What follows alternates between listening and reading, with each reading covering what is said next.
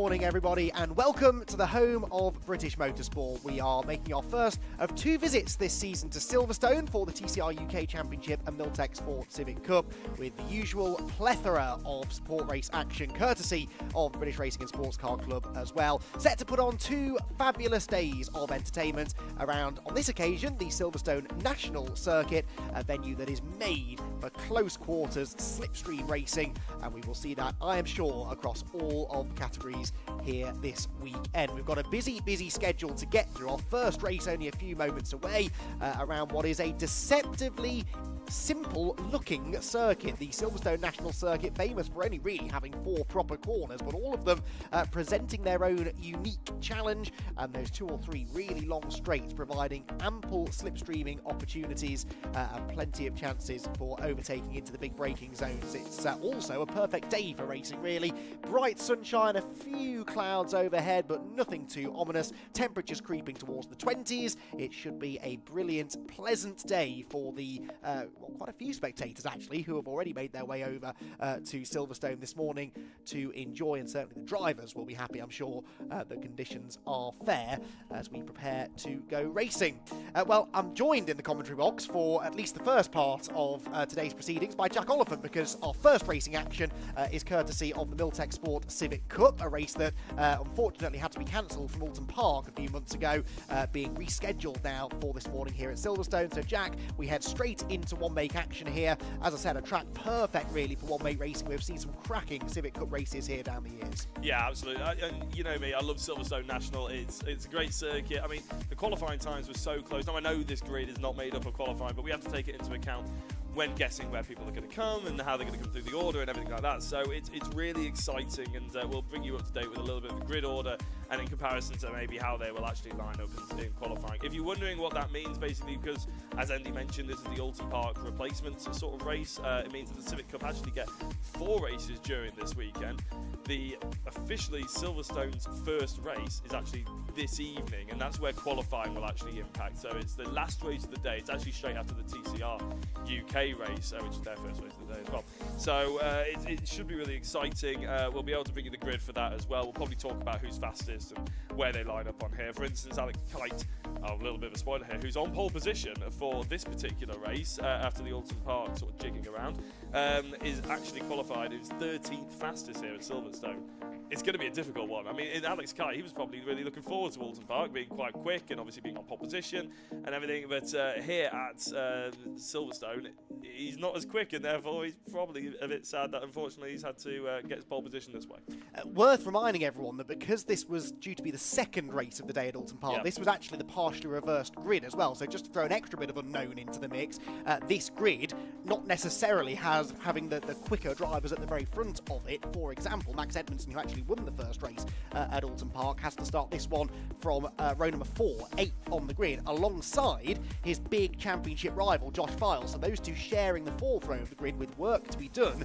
But interestingly, Jack, this is a completely different kind of circuit to Oulton Park, so not only will that perhaps favour certain drivers over others, but also much easier, I would say, to make progress through a reversed grid around this circuit than it would have been at Oulton Park. So perhaps that plays into the advantage of the likes of Max Edmondson and Josh Files. It's not an ideal situation. Clearly, we would have rather had this race at Oulton Park, but actually for them, that could be beneficial.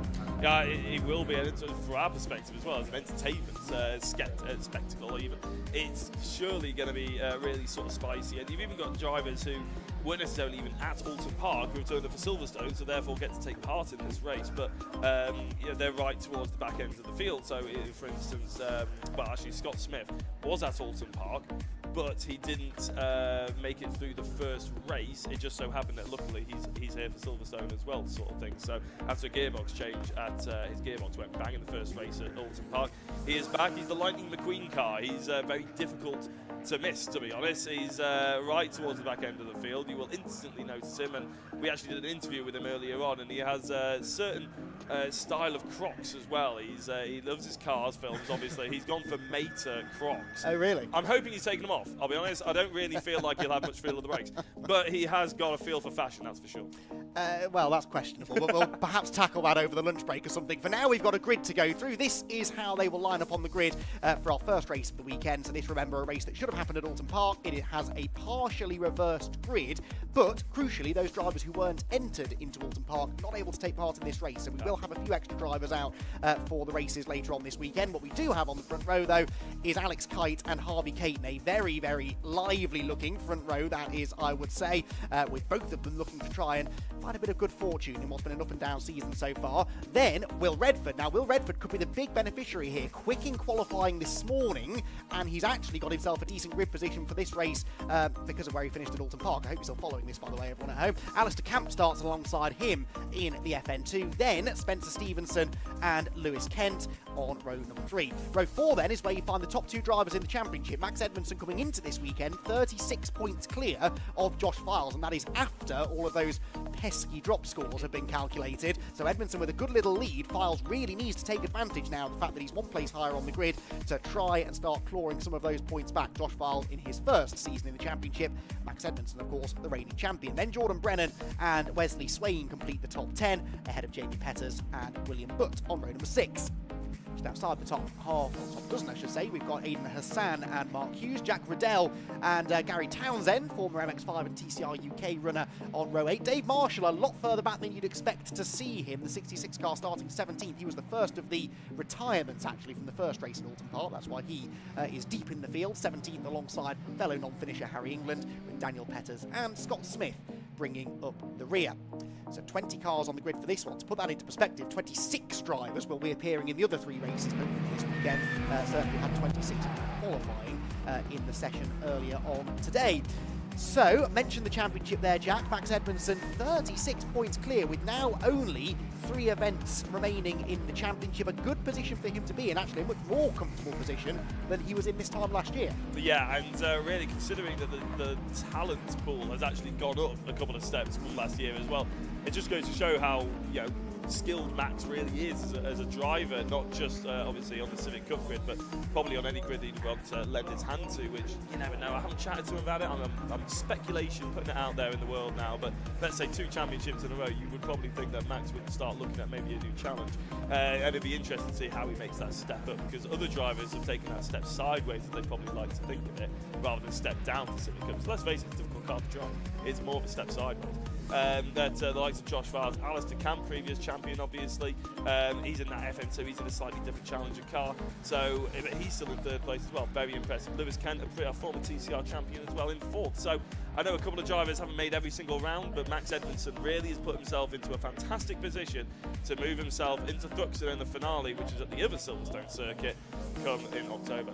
Indeed so, and Max Edmondson, you're absolutely right. I know was looking into moving into other categories of racing at the back end of last year. I'm interested to know exactly how much of a factor the knowledge that people like Josh Files and Lewis Kent, for example, would be into this championship, how much of a factor that was in Max's decision making to stick with Civic Cup, because I know he likes a challenge. He's certainly been given one this season, but has more than risen to the occasion by building this very healthy championship lead. Right then, cars have arrived back on the grid then at the end of their green flag lap. We have got Alex Kite in the Pralloys car on the right of shot. That's the outside line heading towards Copse Corner, and on his inside Harvey Caton. Keep an eye to the 4th row of the grid though, the Area Motorsport teammates of Josh Files and Max Edmondson, the top 2 in the points. What progress can they make, and can Files start taking some points out of the championship leader? We're waiting then for the red light on the starting gantry to switch on, and we will then be racing for the first time here this weekend at Silverstone. 15 minutes on the clock, the lights have gone out, away they go, and a good start made by the pole sitter Alex Kite. He looks like he'll hold on to the lead here, heading down towards Copse Corner. Is Harvey Caton going to challenge though? Yes he is. Harvey Caton actually sticks it back up the inside and will challenge for the lead as they head through the quick right-hander, accelerating now up through the gears, down towards the first braking point at Beckett. It will be the pole sitter Kite who leads, Caton in 2nd, Redford 3rd, and already Edmondson and Files going wheel to wheel in about 6th and 7th 7th positions. Redford wide on cold tyres. So is the leader, Kite, though. And that could now open the door, Jack, for Caton to take the advantage. It could indeed. It looks like he's already done that. It's a massive mistake there by Alex Kite, but also a good move from, I think it was Josh Files, moving himself up the inside of Alistair Camp and Spencer Stevenson as they went too wide, going down into in front of the BRDC. It's a bit of a lock-up, almost 3 wide, Andy. Caton's definitely in the lead. Alistair Camp's going to get hung out to dry. Can he get his car back in front? No, he can't. So I think that's Spencer Stevenson in the number 12 as he just ran in wide, just a touch. Oh, Alistair Camp's not quite there to try and launch his nose in, but to be fair to Stevenson, he didn't really attack the apex. No, he didn't really. So Camp up the inside. Behind them, still 2x2 are Files and Edmondson. They've been door handle to door handle for the entirety of the opening lap of the race, and they are still, in fact, they're now 3, nearly 4 wide. There's a squeeze, and that was Edmondson sideways. How did the championship leader hang on to that? He still is there, pointing in the right direction, and he may even still have managed to gain a place or two. He's out wide over the exit curb. Files back up the inside again, but Max Edmondson, Jack, can count himself very, very lucky. Yeah, I actually looked away there for a brief moment because I thought it was going to end in the worst, to be honest.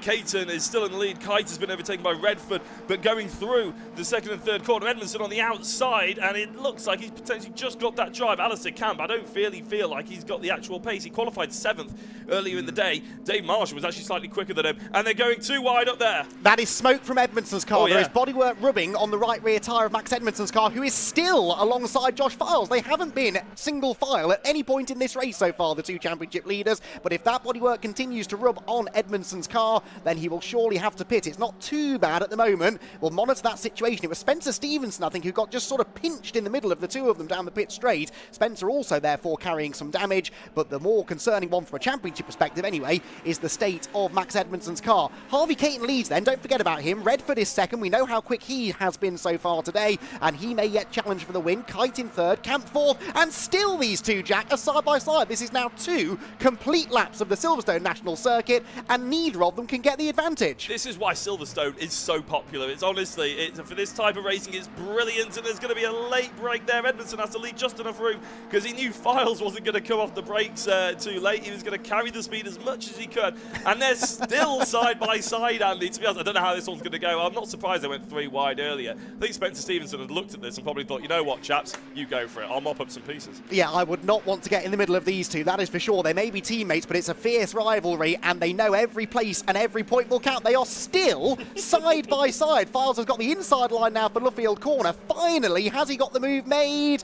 No, not really. Edmondson will have a bit more momentum on the outside line, but Files does now close the door. That was 3 laps of the Silverstone National Circuit, door handle to door handle between the top 2 in the championship, and apart from that little skirmish down the pit straight, it was squeaky clean. Edmondson already, though, thinking of finding a way back up the inside into Copse Corner. Yeah, and I think they're even thinking Josh Files actually looking forward to Kite, obviously pole position once upon a time.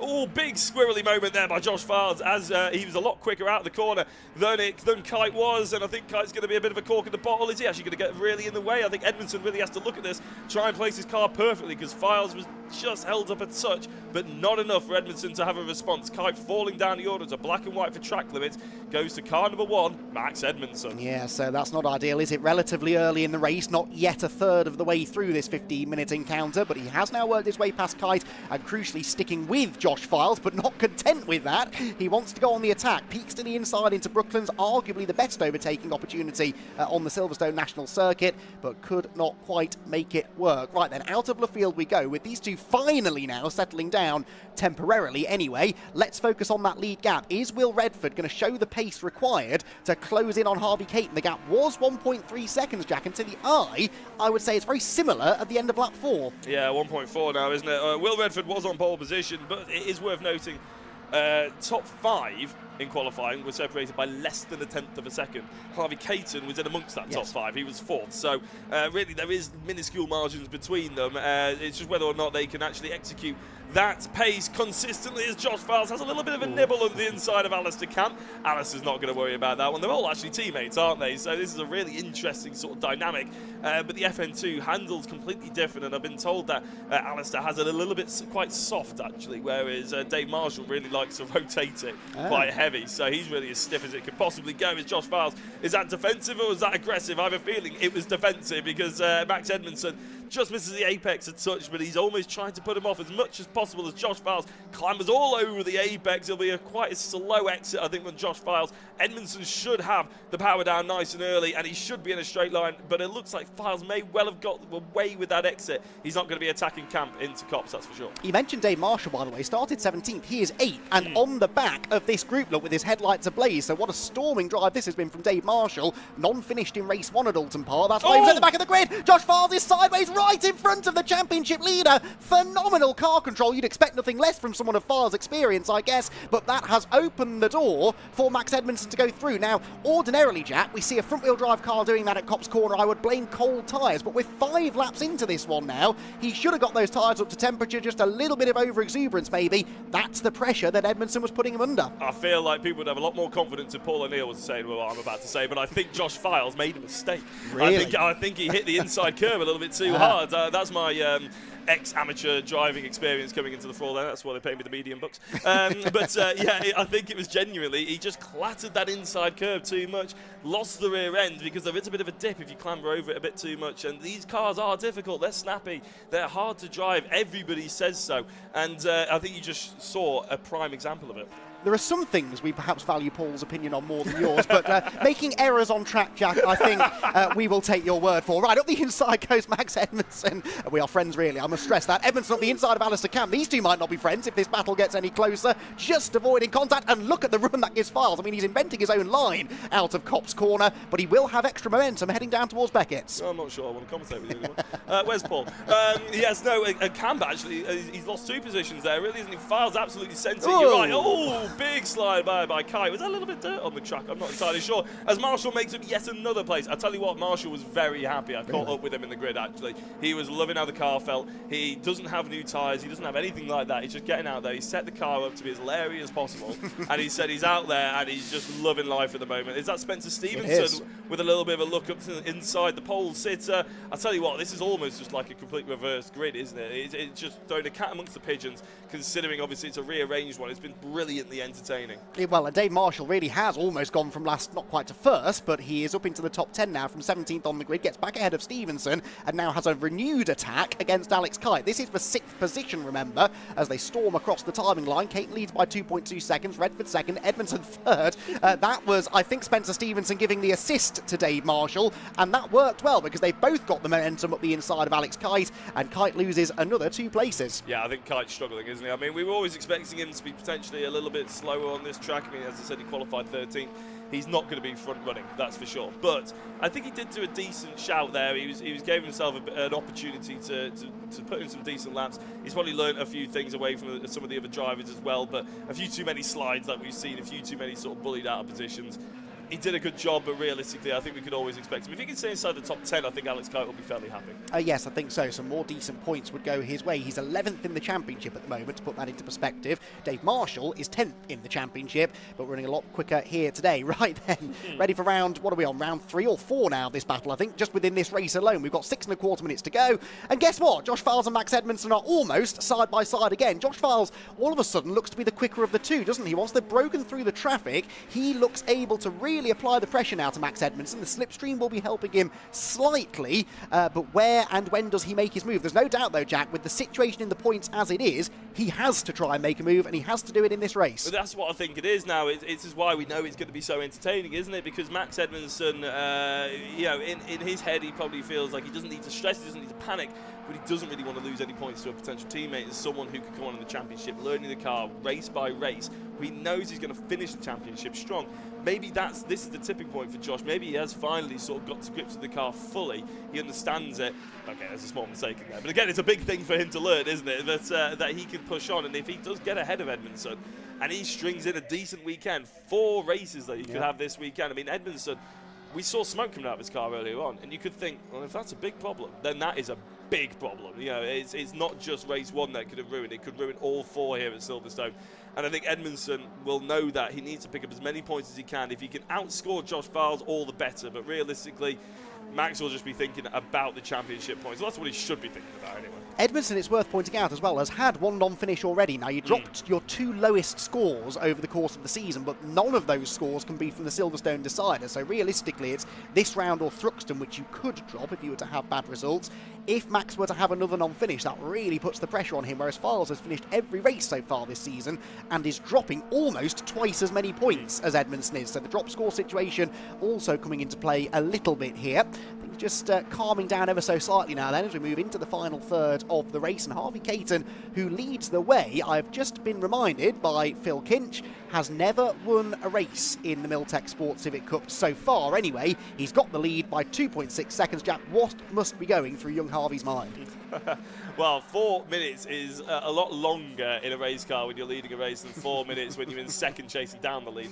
I can tell you that. I mean, I have to say I was never exactly a pro at leading races, as you well know. But it's one of those things where everything starts to struggle. Oh, yeah, 5-second penalty for Max Edmondson. Fastest lap of the race. That's not going to help him if he gets put back a couple of places. Indeed so. 5-second penalty. We saw the warning for track limits excursions earlier on. He's now been given the penalty, and if he does it again, that 5 seconds becomes 10 seconds. In a field as evenly matched as this one, that could be absolutely crucial for him. So down towards Maggots and Beckett's he goes. He's caught Will Redford actually and is battling now for second on track, but in reality he is about 4th or 5th, I think, on corrected times. Takes a much tighter line through Beckett. Crucial now, Jack, that he gets this move done, gets in clean air and gets his head down to try and build a buffer. This is also fascinating because this is first and second basically from qualifying, so what with the race we'll see later on, separated by only 0.002 seconds with these two, and I'm not sure if Will Redford really felt like he had the race pace to completely keep doing those sort of laps, but he definitely had the qualifying pace on Max Edmondson. And Will Redford, the best thing that he can do is just put himself into really good, hard defensive positions and allow Josh Files to start having a nibble at Max Edmondson, because you know what? He's guaranteed to nibble. Oh, and he is nibbling now. They're side by side again, I think, through Woodcote Corner, but they're going to get boxed in slightly here behind Redford, who is giving them both a bit of a slipstream. Files, though, has got his nose ahead and has the preferred inside line into Copse Corner. Edmondson will try and stand his ground, but Josh Files, already ahead of Edmondson on corrected times, is now ahead of him on the track. He squeezes Max over the exit curb. Dabbing of the brakes there for Redford. Look, he's a bit worried about pad knockoff, where he's rattled a curb somewhere, wants to make sure that the brakes will work when they get to Beckett's. That's Aidan Hassan, by the way, who has gone off, pulled off, not sure really. That's down at Brooklands, so yellow flags will be out at the end of this straight, and that takes away Edmondson's immediate opportunity anyway to retaliate. And from Edmondson's point of view, that's a bit of a shame really, because it looked like Josh Files clattered the inside curb a little bit. I thought it might upset him mid-corner. Edmondson's potentially seen those yellow flags as he sort of drops off a little bit more. Just make sure you get a smooth exit, make sure you get through the corner, get on the power nice and early and try and line it up going into Copse more than likely. It's all about the exit from here though, and that's why Edmondson is going so wide. He's going for that almost qualifying line, go for the late apex, straight in the car, nice and early on the power, and try and get the last couple of miles an hour out the car as they go into Copse and launch one at the inside of Josh Files. But it all seems to be unravelling slightly for Max Edmondson. Yes, it does. Well, how is this one going to pan out then? 2 more laps to go. Files has a chance here, doesn't he, if he gets past Redford, to put a couple of positions between himself and Max Edmondson, even before the time penalty is added. He's almost got the run down towards Beckett's again. Redford tapping the brake there, just doesn't have the confidence underneath him, does he, into the braking zones. He's snatched a brake now, going into Beckett's corner, and this is all bottling Files back up into Edmondson, who may or may not be aware about this penalty that he's already been handed. Out onto the Wellington straight we go then. The yellow flags may still be out, of course, down at Brooklands. That takes away really the best place that you can try and overtake around here, and that is good news if your name's Will Redford. Yeah, it is. It's definitely good news. Harvey Caton, we mentioned before, is still doing a brilliant job. He's actually extended the gap, obviously, because these guys are fighting. But Harvey Caton, if he can see in his rearview mirrors that these guys are battling as close as they are, will be a breath of relief, I imagine, from his point of view. We could be seeing a first maiden win for Harvey Caton after we saw Will Redford take his maiden podium, maiden qualifying pole earlier on in the day. It's a good day to be sort of the underdog, let's face it. But Max Edmondson, Josh Files, that's the story we were probably going to go in with. That's probably the story we're going to have all the way through to the Silverstone decider. And it looks like this is almost like a taster of what's to come. Josh Files has got to grips with the car. Max Edmondson, a master of the car. Let's see who comes out on top. Well, let's see what happens on this final lap then, because Edmondson will try to fight back here if he sees half an opportunity. He's right up onto the back of Josh Files as they turn through Beckett's. It looks as though those yellow flags will still be out. They're all wide over the curb at the exit of the corner. I'm guessing they're monitoring track limits there, and if they are, that could well mean that both drivers end up in a spot of bother by the end of the race. Down towards Brooklands we go. Are there still yellow flags out? I think there might be, because no one is hunting around to the inside either to attack or defend. The car and recovery vehicle still there on the outside of the road, so this likely will be the order in which they finish, unless Redford makes a mistake at Luffield, which he hasn't. Ahead of them, though, by over 4 seconds is Harvey Caton. Now, this has been a long time coming, but at last Harvey Caton is going to claim his first victory in the Milltek Sport Civic Cup. The checkered flag flies, and Harvey Caton wins here at Silverstone. Second place will go to Will Redford, third Josh Files, and Max Edmondson fourth on the road. Will he be fourth on corrected times? This meanwhile is Dave Marshall up the inside of Alistair Camp, and he gets Camp on the line. 17th to 5th for Dave Marshall, a storming drive, and Dave will be very pleased with that. He doesn't benefit in the end from the penalty for Edmondson. On corrected times, actually, Dave Marshall is only a quarter of a second or so adrift of Max Edmondson, whilst Lewis Kent has snatched the fastest lap of the race. Now, we didn't really mention Lewis Kent in that race. He dropped all the way down to 17th place and must have had a drama somewhere along the line, but did manage to set the fastest lap of the... no, he didn't, actually. I think Edmondson is still showing the fastest lap on our timing screen, so we'll double check that. But anyway, Lewis Kent, unfortunately, slipping to the back of the field, along with, I think, Daniel Petters, who also hasn't yet seen the checkered flag. But apart from that, a very entertaining race, some fantastic action, in particular between Josh Files and Max Edmondson. Now, Edmondson will score how many points? Well, we'll get to that in a moment, I suppose. We'll get the abacus out, perhaps whilst Jack is chatting to our podium finishers. And the first of those racers that he will be chatting to is Harvey Caton, at long last a winner in the Milltek Sport Civic Cup. Second place goes the way of Will Redford, third Josh Files, and fourth Max Edmondson. So Files, in the end, only 1 place ahead of Max, but how crucial could that prove to be if he keeps on doing that until the end of the season? Dave Marshall, by the way, the leading FN2 car home, by a nose, having got past Alistair Camp on the very final corner of the very final lap of the race. Camp ends up 6th ahead of Spencer Stevenson, Alex Kite, Jack Riddell, and Wesley Swain in 10th. Then it was Mark Hughes, Gary Townsend, Jordan Brennan, and Jamie Petters in 14th position. 15th place went the way of Scott Smith. Then it was Harry England. Lewis Kent, with trouble of some sort, down in 17th place, stopping the season he would have been hoping for, has it. Aidan Hassan, meanwhile, retirement, so too Daniel Petters and William Butt, also failing to see the flag. So, Files for third place will pick up 30 points, I reckon. Edmondson will get 27, plus a bonus point for the fastest lap. So actually only 2 points gained in the end, I reckon, by Files over Edmondson. So provisionally, I think that will put him 34 points behind Max in the championship. Needs to really try and win a few races, doesn't he, Files? If Files could win a couple of races with Edmondson down in third, that's a 10-point gain every single time. That's the sort of performance that Josh needs in order to overhaul this advantage that Max Edmondson has built up mid-season. He's achieved that advantage by scoring 5 race victories already this year, Max. And Josh Files, conversely, with, I think I'm right in saying, just the 2. He got them both at Snetterton, didn't he, a little bit earlier on in the season. Right, we will hear from Jack Oliphant and our podium finishers hopefully in a minute or two. For now, we're going to take a very quick break from Silverstone. We'll be back with post-race reactions in just a few minutes' time. Let it go.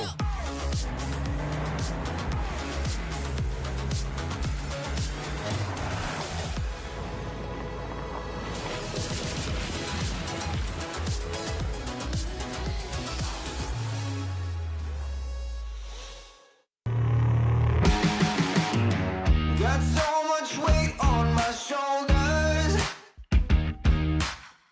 enough to knock me out, but I'm still holding the throne. You never know till it's over. You want an honest man, but you don't understand. I won't be here when you wake up again. You want an honest man, but you don't understand. I won't be here when you wake up again. You want an honest man.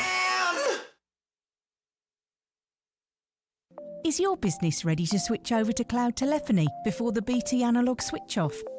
If you're not sure, you can get a telecoms and IT health check from Maximum Networks for free. covering broadband, phone systems, IT support and more.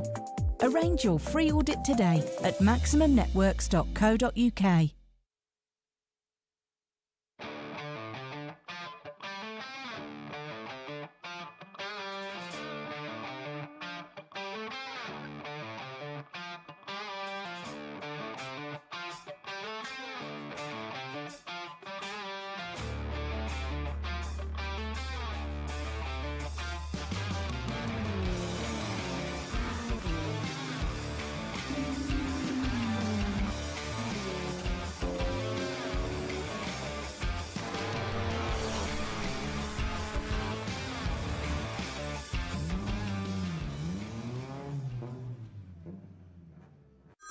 Next year, BT switch off their old analogue network for good. Make sure your business is ready to switch over to cloud telephony. Get a telecoms and IT health check from Maximum Networks today, for free. Future-proof your business now. Arrange your free audit today at maximumnetworks.co.uk.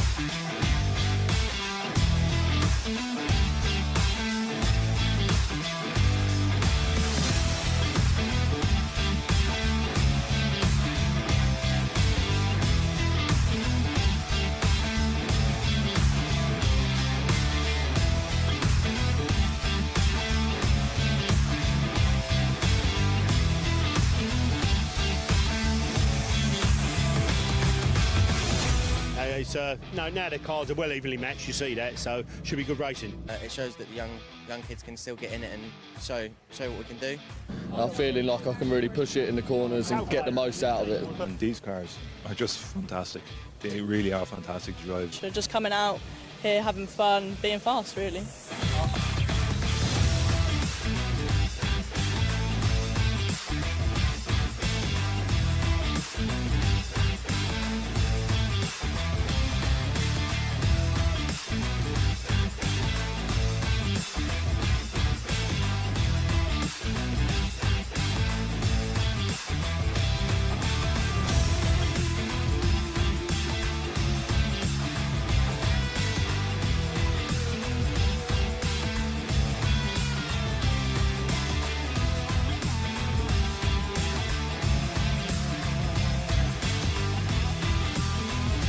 Performance for money, you can't beat the value. I mean, the nearest thing you're going to get to a mini touring car.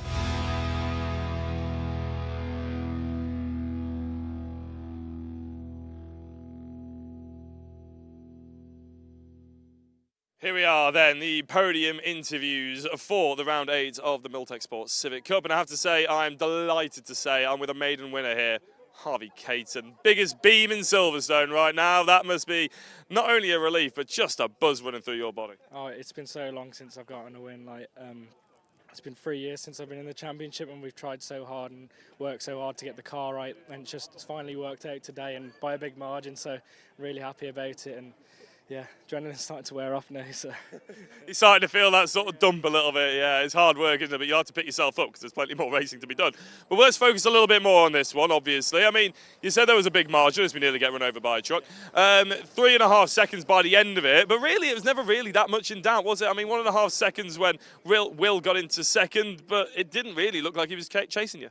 No, I mean, once I got past Alex, I saw the margin of the gap, and I was like, I know I can just ease it out through the race now and sail it home. I mean, and once I saw them battling, I knew it was like there was no turning back. Just make sure I made no mistakes, and yeah, brought it back and just big smile on my face the whole way, so real happy, yeah. How nervous were you into the last sort of 4 minutes? Because I think that's when me and Andy was sort of like, oh, how's he going to start feeling now? Like, because it must be a bit hard work. No, not really. I mean, because of the gap, I knew as long as I just took my time, I mean, I was really lifting back now, like not even 90%. Yeah, just my lap times weren't that good, but I didn't want to set a fastest lap, so just needed to bring it home safely and not damage the car or anything, so yeah. Next race, you're starting in 4th as well, based on obviously qualifying from this morning. Less than a tenth of a second between the top 5 in qualifying. You got a race pace to be another winner here this weekend. Yeah, I mean, hopefully it'll be a bit more of a battle in these next races because I don't like sitting at the front, but for this race it was good. So hopefully there'll be some good battles for these next races and maybe we can get some more podiums. You may not like it, but you'll start being addictive, don't worry, Harvey. Big congratulations on the race win. We'll get you your trophy in a minute. I'm going to bring in 2nd place first, Will Redford. Not first, 2nd even. That is the way that works, numbers work. Will Redford, qualifying pole position. Obviously, we spoke to you a little bit earlier. My God, you had your work cut out for you then at the end. Yeah, it was tricky. I was trying to hold on to Harvey at the start, and then I think from the midway of the race, sort of after, he started pulling the gap out, and after that I was just driving in my mirrors. I think the yellow flag at the end there sort of saved me from Josh because it meant he couldn't overtake me into the one place he probably had his biggest chance. So I'm grateful for that, and I'm happy to take away a P2 after what's been a really tough season so far. Do you feel like that's just a little bit of a sort of taste of what's to come for the next 3 races? Because obviously pole position is very impressive, but as you can see, pretty much anyone can win out there. Yeah, well, I'm hoping that we can find somewhere to sort of get that last little bit, otherwise Area are going to keep running away from it, and starting on pole is not going to make much difference, but I'm going to try my best and we're going to have a look through the data and see what we can figure out. You're definitely the front runner to take it to Area Motorsport. Big congratulations, Will, and we'll be chatting to you a little later on. Thank you. Right, the 3rd place is Josh Files. Josh, come on in.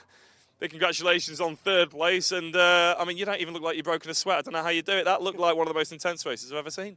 It was great fun though, wasn't it? Me and Max had a good battle for 3 laps, I think, side by side. It was literally 3 laps side by side. Andy was counting them. Yeah, it was good fun. But do you know what I was just saying? It was really respectful. Everyone gave each other just the right amount of space. So it was going to be either a spicy race or a boring race. I'm glad it was a spicy race. How spicy was it going through the first corner sideways? We were just discussing whether I should dial it back. But do you know what? Nah, it's good at the end, so I'll keep it as it is. Fully sent, innit? Yeah, exactly. What actually happened there? Because I thought it was a little. Did you just clatter the inside curb a little bit too much? Hook the wheel? Basically, no. The car in front. Damn, that's what I predicted. I can't even remember who the car in front was, but they braked a bit more than I thought they were going to. I think it was Ali actually, so I had to dab the brakes at the last minute, which locked the rears, and it was sideways before it even entered the corner.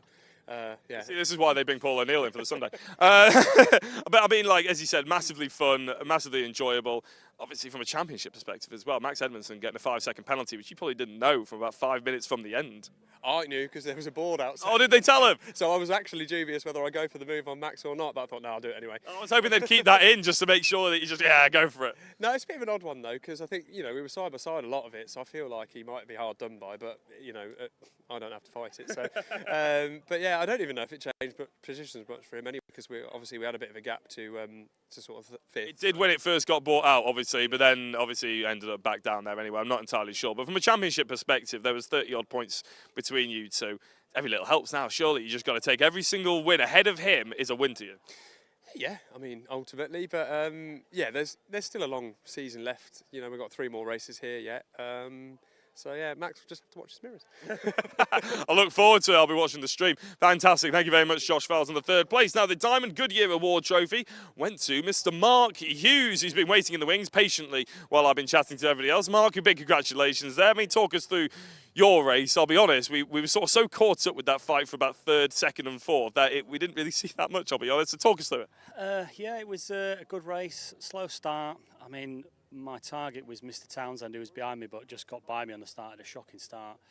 And then as I seemed to pick up pace, I was getting slowed up, and then he just went, and I'm like, oh, this is going to be great. And then managed to pick my pace up, keep the consistency coming, and caught him up on the last lap and overtook him. So I'm chuffed to bits.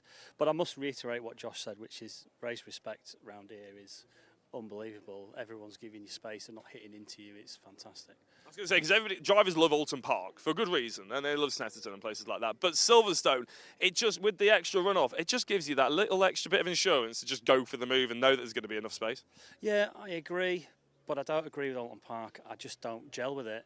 You don't like it? No, I like it as a track, but I just can't seem to gel me, the car, and the track. Yeah. It's so heavy on the brakes, but here it's a lovely flowing track. Especially the last section, it's critical if you've got to get your braking right and turning right.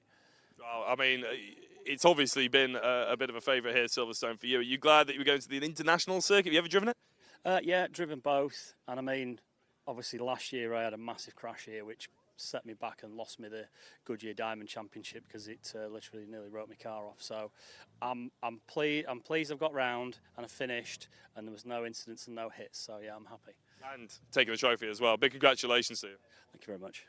Right, and last but not least is Spencer Stevenson, the Paul Winfield Trophy. Spencer, come on in. I mean, that was a hard race, but you were almost like a spectator to what we saw for most of the race there.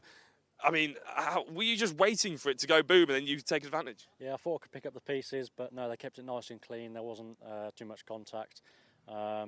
So yeah, they drove away a little bit, but make some changes for the next one, I think, and yeah, go from there, I think. Well, it did look like you had decent pace, not quite there. What are the changes that you're thinking might have to occur? Is a little bit too much bite, a little bit too much rear end? Yes, very loose at the minute, struggling with the rear end a bit, so we'll have a look at that. But yeah, we're nearly there, but just need that extra little bit. Fantastic. Well, big congratulations on the Paul Winfield Trophy. Right, so we are going to go to the lunch break, because you can probably hear that there's no cars out there on the circuit. If you want to catch up with more Milltek Sports Civic Cup, then by all means go to their social media sites and everything like that. But I believe Richard John Neal is going to take us for a pit walk after this short break. Got so much weight on my shoulders, enough to knock me out, but I'm still holding the throne. You never know till it's over. You want an honest man, but you don't understand. I won't be here when you wake up again. You want an honest man, but you don't understand. I won't be here when you wake up again. You want an honest man. Is your business ready to switch over to cloud telephony before the BT analog switch off? If you're not sure, you can get a telecoms and IT health check from Maximum Networks for free, covering broadband, phone systems, IT support and more. Arrange your free audit today at maximumbnetworks.co.uk.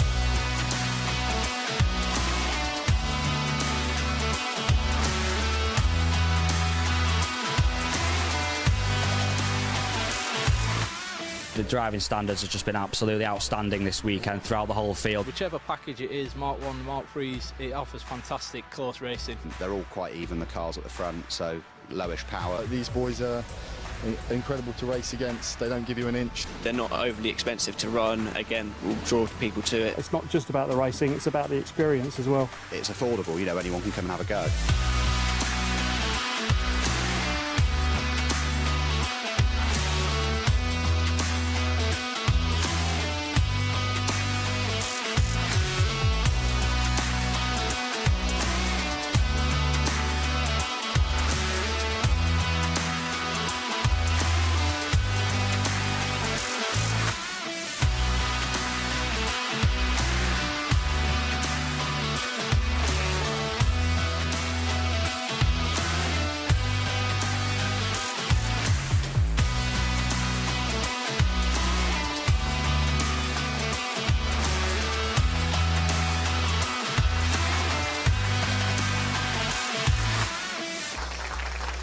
Wow, yeah.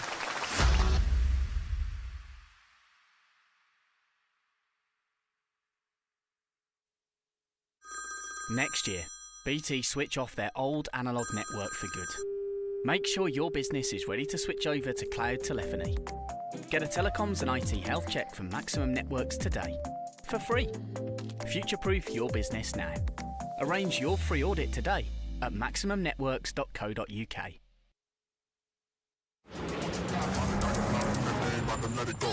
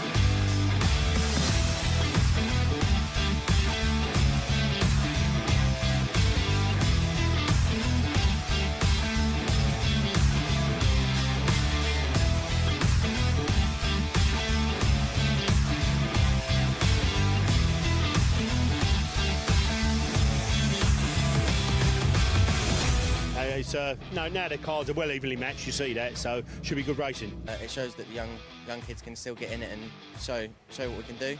I'm feeling like I can really push it in the corners and get the most out of it. And these cars are just fantastic. They really are fantastic to drive. They're just coming out here, having fun, being fast, really.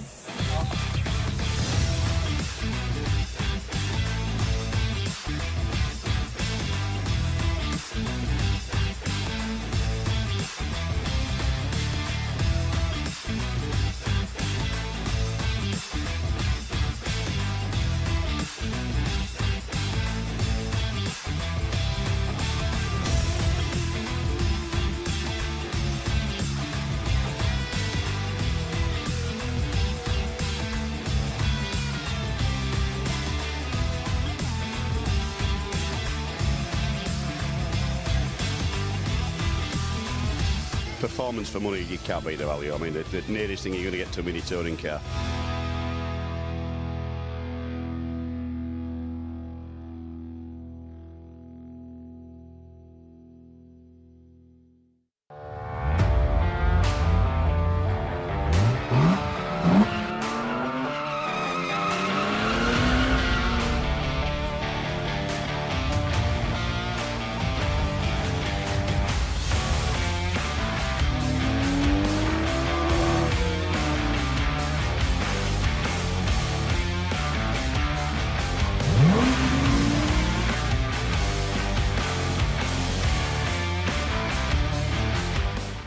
One of the big pleasures for me in racing is the people that I get to work with. My F4 co-commentator Phil Glue is here. Different hat, Phil, isn't it? You're working with iRacing? Yeah, certainly am.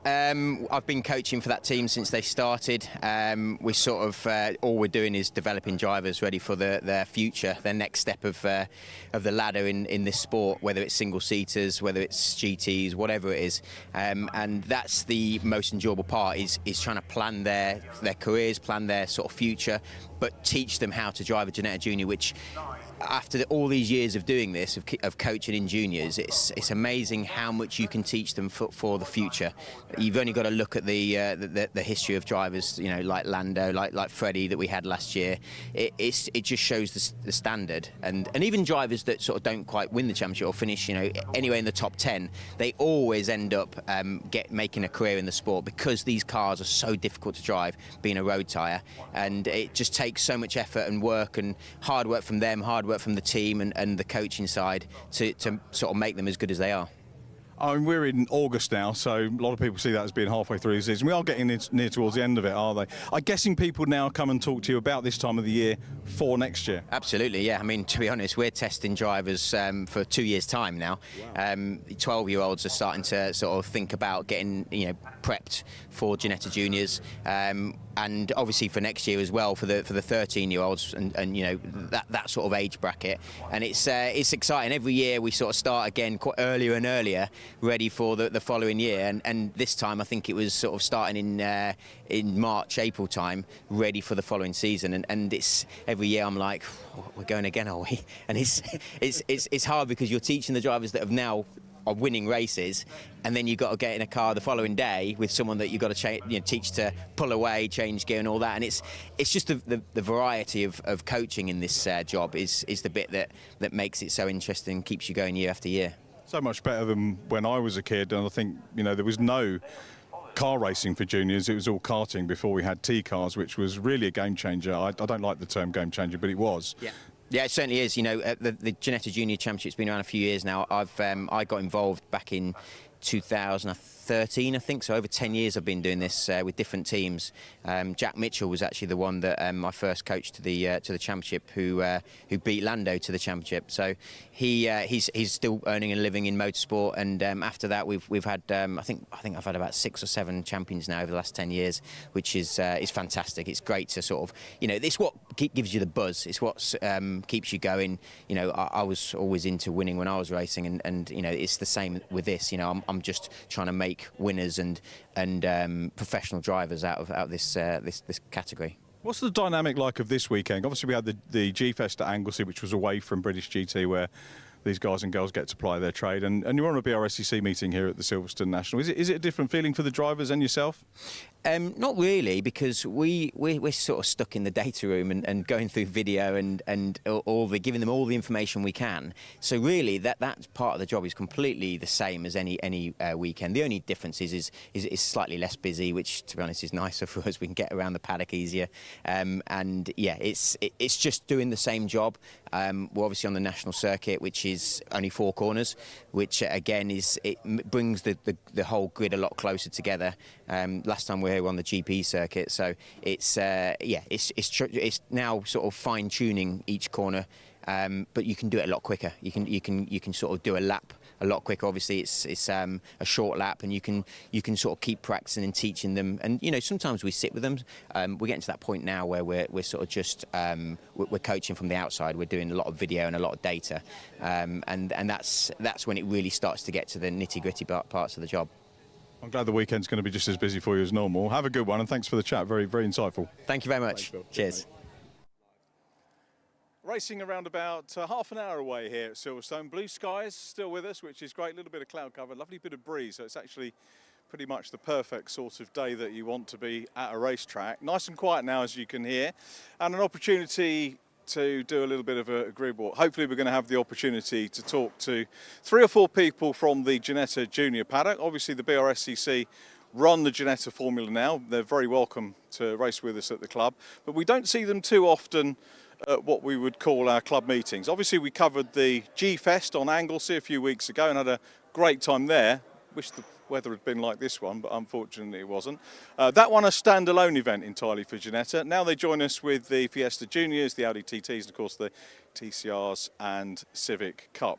So what we're going to do is have a little look down and maybe talk to some of the characters that might be new to the championship. You can see here we've got the Pace Performance team garages just in front of us. We caught up with some of the Pace guys last time out on the G-Fest, but what I'm going to do is go down to the next garage down where you can just see the nose of the 31 car poking out. And this is the McKenna driver development team, basically a new team for this year. So I'm going to see if we can get Scott McKenna out and grab a word with Scott, and also Felix Livesey, who's one of the drivers. Let's see. Scott is actually all ready. I think I probably need to be in the sun, do I, Shane, for the interview? Let's get Scott just doing himself up. Do the hair, do the biz, all sorted out. Good to see you. Lovely to see you, and thanks for agreeing to have a little bit of a chat with us. Wonderful to see McKenna driver development in the paddock, and a service that you can offer a team having been there, done it well. Absolutely, we're coming at this from a completely different sort of direction in comparison to a lot of these teams. Like you've just said, I've driven, I've only driven, I'm not a mechanic, and I understand what it takes and what we require as drivers to do well and succeed in what we're trying to do, especially with junior formulas such as the Ginetta Junior Championship. So we're offering a lot more than just what the usual race team would offer. We're really, the clue's in the title really, we're really trying to dial in on the driver development side. Each junior driver comes from very different backgrounds. Karting is the usual, but I didn't come from karting. And we seemed to do all right when we jumped in a Ginetta Junior back when I was 15, as you'll probably remember. So like I said, I understand what it takes, and I'm absolutely loving it. I think I get as much enjoyment out of this as I do driving. And that goes without saying, I do get to still do a bit of driving on the side, so I get to scratch that itch. In terms of the enjoyment, for me, being on the journalistic side, it's always been about the people. Whatever sport I cover, as long as the people are great, I'll carry on working on it and go away with a smile on my face at the end of the day.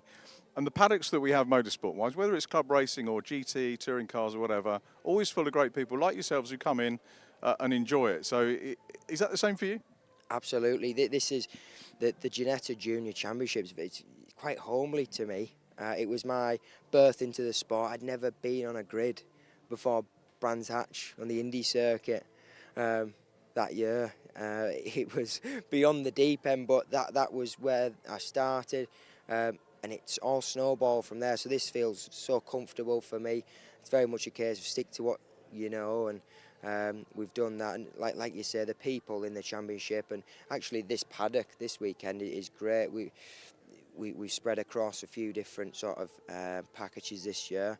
Some weekends with the British GT, and that's an incredible paddock now, as you'll see. That's grown and shot through the roof. But this weekend's fantastic. Everyone's friendly. We're all here to enjoy it.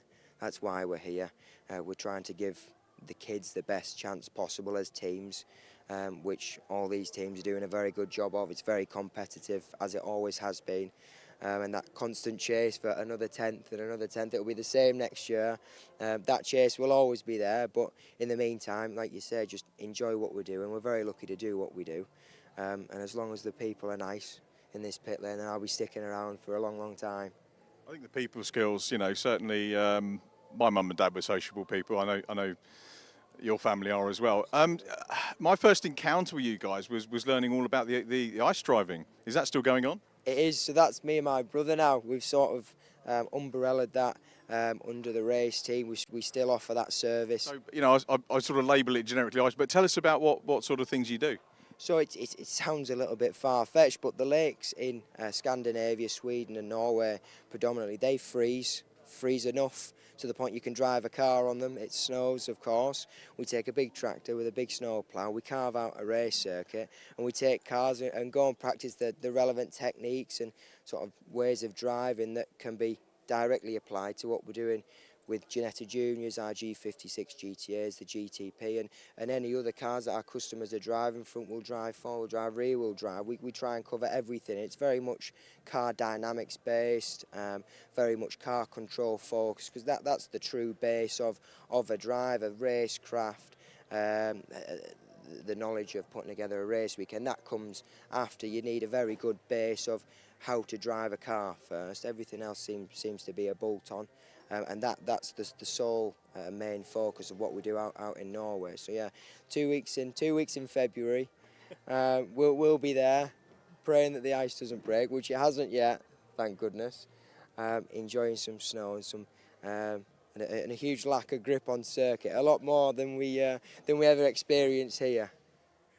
It sounds like great. We look forward to seeing that. If you need anyone to help on the media side, give us a shout. That would be pretty cool.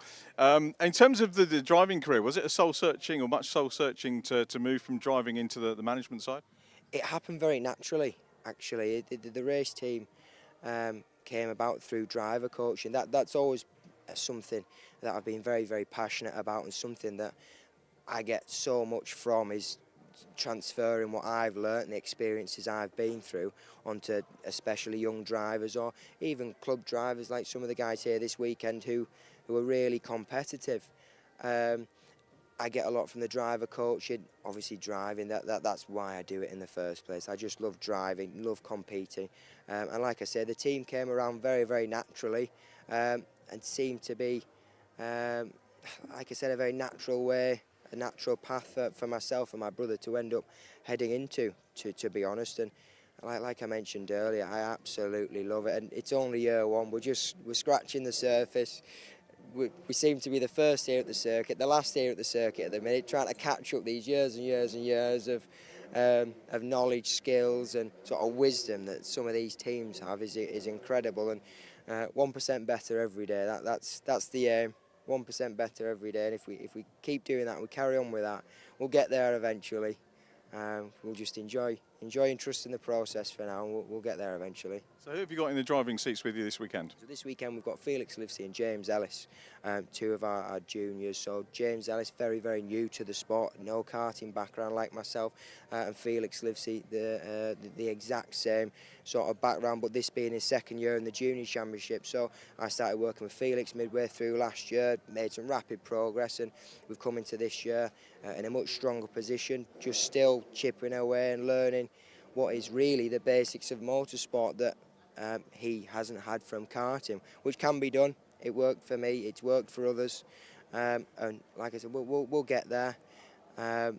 There's a lot of work goes on behind the scenes. It's not just the race weekend, it's not just testing, it's mindset, it's fitness, it's lifestyle. There's so much more to it, as a lot of these driver coaches know in the paddock and myself, than just pressing some pedals and turning a steering wheel. So really working closely with James and Felix this year, and we're making a lot more than 1% progress every day at the minute. And all year we've seen huge improvements. We've seen multiple freshman podiums from James, which is incredible really, considering the lack of experience he's got, but he's an intelligent driver, very, very hungry, and the same goes for Felix. He's an intelligent young man and extremely passionate, and as a driver coach, as much as a team owner and manager, that's what I need and look for. As a coach, I just need to see a little bit of fire in the belly and some intelligence, and we can work with that, nurture that, and hopefully take these guys on to be successful drivers further down the line. Forward to that. I think we're going to grab Felix and have a word with him. Shall we usher him over, if you would? Yeah, thanks very much. Interesting to talk, isn't it? Get that team perspective. Felix joining us. Just looking at Felix's results over the course of the season, actually had his best result last time out. The cars were at Snetterton, last time that we saw them, and grabbed a 7th position. So here comes Felix. Good to see you. We were going to do a pre-record earlier on, but you get lumbered with the live interview instead, Felix. And I was just saying to the viewers, we're coming here. I think your best result, 7th position at Snetterton last time out. I believe so, yeah. It was a good weekend. Definitely made some improvements as a team, and hoping to build on that this weekend. So tell us about how you got involved. First of all, what attracted you to Ginetta, and what's the process for a young driver coming from your background? What is your background, first of all? So there's never really any karting involved. It was family racing. You know, my dad drove a lot of his life. I sort of always tagged along. and then he knew some people that were involved. We went for a test day, loved it, and never really looked back since. Now you're costing him a lot of money. Unfortunately. But it is a good family thing, isn't it? I mean, obviously you enjoy the driving and the testing and everything else, and for a young person like yourself, it will be, or most likely to be, a career. I'd like to think so, yeah. I think most of us here will end up in the sport for a long time. How does it sit with education? What are you doing studies? Well, obviously summer holidays at the moment, but once we're in term time, what is he doing? What level are you at? I've just finished high school. I'll be going to Loughborough for Motorsport UK Academy. So I'll be able to focus on studies and racing at the same time, and hopefully the two can run side by side. When you were in the school environment, were the school funny about going racing, or were they sort of accepting that it was going to be your future path? No, I was very lucky in that sense. They always let me have time off, very supportive. Yeah, they were a big help. How did you make the link up with McKenna driver development? So my dad knew his dad, and we sort of hit a brick wall last year in coaching. So put us in touch with Scott and Ben. They started coaching, we started making improvements. And as the sort of season went on, we thought we could do this quite well maybe on our own, and we just decided to have a go at it. Last 2 rounds last year, made a lot faster improvements than we actually expected, and then we've carried it through to this year, and hopefully for a long time to come. It's great that you can come Ginetta racing without years and years of karting under your belt. It's a lot of people think, oh, we can't do that because we haven't done it, but there's people in this paddock. Interviewed another guy this morning in Audis, you know, he's done a little bit of corporate karting, and come racing, it is doable, isn't it? Absolutely, it's not the easiest way forward necessarily. It's a very steep learning curve, very fast, but it's absolutely doable. And in terms of, obviously, this meeting probably, some people refer to it as a clubby. It's a great meeting. It's TCR. We've got Hondas. We've got some fantastic Brscc formulae, but normally part of the British GT paddock, and there's some incredible machinery and some terrific drivers in that package. Absolutely. I think it's a different paddock. It's a different sort of experience, maybe a lot more relaxed. Obviously, nice to be in the garages. It's nice. It's good stuff to watch, though, absolutely. Qualifying, how did that go this morning? Not as planned. We had some problems. Literally, we were running up this morning and some things broke, which really wasn't ideal. It cost us a bit. So starting not anywhere near where we should be, but we've got 3 races that we can absolutely make progress with. That's good. I won't keep you from your lunch. Felix, thank you for having a chat. Lovely to see you, and great to chat with you. I hope you see you on the podium sometime soon. Felix Livesey with the McKenna Driver Developments team. We're going to have a little move on. We're now at Fox Motorsport, and Fox have been around in the championship for a good while as well. Going to see if we can have a word with Colin Cronin. We did catch up with him very briefly in our lunchtime. It was wet and drizzly on Anglesey by the simulators. You can still check out that chat. Let's see if Colin is here. I might have to go inside, so bear with me if we do it. Colin's here. We'll get you out into the sun, Colin. Great to see you. How are you? Well, I was just saying to the viewers, I think we had a brief chat, didn't we, at Anglesey? Was it when we were hovering by the simulator? No, that wasn't me, no. That was after qualifying, I think. All right, so first of all, this weekend, how's it gone? Not very good compared to Saturday. We've gone backwards a little bit, but in going into race 1 now, hopefully we can find a bit of speed again. What sort of things, is it yourself, is it car, a bit of both? Struggling in the first sector, really, and it's just, I just really can't get it together yet. I hadn't been here before this weekend, so it's kind of still a little bit of learning, and that's It can make a big difference, can't it, to a driver when you come to the track for the first time. I'm guessing you do some sim practice? Yeah, I've done the GP circuit. All that's really different is the second corner down there. It's just, it hasn't really clicked yet, but yeah, I do a lot of sim work at home, maybe an hour or 2 every evening, maybe. That was going to be my question now, how much time do you spend on it? And for anyone who's aspiring to come in and might have the same sort of sim equipment, what sort of rig do you have, what spec? I have a Fanatec wheel. I don't know what it is, like, I wouldn't know what's the difference. Just what got thrown at you? Literally, whatever got thrown at me. And do you compete in sim racing as well? I've started doing a bit of sim commentary. Most sim commentators are now youngsters who want to get in to do what I do, and I seem to be regressing, and I'm doing a little bit of sim. But I love it. It's a great community. No, I haven't started any sim racing yet. No, I haven't really got myself involved in that really, but you never know. I might get into it soon enough, maybe. So the access tells us that you're from Northern Ireland? No, I'm from Ireland. From Southern Ireland? Well, you can give me a smack for that one. Whereabouts in Southern Ireland? Cork, right at the bottom. Lovely piece of Ireland, isn't it? Yeah, it's nice. It's nice enough, I guess. I wouldn't really know because I'm there so much, I guess.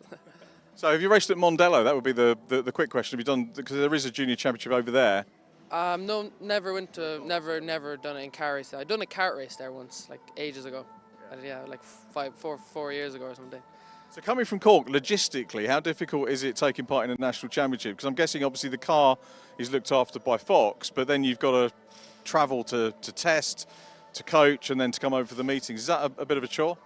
No, it's not that bad because the airport's only really like an hour away, and it's around an hour. It's an hour flight over, and normally it's like an hour to the track. So it's, I guess, not much difference to people who are driving sometimes because you can get quite close to the airports and all that.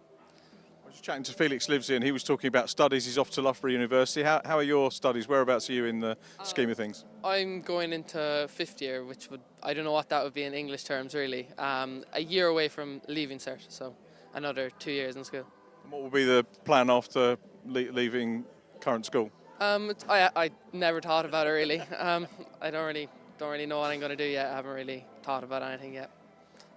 It's nice if you've got a plan. Equally, it's nice if you can sort of find your way as you go along. I'm guessing you wouldn't say no to being a professional racing driver. Oh, obviously not. That's obviously the dream, but we'll see how it goes, I guess, in the next few years. Ireland's produced some fantastic drivers over the years.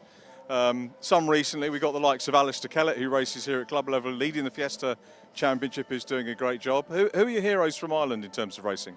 I don't really know. There's not much. I guess like Matt Griffin and that. Who else would there be? Well, I guess I follow my brother in rallying a lot. That's mainly where I wasn't really into track when I was younger. Mostly watching like rallying and things like that. That was really all I've ever watched. I've only really getting into watching track really in the last few years. Is rallying something that might beckon for you as well? Ideally, it would be track, stay on the track, but you never know if it all goes really badly, then might go into rallying, you'll see. That'll be good. Colin, thanks for having a little chat with us, really appreciate it. Good luck with the racing, and we'll see you on the podium real soon, I hope. Colin Cronin there with Fox Motorsport. We're going to have a little look down. Some of the pre-records that we did this morning featured our racing. Phil Glue, who's my ITV colleague, does co-commentary with me on F4, is one of the driver coaches with our racing.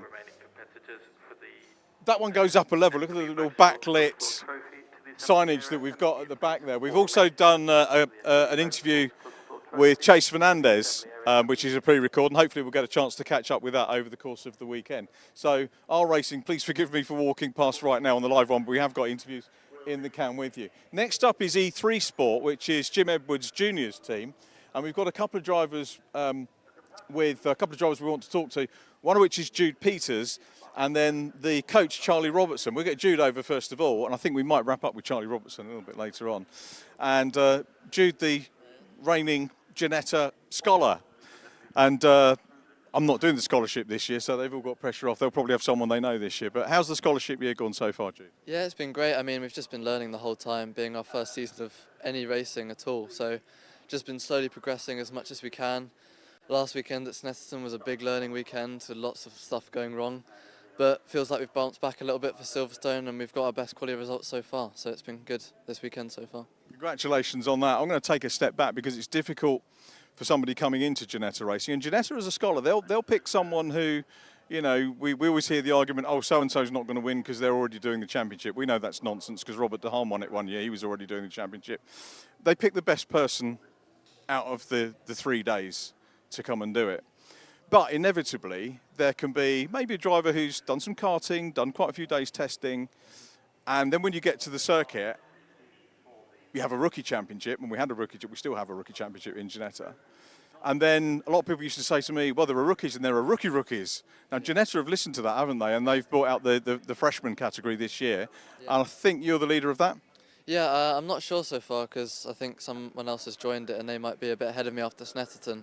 But I think with drop rounds, yeah, we might be at the lead of that. And I'm hoping to continue that because it's for people that haven't done any karting and have done nothing before this. So, yeah, it's a great category for me to be in. It's great that Ginetta, you know, are aware of what's going on and brought that in. So we've got the overall, and you can still be a rookie and win overall, but to bring in acknowledged freshmen who are new to the championship, it means it's inclusive for drivers with all experience. Yeah, for sure. When you're coming up against people with huge amounts of experience who have done won karting championships and have a lot more experience than I do, being, you know, kind of starting racing when I was 12, 13 on the sim, and now coming into it for the first time at 15 years old. It's definitely challenging coming up against all those people with the amount of experience that they have, but yeah, the freshman category gives you some acknowledgement against the people that have similar experience to you, really. This weekend, I think the first time we've seen the juniors with the Fiesta juniors, and I think you tested with a Fiesta junior a couple of times. So what are your thoughts? You know, you're the one person we can get a valid opinion from on the difference between the two types of car. Yeah, I mean, I did quite like the Fiesta. I think I did a day at Blyton, and yeah, it's a very different car. Obviously, being front-wheel drive, much bigger and heavier. But yeah, I gelled with the Ginetta quite well, and that's what allowed me to win the scholarship. And yeah, thankfully we were able to go down this path as well. As scholar winner, yourself and your family, I think, got to choose which team you went with. So you've gone with E3 Sport. Tell us a little bit about the thinking behind that decision. Yeah, so we did one day before the scholarship, and we did it with them. We met them at an event that they were doing with the Ginetta, and Chase, it was Chase's car there, and we met Jim, who runs the team, and got on really well with them. I got on well with Chase, and yeah, that was the main decision, and the reason for going with them is, you know, we got on with them and we'd had experience with them before. It's all going well, enjoying the racing. The circuits are fantastic, aren't they? The cars are great too. Expectation for this weekend? I'd like to just continue where we're building on now, so starting to really solidly get into the top 10 and P6, P5 in quali. We're up there with the people that, you know, are really good and they've had lots of experience, so I'm hoping to just kind of maintain my position or maybe pick up a few if there's a little bit of argy-bargy ahead, but yeah. Nice one. Jude, I'll let you get on with your preparations for the first race. Thanks for having a chat with us. Good to see you. We're going to drag Charlie Robertson over. Charlie, a long-term Ginetta person, away doing his own things these days. Charlie, good to see you. Hello, how are you? Very good, thank you for asking. First person to ask today. Brownie points for Charlie. Polite young man, comes from Surrey, near to where I live. The nicer part rather than the Croydon bit, but there we go. So you're still involved with Ginetta in coaching and other, but moved away doing your own thing this year. Tell us a bit about that. Yeah, so I've raced Ginettas for a number of years. Came through the juniors, Super Cup, and ended up working there for 6-7 years, racing all over the world. But I just thought it came to the time where I wanted to try and fly the nest and go alone, really. So, yeah, racing British GT this season in a BMW, which is cool. Doing well. Had a little bit of bad luck along the way, but picked up a first win at Snetterton last time out. So that was nice. It felt like a long time coming. A lot of hard work has gone into it with my teammate Ravi. He's done really well, driving the car nicely. He's really clicking with it now. So we're happy. But I always keep in touch with the juniors, coaching Jude, who I met probably this time last year, and ultimately he won the scholarship and is now cutting his teeth in the junior championship, which is hard, as you know, as you've commentated on it for many years. He's doing really well now. He's had his best qualifying of the season, 6th today, 5th tomorrow. So hopefully he can fight right up at the front this weekend. Look forward to seeing that. Great that he's got someone with your experience who's come through the ladder successfully to guide him along the way. And you're also, as you mentioned, helping Ravi. That's Ravi Ramyid. He's another Ginetta graduate, isn't he? Not from the juniors, but came through GRDC. He came through, yeah, the GT Academy series the last 2 years. So he won the rookie series in year 1 and then graduated to the non-rookies for the year 2. Was in the title fight until the last race of the season and missed the title by a point. So he's had a real racing education the last couple of years with Ginetta. Set him up so well to jump into British GT and be able to fight up at the front straight away. You know, there's some real great Ginetta graduates in that series. And it shows that, you know, whether it's juniors or the GT Academy series, they make the best drivers and drivers that can go on to challenge at world level. For example, Darren Leung, who came through the same category and is challenging up in WEC for BMW. So, yeah, ultimately, this is where the drivers earn their stripes and then progress through motorsport from here. Do you coach Ravi or just driving with him? I coached him for the last 2 years, and so this year he gave me the opportunity to drive with him. So it was nice to jump in alongside, and he's repaid me for a lot of the hard work that we put in together, and offered me a drive this season. So it's fantastic. Obviously, there's a lot of guidance and things looked at on track with how you do and how he does. How much coaching goes into mindset moving up into British GT for him? I think that's one of the biggest parts of it. Ultimately he can drive, and when he naturally lets the driving do the talking, he's super quick. It's then just about managing your head over the weekends, because you go into practice and then the car in quali trim is so different to the car you'll drive in the race. You have new tyres, low fuel, whereas the car you get in the race isn't new tyres and it's got 110 litres of fuel. So you kind of drive the car in so many different guises. that it's kind of not looking at the timesheets too much on the practice sessions, trusting you feel the bounce and the car's correct.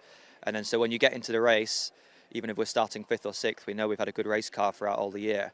And Snet really proved that. We started 5th. He had a great first stint, came in 3rd, and then handed over to me. And then I just had to pick off a couple of drivers, Seb Morris being one of them, who was, my old junior rival from when I raced them in 2011 in Ginetta Juniors. So, yeah, it's been good this season to see that side of it. British GT is such a challenge from that perspective, and adds so many different dynamics to a race weekend. So, yeah, it's been cool. You're not an old hand by any stretch of the imagination. That lies with us commentators, but there are a lot of youngsters coming in. I wonder whether the likes of you and Ravi, do you sort of do sim prep? A lot of sim prep. Yeah. I think now more than ever, the simulator side of it has become such a huge element of it. So, yeah, I think the simulator side, we probably do 1,000 laps of each track before we get there. So, yeah, and race each other on them as well, so we can understand the racing opportunities at each circuit before we get there. Preparation is key. I'm going to let you carry on with your preps. We've done our prep for the lunch break. Charlie, thank you so much for having a chat with us. Charlie Robertson there, getting on with his preparation with E3 Sport and Jude Peters. Time now to hand up to the commentary box and ready to resume racing. Here's Andy McEwen.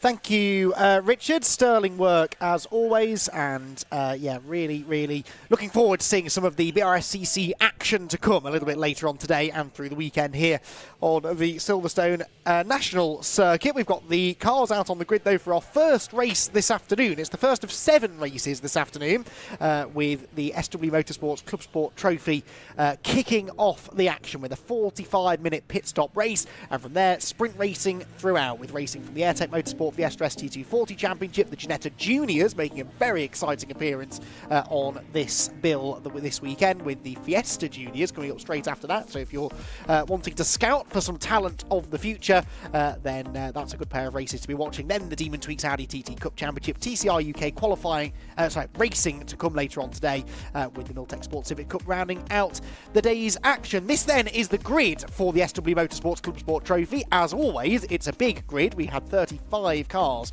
qualifying earlier on this morning, and the fastest of them all was car number 77, a Mazda MX-5, shared by Rob Boston and Sam Reuter, a highly modified Mazda MX-5, that is, a very quick one as well. And alongside them will be Feroz Bilamoria in the VW Scirocco. They run in classes B and A respectively. Then a whole host of Class B cars. Andrew Dyer's Audi TT starts from 3rd alongside Mike Parsons in the VW Golf on row number 2. Kevin Sterling starts on the inside of row number 3 in his Renault Clio. And then the number 14 car, Nick Watling and Jack Wheeler in their Ford Fiesta ST150. Martin Cully is 7th on the grid, alongside Mark Jones, Seat Leon and Civic Type R, and then Steve Wood and Kieran Power in their pair of BMW Z4s will complete the top 10. All of those cars from 3rd down to 10th on the grid, all running in Class B. Then the first of the Class C cars is the MG ZS, number 49 of Simon Byrne and Ryan Firth. They will have David Cox's VW Golf GTI alongside them. Then 13th on the grid, Chris Murphy in a Z4, and Graham Price, 888 in the Renault Megane, sharing that row with him. Row 8 is where we find Stephen Harrison and Paul Fenning, Honda S2000. Don't see so many of those out on the grid these days. And the Mazda RX-8, likewise, actually of Fenning alongside. Row 9 for David May's Nissan 370Z. Now, that car should be a lot further up the grid. Only completed 1 flying lap in qualifying, so it should be a lot further up the field than that, and usually is a contender for race wins, although it has been a bit fragile in the past. Andrew Stevens, meanwhile, is the Class D pole sitter in his Mini Cooper, starting from 17th on the grid, because it doesn't look like David May's car was showing on that grid graphic, so maybe they've had to withdraw, unfortunately. Then we will have from 19th on the grid, Craig Emerson in his Class C BMW, and Adam Radford in the BMW Z4. Now, that's a Class B car, should be a bit further up the order than that, really. Then Sergei Miniev starts the number 79 BMW next, alongside the number 4 of Stephen Harrison and Daniel Hawkes-Reed. Their Renault Clio will be lining up alongside them. Then Brendan Murphy's BMW Compact has Christian Goodall in his Honda Civic Type R for company. And then row number 13 will be shared by the Dukes in their BMW Z4, number 177, Darren and Joseph Dukes. And the number 93 car shared by Charlie Hayes and Marcus Bruce, BMW Compact for company there too. Row 14 then for the number 283 car, that's Chris Stone's Civic Type R and EP3 Civic Type R, and then number 22, which is Chris Fantana and Nick Ramsden together on the next row of the grid. The top 30, meanwhile, completed by number 241, Matt Massey, and Barry Cully in his Seat Leon Cupra Cup car. Will Gallagher's Mark III Toyota MR2 has a similar car, actually, of Andrew Weston alongside him on row 16. Row 17 then for Liam Cochrane and Stephen Watson. And David May showing at the back of the grid, but whether... Now, he might actually have been moved to the back of the grid, perhaps because he only completed... Well, officially 2 laps, so an out lap and a single flying lap. You have to have completed 3 laps, remember, within that qualifying session in order to be qualified to race. And so I wonder whether, because he only did 2 laps, he's been told he has to start from the back. We'll see whether the usually very rapid Nissan 370Z is able to take the start. We'll have to wait quite a long time for the whole field to cycle through, but hopefully we will have that car out on circuit. So the green flag lap, as you can see, has started. We've got the Rob Boston number 77 car that he shares with Sam Reuter on pole position. Now, I haven't been notified of any start drivers for this race, so we'll be making it up as we go along a little bit as to who is in the car. We'll try and figure it out once we do get the race underway, but that only, of course, applies for the 2 driver entries. It's a 45-minute race with a pit stop window that goes from the 15th to the 30th minute, so the middle 15 minutes, if you like. That is when the pit lane is open. Every car must pit during that pit window, regardless of whether they intend to change drivers or not. So even the single driver entries do have to make a mandatory pit stop. So the cars then run 2 by 2 down the Wellington Straight in front of what is always a very busy BRDC grandstand, and very shortly they'll be under starters' orders then for a 45-minute race that will begin, new for 2024, this in ClubSport Trophy, with a rolling start. My name's Andy McEwen, here in the commentary box, delighted to be joined for all Brscc content today by Richard John Neal, who's just preparing his notes alongside me ahead of what, as I said, will be a very, very lively race, I am sure, Richard, and the ClubSport Trophy. The great thing about this series is there is always a battle somewhere to watch out for. Yeah, there is. Am I on? Can you hear me? Where are we? Here we go, I'm on. Thank you. Yeah, that always. There is a great battle and a great lineup of completely different looking cars. Firo's Billamori had a brake leak, by the way, in qualifying. Breakneck lost him around about a 10th. Ruined his wheels, the fluid on the wheels. Oh, really? Yeah, appearance-wise or damaged them? Appearance-wise. I think damage-wise he was okay. Right. But didn't get a chance to interview him, per se, on camera. But that was the feedback from Firo's. But front row of the grid, alongside Rob Boston. So that's a mouth-watering battling prospect between those 2. Yeah, looking forward to this one. They run in different classes, but they were only a 10th of a second apart in qualifying, so it could be quite an entertaining battle between the MX-5 and the Scirocco, who now run 2 by 2 to the line, and we get racing underway on the Silverstone National Circuit then, here in the SW Motorsports ClubSport Trophy, and it will be Billamoria who snatches the advantage heading into Copse for the first time. So the Scirocco squeezes around the outside of the MX-5 and grabs the lead heading down towards Beckett. That is Andrew Dyer in 3rd position in the Audi TT. The Golf of Mike Parsons still in 4th. So aside from the top 2, they're in grid order, I think, amongst the top 5. But now we get to Beckett's, where there's always a little bit of a scramble for track position, and a few of those in the midfield perhaps looking to try and gain a little bit of ground from where they started. Those who maybe feel they're out of position, that's their first real opportunity to try and do something about it. But a fabulous sight they make as they race down the Wellington Straight and towards the braking zone at Brooklands, where actually it looked as though the Boston and Reuter MX-5 was just losing a little bit of ground, maybe. May have lost another position to Andrew Dyer, with Mike Parsons sniffing around behind as well. Look in the distance. We'll try and pick them up maybe at the end of the opening lap as the Z4s get very close together, and there's a big slide for the 63. That was Steve Wood, who I think might have been assaulted there possibly by one of the other Z4s, but they just about got away with it. Had a chat with Steve Wood on camera. I don't know if we've managed to play it yet, but I used to watch his dad stock car racing back in the day. And condolences to the family bereaved of Steve's mum, sadly, a couple of weeks ago. So prayers and thoughts with the family. But Steve here, completely on his own, He's got to time he said he's got a little egg timer or something, a cooking timer, really?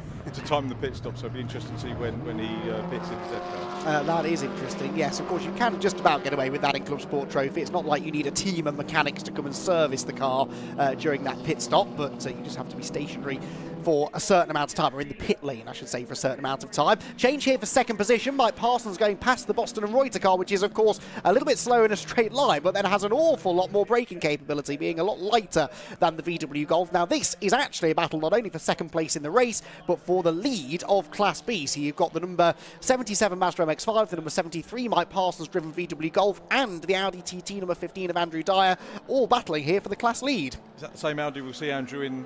I think so. Exactly the same. I think so. What yeah. a versatile car. Yes, exactly. Yeah, well, we had quite a few of those TTs actually using ClubSport Trophy races as a bit of a testing ground before the championship began proper at the start of this year.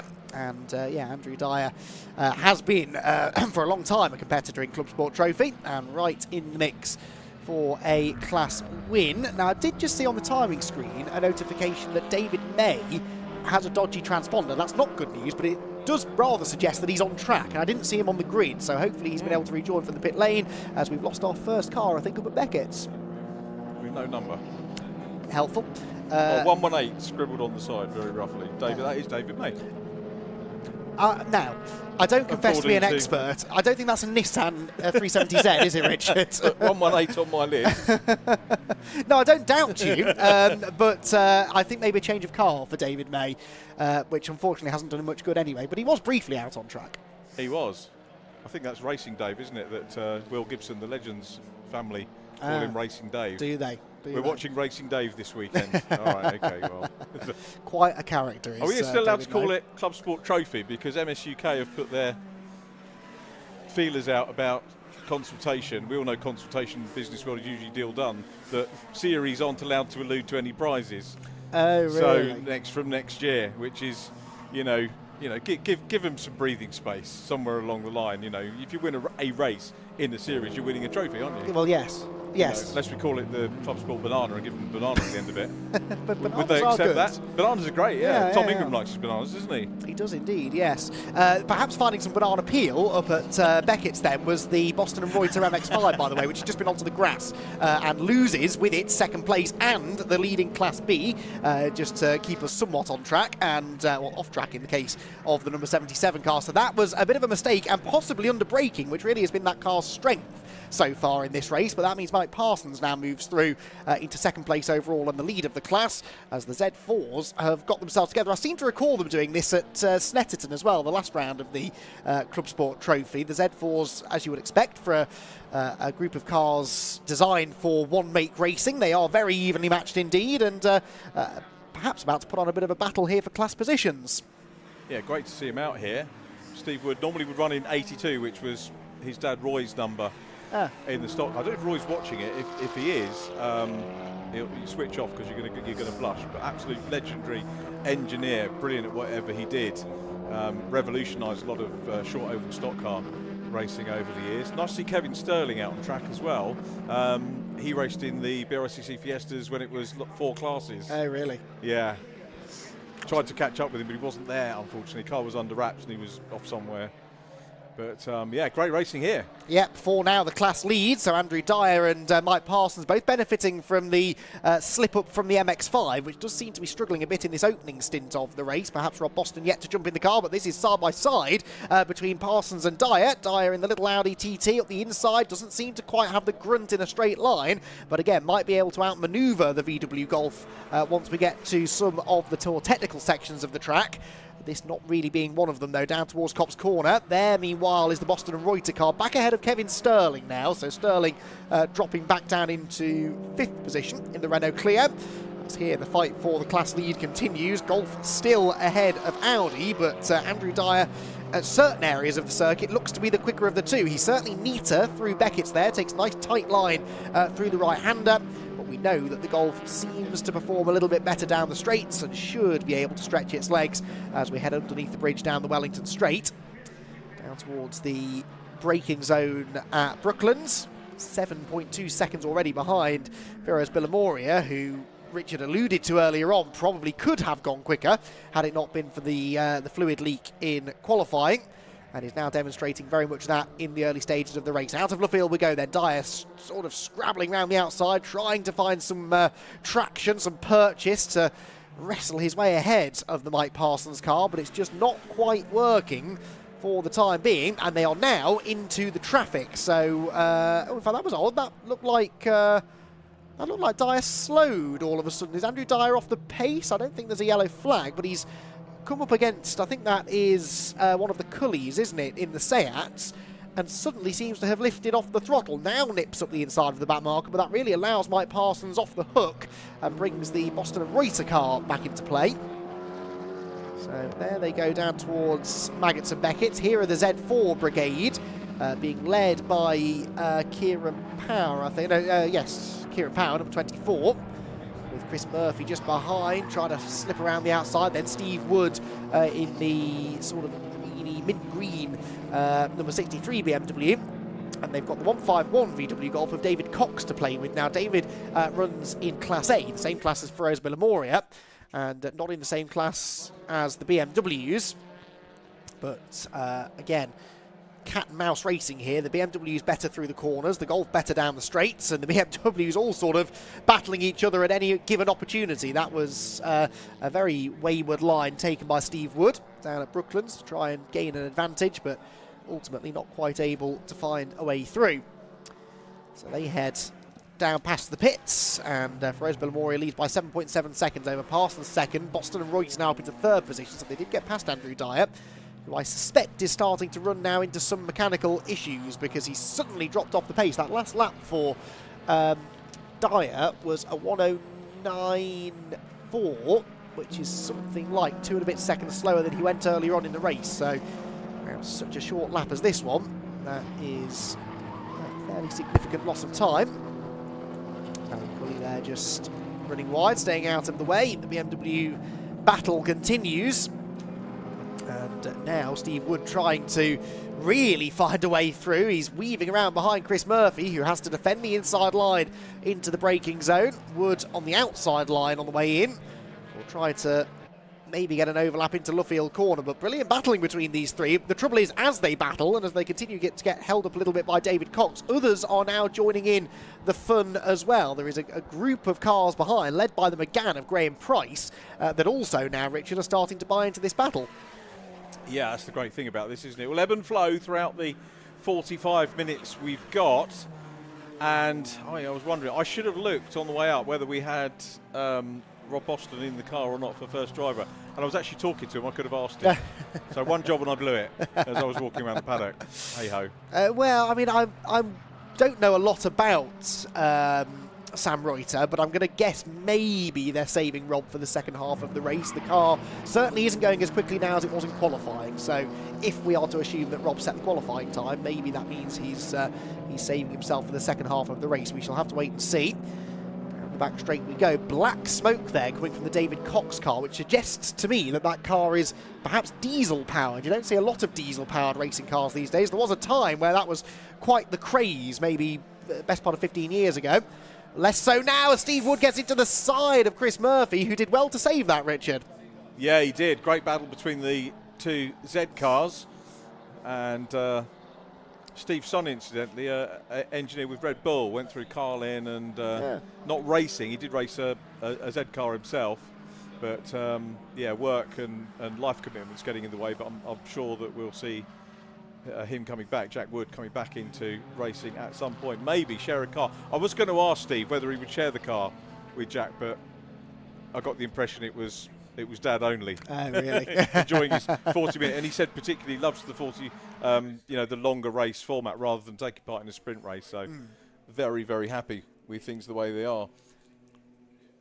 Yeah, this is just a long enough race, isn't it, that you've got plenty of time to sink your teeth into it as a driver without it being so long that you're exhausted when you do get out of the car at the end of it. But Steve Wood losing a place there to Graham Price, so that little knock that he had with Chris Murphy a lap ago down at this area of the circuit Whether it's damaged the car or not, I don't know, but I think it's just cost him a little bit of a momentum and allowed the McGann through. And then we've got the number 49 car behind. Now that's the Simon Byrne and Ryan Firth machine, the MG ZS, another car that you do not see many of out on the racetrack, but the MG ZS, which was for a few years a reasonably successful touring car, not in this specification of course, but a good looking car nonetheless, and it's closing in on that group.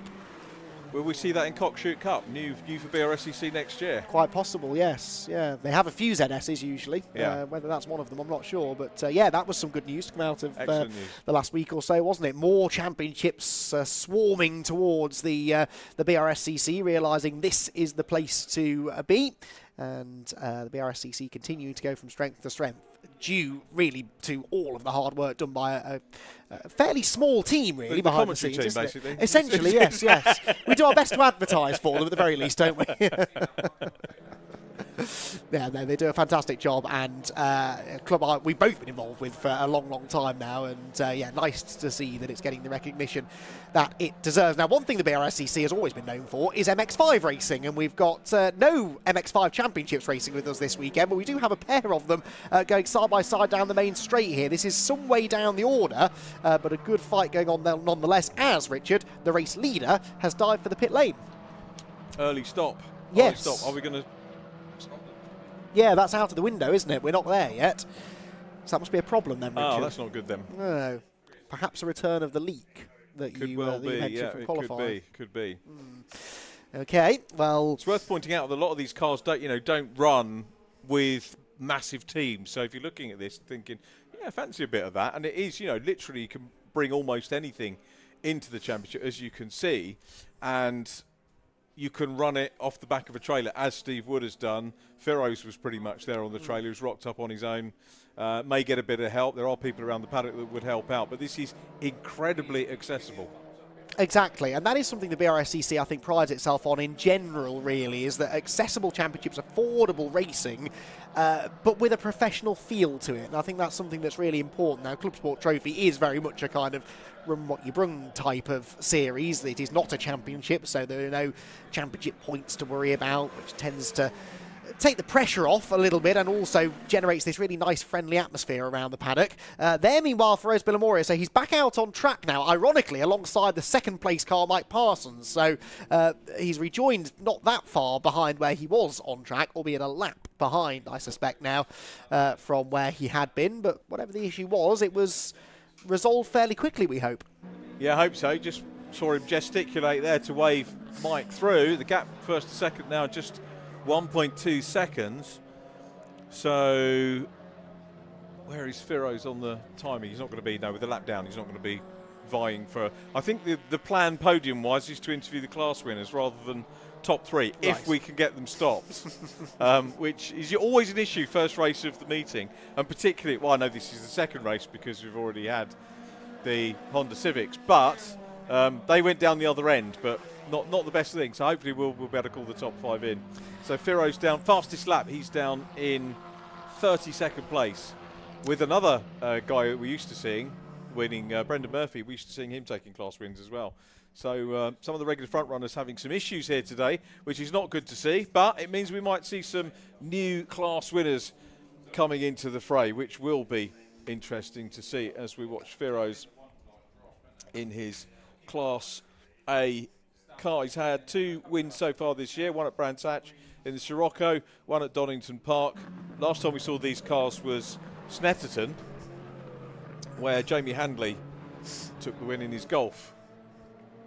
It was a good race, that, wasn't it, Snetterton, I seem to recall. Yes, that was... a few people in this. Do you know what? There's almost more people in the stands there than there was for MotoGP. Yes. Bearing in mind what's on, that's a good crowd. Absolutely.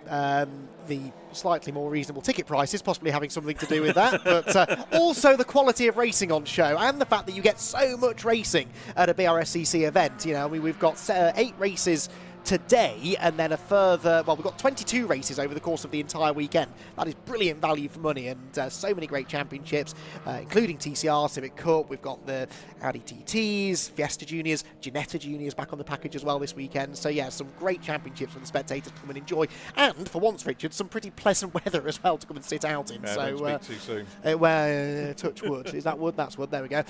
So hopefully that stays the same throughout the weekend. But yeah, it's a great track to come and watch racing on, the national circuit in particular, because it's a short lap. You get to see the cars coming around lots of times, and it always produces good racing. I love the national circuit. Yeah. It's when Toka come here, everyone huffs and puffs about it. No, free corners. It's a great track for racing.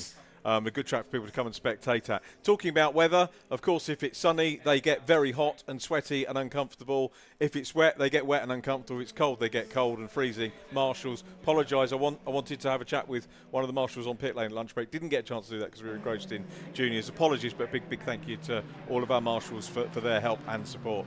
Yeah, could not agree more. There are plenty of them here this weekend. A busy weekend in the UK motor racing world, and lots of events for them to be at, but a great number of them choosing to be here on the Silverstone National Circuit with us, which we really appreciate. Big moment there. That was Kieran Power with a little bit too much power applied maybe through the right foot there, but managed to gather it together. We are now starting to get some pit stops, by the way. Kevin Sterling is in, Martin Cully is in as well.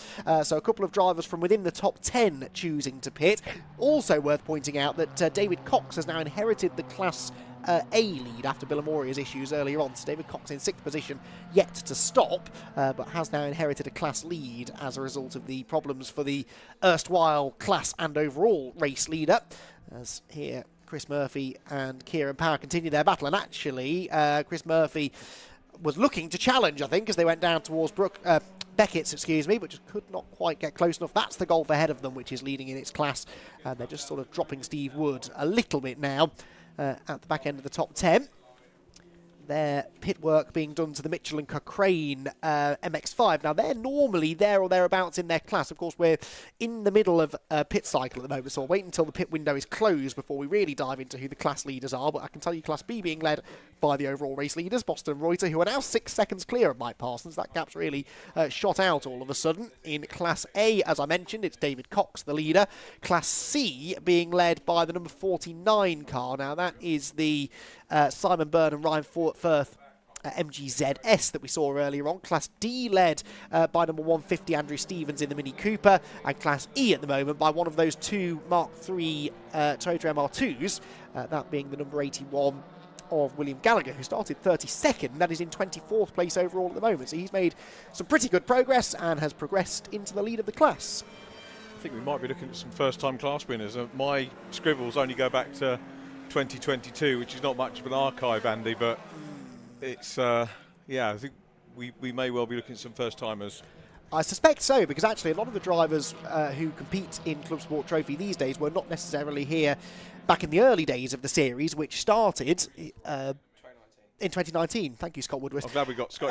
Encyclopedia Scottanica. Scottanica. Yes, 2019, the ClubSport Trophy began and really was an immediate success story. It immediately started generating these big, eclectic grids, and it's a great budget way of going racing, getting plenty of track time, always single-day events as well, and no wonder it has proven to continue to be very, very popular indeed. Right, there is your race leader, the number 77. That's not your race leader. The car ahead of it is the race leader, the Boston and Reuter MX-5. You'd be forgiven for thinking that this car was leading the race, because it was earlier on. Whatever the issue was that brought Billamoria into the pit lane, it had him in there for 2 whole laps, and realistically now takes him out of contention, because of course he will still have to pit sometime in the next 10 minutes to make that mandatory pit stop that everyone has to make. But he does now get one of those laps back at least, as he blasts past the MX-5 into Copse Corner. I'll come back to what I was going to say in a minute, which was the Pure Sport Clio of Stephen Harrison, who, of course, made his JCW debut a couple of weeks ago with us at Croft in the development car, the biofuel car, which actually had a class win. They didn't win anything because it's technically outside the rules. Hannah Chapman bringing the car home in first position for the first time. But Stephen Harrison, who is got the most wins, I think, in class in Club Sport this year. Very capable in that. I'll tell you, he looked really good in the JCWs as well. So it was good to see him there. And Pure Track were preparing the car at Croft for him, so they made the move. Right. And I know they were very excited to be in the Toka paddock as we look at Mark Jones in the Misty Racing Civic Type R.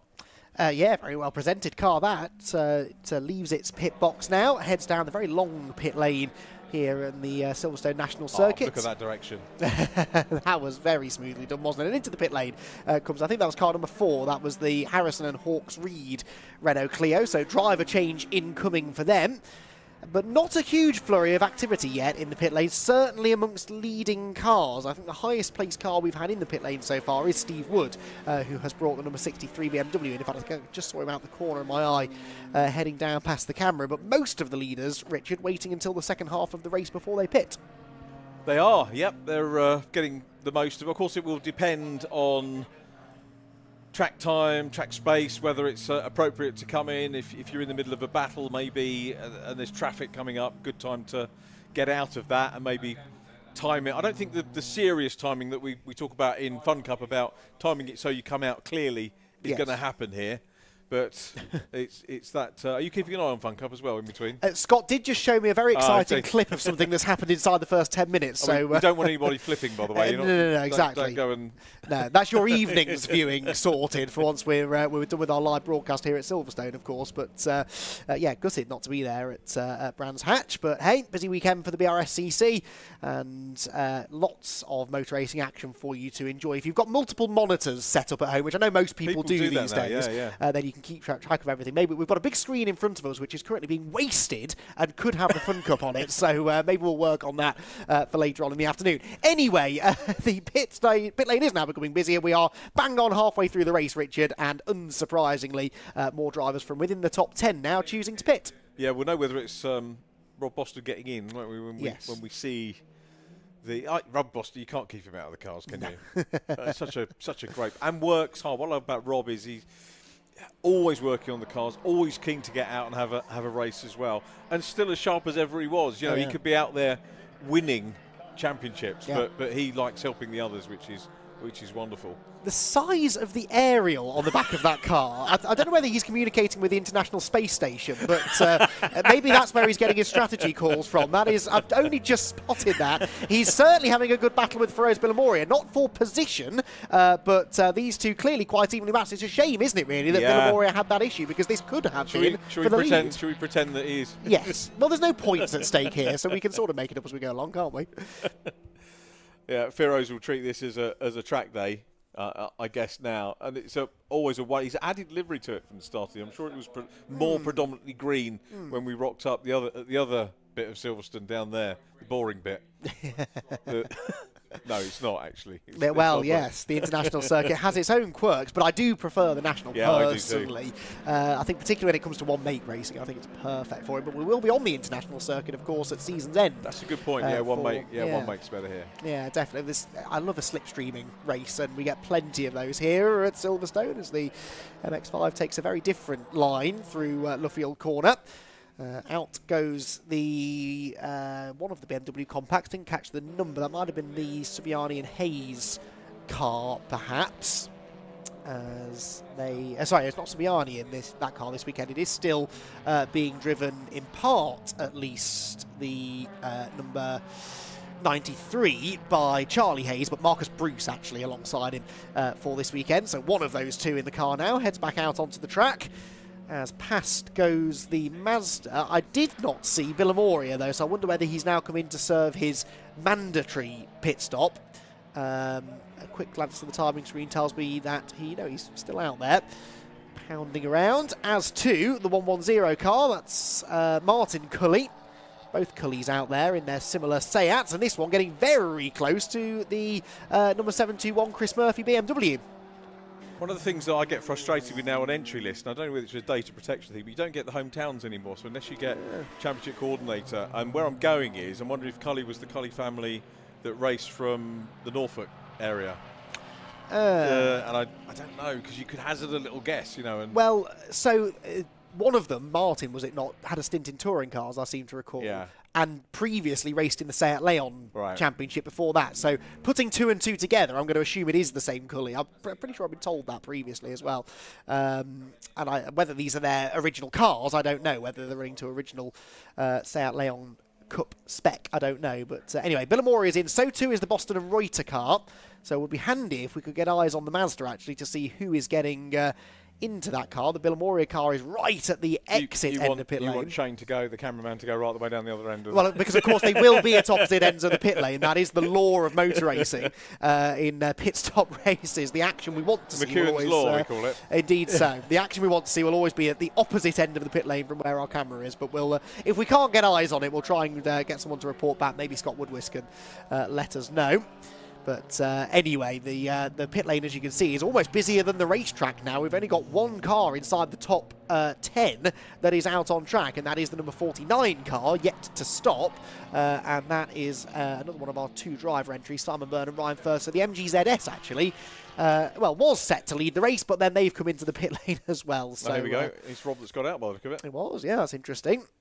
So are we saying Rob was slower than we thought? Looking after the car in the early stages, I think. Well, and of course it's customer, isn't it? Exactly. So, yeah. Exactly. You want to make sure he hands over the car in one piece, definitely, and giving a few words of wisdom as into the car now gets Sam Reuter. Not a bad mentor to have, is he, really, Rob Boston? He can certainly teach you a trick or two. And bear in mind, that's a Class B car, so it's actually dicing with more powerful cars and winning. So, yeah, good performance from those guys.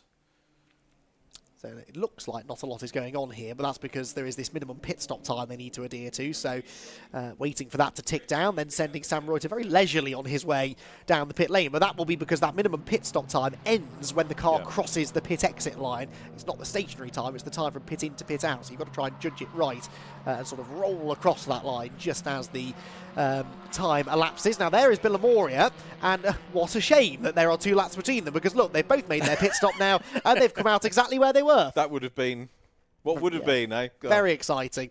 But I think we will still get some good racing from these 2, even if it's not for position. Billamori, of course, if the car continues to run well, should keep climbing up the order. He's 24th now. He was about 32nd, I think, at one point. Yeah. So it'd be interesting to see how far up the field he can get in the remaining 17 minutes. If he was a teenager, he'd have thrown the toys out of the pram. It would have been loaded up. Dad, I'm not racing anymore. But with age comes maturity, and he knows, sort the problem out, get back out there, enjoy your track time. Makes it past the pure track Clio, as we would expect. And, yeah, enjoying his racing. So, too, though, is Reuter trying to close in.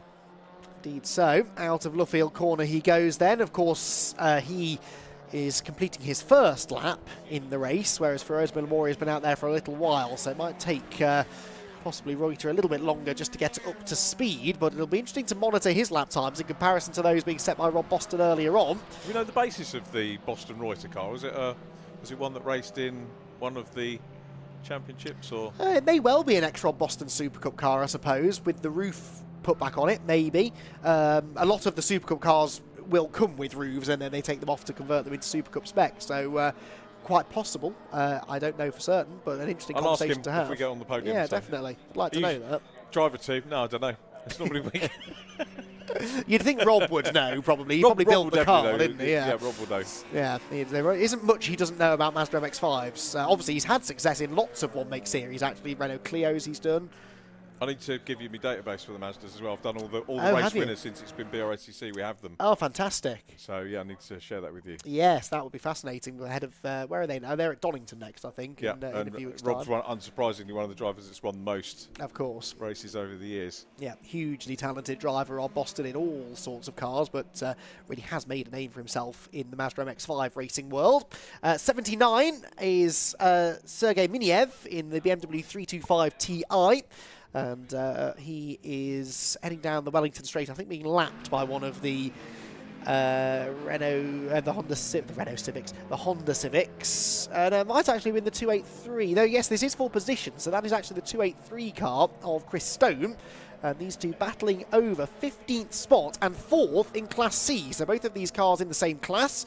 And Miniev closing in quite significantly on the Civic, actually. He was 2.25 seconds behind it at the start of the lap, and now they're almost bumper to bumper as they come across the line to complete for them the 17th lap of the race. The leaders have completed 18 laps now, and it is Sam Reuter who leads the way now that all is said and done with the pit stops by 8.1 seconds at the moment over the number 73 of Mike Parsons. Third position then for Andrew Dyer, number 15. He's 4.8 seconds further back. Fourth position then, the first of the two driver entries. That's the number 14 of Nick Watling and Jack Wheeler in their Ford Fiesta. I don't think we've really seen much of the Fiesta ST150 in this race, but they're running well in fourth. And fifth position then for the number 24. That is Kieran Power. Now, has Kieran Power pitted yet? I think possibly he has. If he has, then he's gained quite a few positions, hasn't he, since the pit stop? Yes, I can see on the other timing screen that... I see. My timing screen has frozen helpfully, so no, he's not up there in fourth position. He's actually Parsons second, Dyer third, and Murphy up there in fourth position. And we've got a car in the pit lane, one of the Fiestas we're hearing in the pit lane as well, with steam coming from it. So a couple of them running into issues with 13.25 minutes to go then, but we are getting down towards crunch time in this race, and actually a much closer lead battle then than I thought, because Parsons 4.4 seconds adrift of Boston, or Sam Reuter we now know is in that car, and did a personal best lap on the previous lap, and he was 1.7 seconds quicker than the race leader. This time through, it's a 106.4 for Reuter and a 107.4 for Parsons. The gap actually goes back out again at the end of that most recent lap. So 5.4 seconds the margin with 12.75 minutes to go. There goes the 888 car, Graham Price. He's snuck back into the top 10 now. So Boston and Reuter lead, Parsons second, Dyer third, Murphy fourth, David Cox in fifth, leads in Class A. And Kieran Power has still gained a significant number of places from where he once was, because he's in 6th position now. Steve Wood's 7th. They both gained ground. Oh, and that's the 49 car. That is the Burnham Firth car that was class leader. Yeah, leading its class in Class C. They've been off at Beckett's. They have. That's going to potentially change things around. Let's have a quick look and see how much clear they were. 279. Next up in class is the Paul Sheard Racing Mazda RX-8. So I'm not sure if they were stopped long enough for that to change.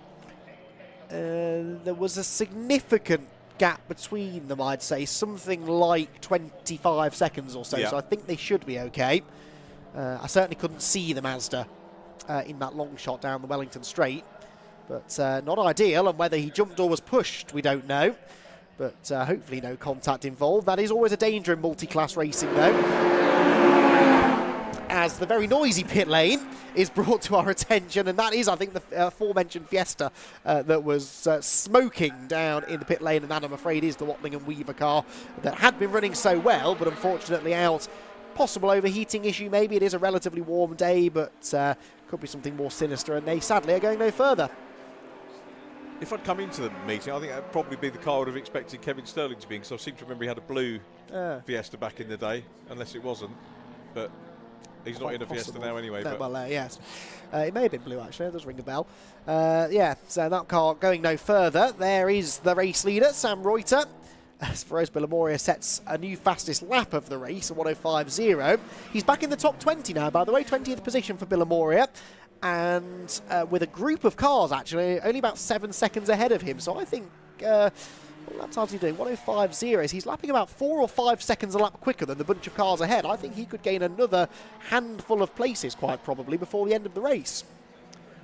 Well, that's the good thing, isn't it? I mean, championship, it's clearly not a championship, so it's all about the event for itself, enjoying your Saturday afternoon drive. They're done. They can enjoy their Sunday.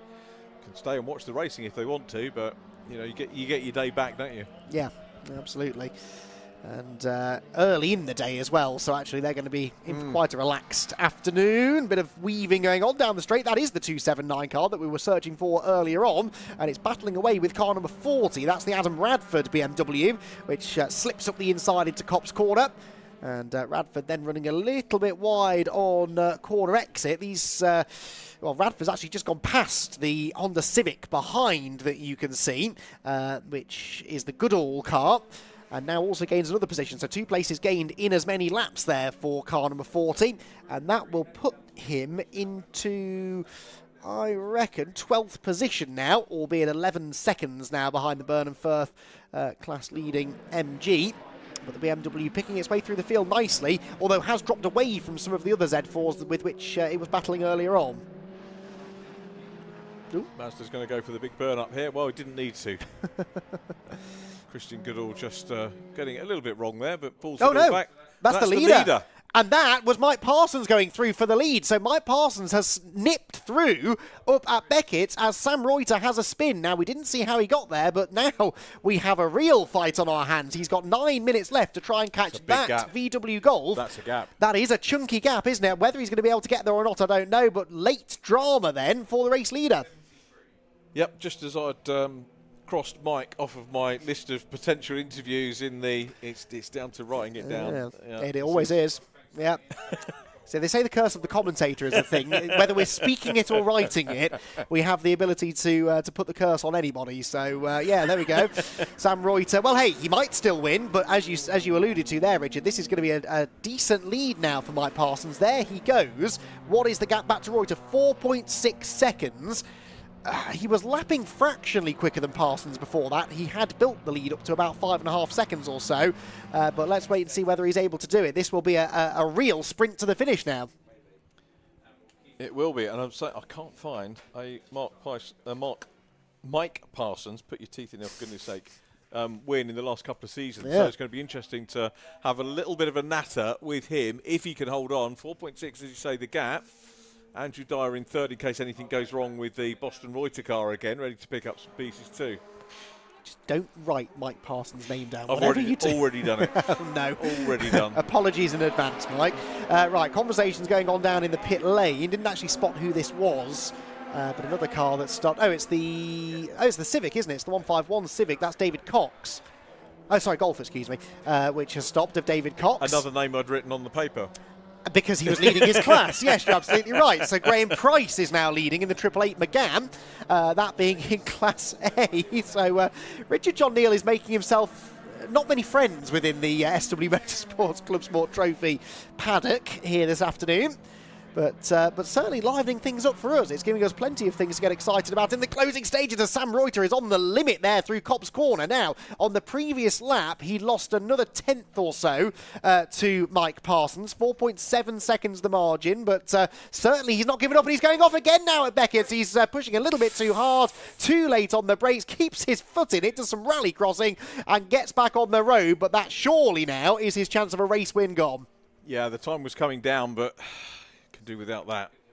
Yeah, I think maybe, unless it's a braking issue, it perhaps is just an issue of over-exuberance more than anything else, but he was really, really pushing hard to try and catch this man, Mike Parsons, but Mike now looks as though he is, whisper it, potentially in a race-winning position, but he's still got 6.25 minutes left to survive in what is very quickly becoming a little bit of a race of attrition. Feroz Bilamoria, by the way, is now in 13th position. I reckon, Richard, he will be in the top 10. This rate could win. Well, yes, quite likely, because he's about the only driver whose name you haven't written down, I think, at any point in this race. So who knows, but he certainly is charging through the order nicely. 5.5 seconds behind the good old Civic, who is 2 seconds then behind Radford and Fenning, which would put him into the top 10. So the rate he's going, I think he'll get back into the top 10. He's already third in his class. I don't think he'll catch the... class leader, Graham Price, or second place man, number 60, that being Lee Reynolds. I think they might be a bit too far ahead, unless, of course, they run into some dramas late in the going, which, as we've seen, is maybe not that far beyond the realms of possibility. But for now, at least, Feroz Bilamoria on course for a solid top 10 finish overall. Now, on my timing screen, another name I've written down, Chris Fantana, has a red square around his... Where is it? Is he a bit further down? He's 24th.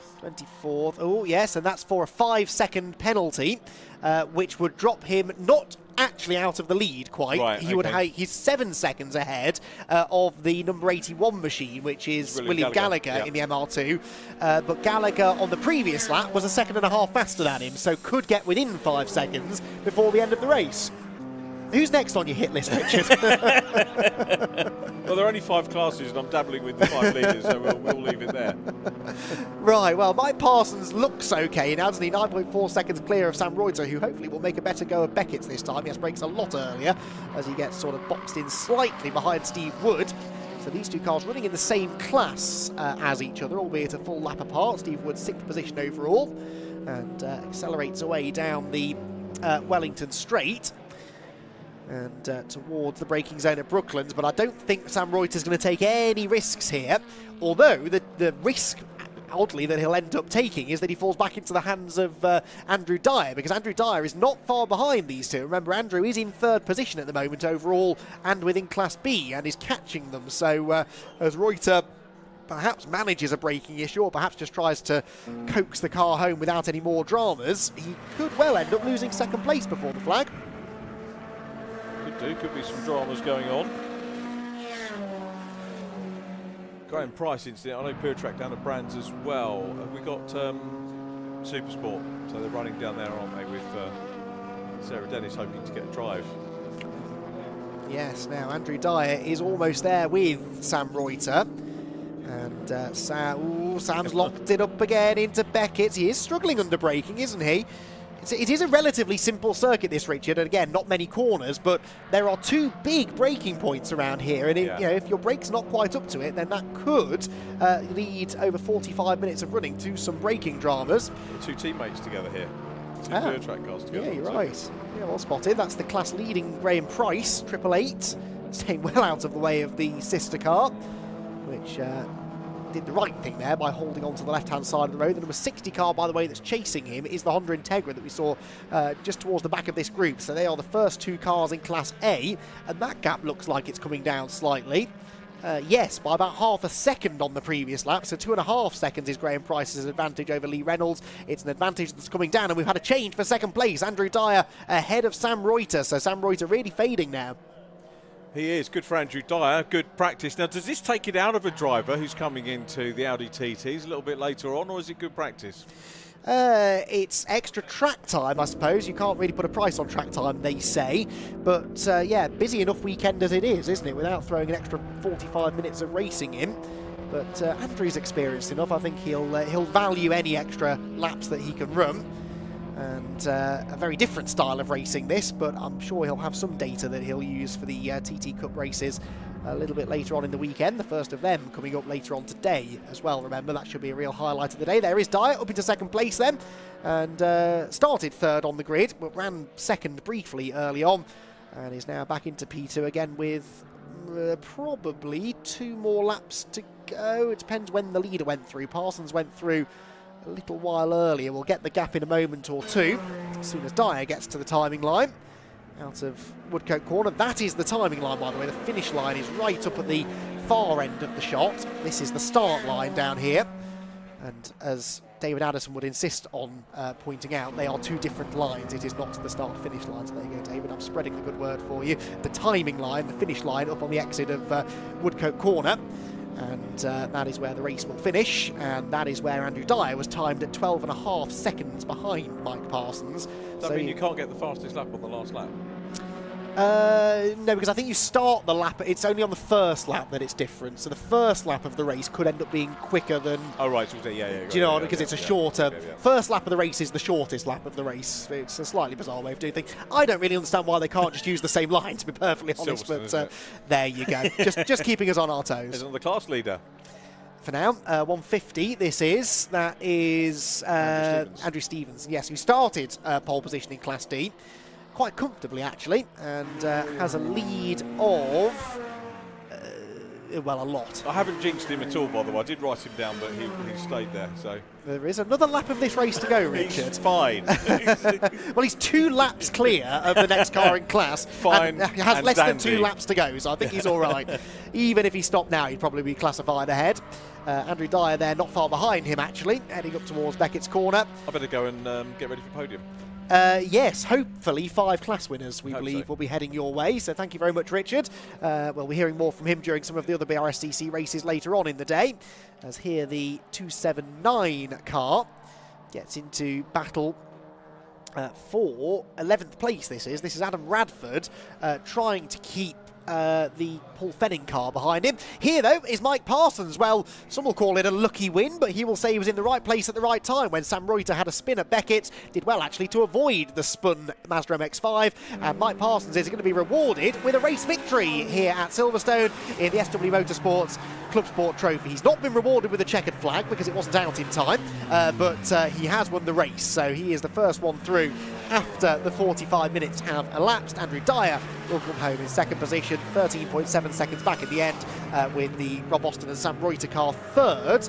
There, just coming across the line at quite a slow pace, so lovely noise it makes as it blasts past the pits. But yeah, Sam Reuter and Rob Boston unfortunately non-finishing, or not finishing, but not finishing in the lead, which is where they looked like they were going to finish until the closing stages. So rest of them coming through. Graham Price has come through to win in Class A. We have not yet had the MG through. There he is, just at the top of shot. That's the Burnham Firth MG ZS winning its class, that being Class C. And Class D winner has been through. That was the Mini of Andrew Stevens. And Class E, yes, we've had Gallagher through. So I think we managed to get our class leaders home in one piece, which is good news. Particularly for Mike Parsons, though, who not only nets a class victory, but an overall victory. And that is worthy of celebration, actually, because he's not running in Class A, which is, in theory, the fastest class, the more powerful cars. And around a circuit such as Silverstone's national circuit, you would expect the Class A cars to have a big advantage, but that wasn't really the case. Rose Villamoria may have ended up with a win had he not had that lengthy pit visit. For Rose, by the way, finishing in 8th position overall in the end and second in class. And another lap would have probably got the class win because he was only 4 seconds behind Graham Price's McGann. And on the previous lap was 3 seconds faster, so another 2 laps maybe. And he might have been able to challenge Price, but in the end has to settle for second. So, Mike Parsons wins the SW Motorsports ClubSport Trophy race here at Silverstone in the end by 13.7 seconds over Andrew Dyer in second place. Rob Austin and Sam Reuter third, ahead of Chris Murphy, Kieran Power and Steve Wood. Graham Price in 7th position, winning Class A, with Ferez Villamoria charging from the back after that early pit stop to finish 8th overall and second in class ahead of Lee Reynolds. Then it was the Byrne and Firth MG, which finished 10th overall and won in Class C. Adam Radford was 11th ahead of Paul Fenning, Christian Goodall and Mark Jones in 14th. 15th spot then was taken by Sergei Miniev, with Chris Stone and the Hayes and Bruce car next. Then Andrew Stevens claimed the win in Class D in his Mini Cooper, with Craig Emerson next. Then the Dukes were 20th, Matt Massey was 21st, Harrison and Hawks Reed 22nd. They were second in Class D, with Will Gallagher in 23rd, winning in Class E ahead of Stephen Watson. Liam Cochrane was a Class E podium finisher in 25th, ahead of Barry Cully and the Fantana and Ramsden car, which had led its class, picking up a 5-second penalty, but actually dropping down the order anyway, I think with a late issue. Andrew Weston was next, and then those who weren't running at the end, David Cox, we saw unfortunately retiring the car that was leading Class A at the time. We also lost Martin Cully, the Watling and Wheeler car retired to the pit lane too, the Ford Fiesta. Kevin Sterling was a non-finisher in his Renault Clio. Brendan Murphy also didn't see the flag, and Stephen Harrison was out very early doors, only a couple of laps into the race in his Honda S2000. So that is the SW Motorsport ClubSport Trophy racing action done, but we have lots more racing to come here from Silverstone's national circuit. The next race will be for the AIRTEC Motorsport Fiesta ST240 Championship. Then we go junior racing with Ginetta Juniors, followed by Fiesta Juniors. Then the Demon Tweaks Audi TT Cup Championship, followed by TCR UK's first of 3 races this weekend. That one due to kick off at 20 to 5, and the Milltek Sports Civic Cup at 25 past 5 will follow that. So the last 2 races of the day should be well worth sticking around for. Could be 2 of the real highlights of what is an action-packed weekend ahead. All of those championship racing again tomorrow. We're also joined by the Modified Ford Series, who will have a pair of 15-minute races tomorrow. Again, a series, not a championship, but good to have them on board. Right then, let's head down to the pit lane, where hopefully Richard John Neal has found a few class winners to have a chat with. We have 4 of the 5 class winners down with us in victory lane at the moment. We've got Mike Parsons just having his circuit commentary interview. I'm going to have a quick word though with with Graham Price, who's over here. Graham, can we grab you?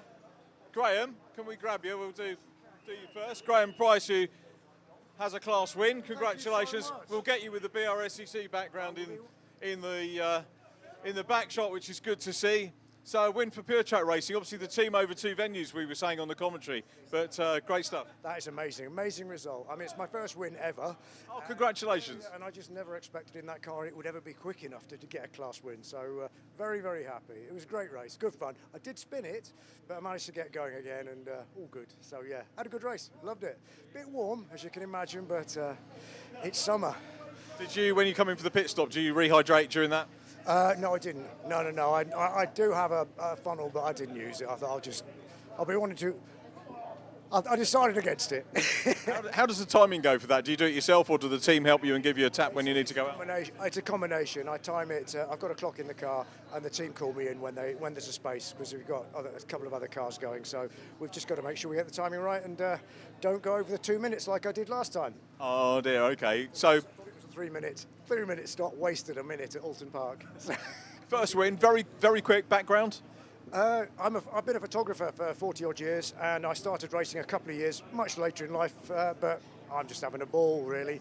It's not something I could take too seriously. I'm just having fun racing cars, something I never thought I'd get a chance to do. So yeah, I'm good. I'm just chuffed to bits. I've got my first win. First winner's interview, well done. You've done a great job too. We'll let you grab your drink and go.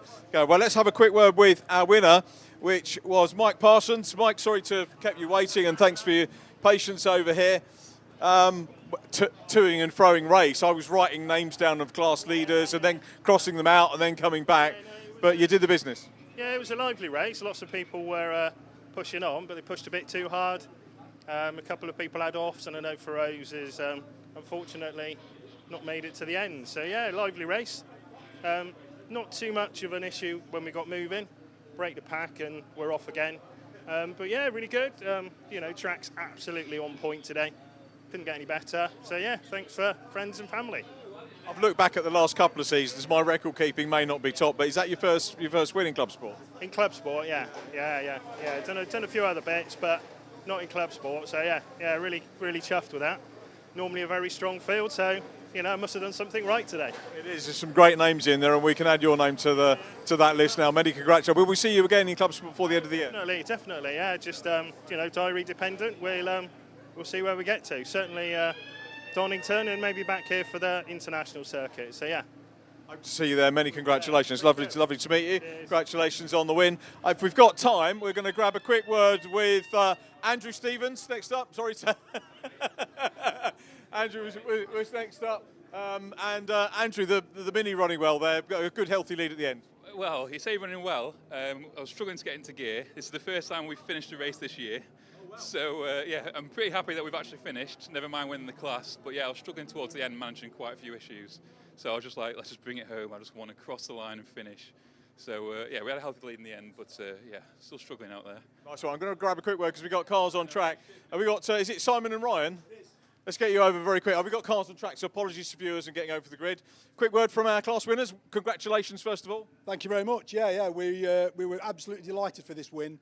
This is our 4th race in this championship this year. We've had pole on a couple of other occasions and not managed to convert it. So yeah, we're absolutely delighted now to have done so.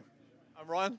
Yeah, honestly, I'm over the moon. It was stressful, really was stressful, when Simon may have had a little 180, but it was, well, probably 360, but yeah, to get the win, it really is good. Yeah, fantastic race. Congratulations, gentlemen. We look forward to seeing you racing and on the podium again in the very near future. I think that's our 4. Is that our other class winner?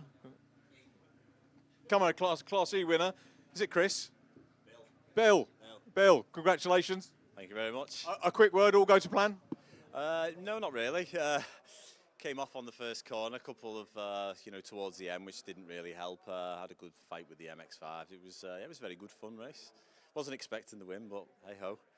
Always got to take it however it turns out. We'll see you again later on in the season. Yeah, most definitely. I'm made up. I'll go home happy. Have a few beers tonight. Sounds like a good plan. Congratulations, mate. Well done. Nice to see you. Thanks very much. Apologies for overrunning on the interviews down here. Let's hand you back to Andy, who's got the grid for the next race.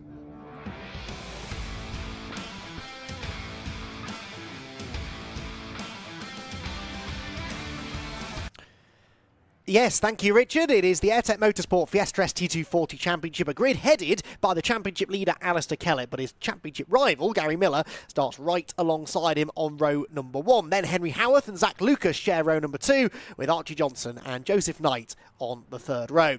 4th row then for Connor Blackburn and Lucas Hayden, with Sean Reynolds and Dan Lewis next. Simon Horrobin and James Pope complete the top dozen. Then Morgan Kidd with Luke Waugh on row 7. Row 8, Chris Blackburn and Caitlin May with Harry Hayes and Charlie Ellis at the back of the grid.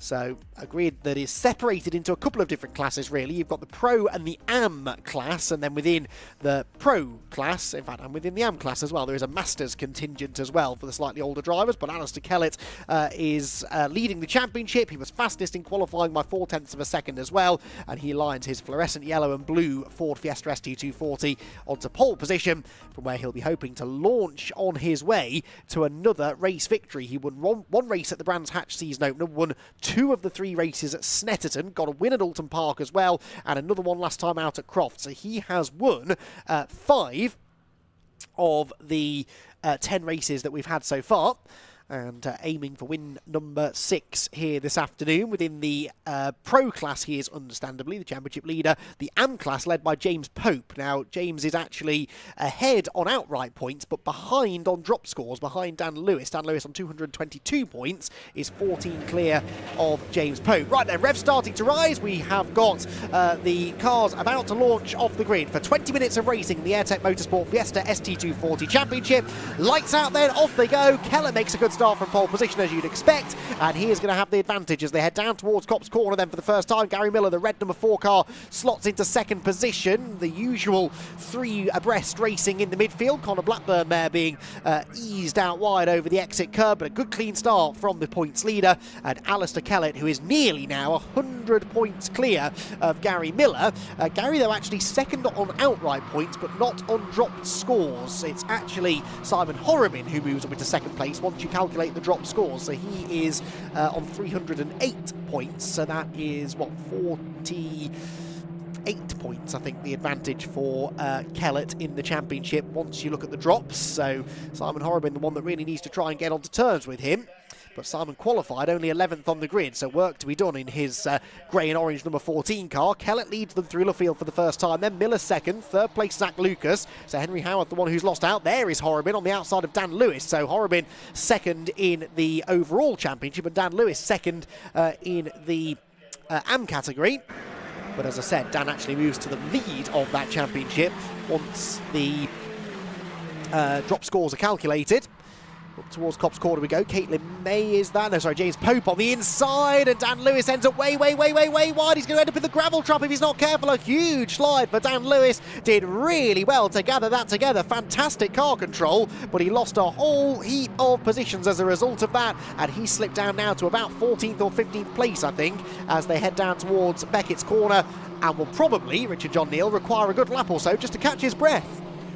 He will. He needs to do it quicker than that championship points-wise. But again, what a great sight this championship makes, doesn't it? Going down the straight. I know a few of the youngsters in the juniors looking at coming into this, and of course, racing a similar car gives them the flavour of, gives them the experience that they can bring into this championship, but also gives them an idea of the running costs as well. And a lot of the drivers in the juniors that will be of age to join this next year are already making noises about coming in. And we've seen that, haven't we? We've got drivers on this grid who moved up from the junior category, including Dan Lewis, of course, who we saw racing there, Lucas Hayden, Joseph Knight, all raced in Fiesta Juniors, and now coming up to give the seniors, as we used to call it, a go, and looking pretty competitive as well. There is Lucas Hayden, actually, the race car consultant's car, exiting Copse Corner and accelerating down towards Maggots and Beckett. So Kellett then leads the way, half a second the advantage over Gary Miller, with Zach Lucas in 3rd position. Here comes the recovering Dan Lewis on the inside of Morgan Kidd now for 12th position, but Morgan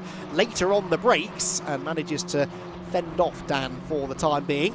Then we've got Blackburn behind in the 174. James Pope is next, ahead of Charlie Ellis, whilst towards the pointier end of the grid, some good battles to be had as well. Lucas Hayden there flashes through, behind him Archie Johnson. So this is all really the lead group, isn't it? 1st place down to 7th place, pretty much nose to tail. Who is going to be the first one in this group, I wonder, to try and make a move? Well, it may well be Lucas Hayden. Lucas having a little nibble there on the rear end of Joseph Knight, and he tees him up well. He's got the momentum through on the inside. Not always added speed on the inside, but that was a good move. I think he's got that done as the leaders flash past once again.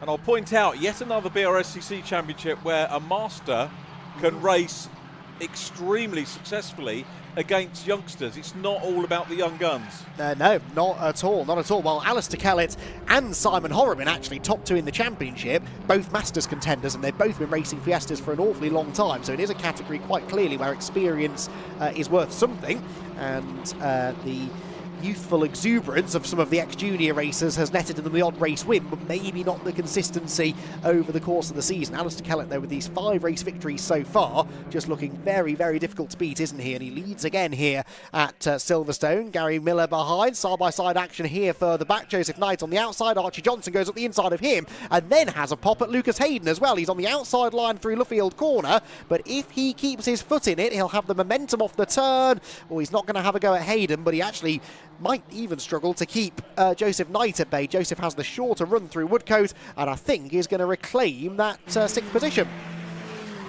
You're right, Kellett setting a good flyer there, 66.011. His compatriot Gary Miller still giving chase.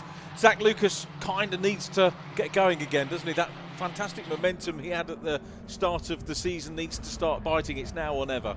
Yeah, won the very first race of the season, second in the second race, and then 4th in the third race. So even then it seemed to be getting worse and worse. He hasn't won a race, though, since that very first race of the year on the Brands Hatch Indy circuit. So Zach Lucas really in desperate need of a win. On the dropped scores, he is still 3rd and 52 points behind Alistair Kellett, but with now only 9 races left in the championship, including this one, it's time to make a move, isn't it, really, for Zach Lucas and for Simon Horrobin if they're going to have any chance of beating Kellett. But Horrobin, a poor qualifying effort as well today, so they're sort of making it a little bit easier for Kellett than perhaps he would have expected.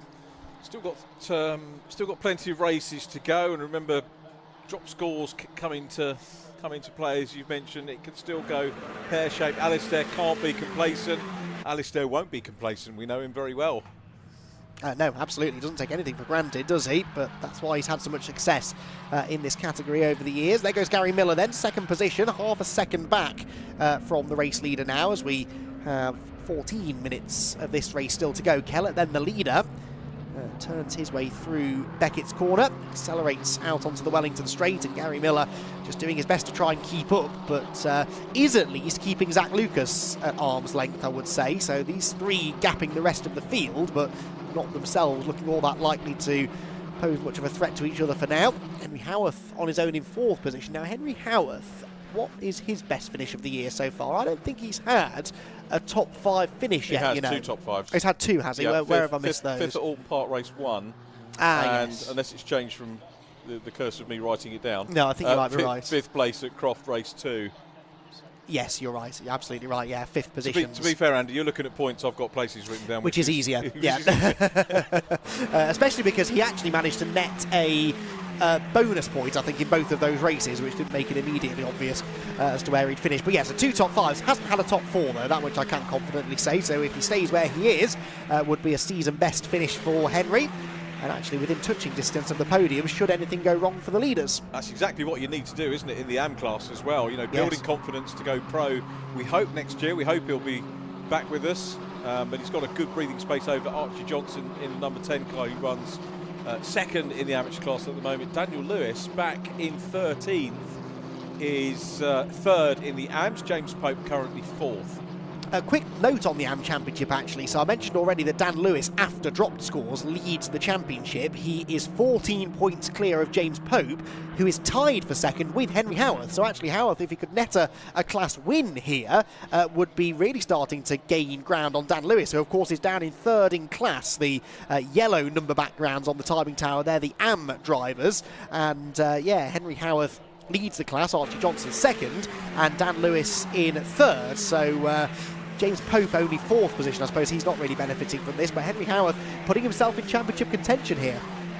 Daniel Lewis, there was talk about recategorising him as a pro driver. He got the win in the partial reverse at Brands Hatch, the opening one of the year. He was 4th and 7th in the other races, so not shabby. I mean, they were pro performances. Then got a podium at Snet, but then 3 retirements, and that's his drop score, so he can't afford any more of those.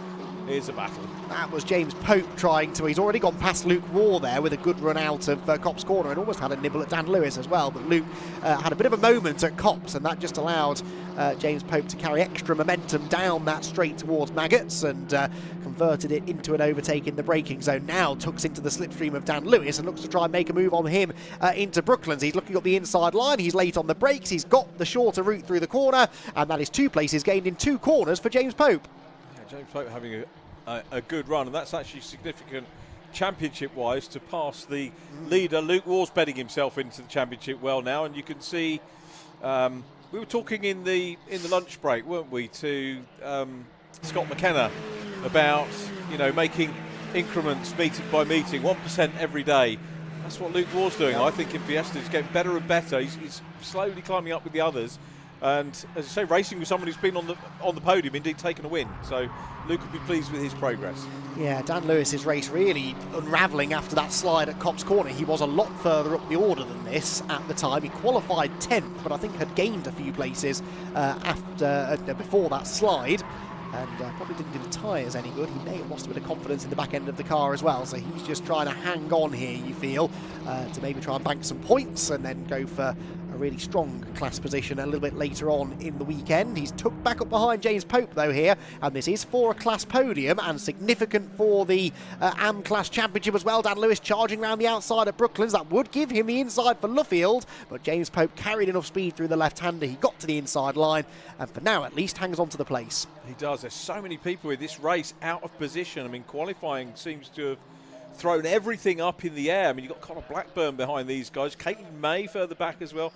Harry Hayes, who provisionally had a podium before the judicials at Croft, is there in 17th. Chellis is back there as well. I mean, it's a tough old championship for sure. It is, and especially at a circuit like this one, it's such a short lap. They're lapping in, well, in qualifying 1:05, a low 1:05 was the pole position time, but you only have to be a couple of tenths off your best, and you could find yourself 3 rows further back on the grid than where you normally would be, and then from there it's very difficult to regain that track position in such an evenly matched championship as this one. No performance advantage for any one car out on track, that's for sure.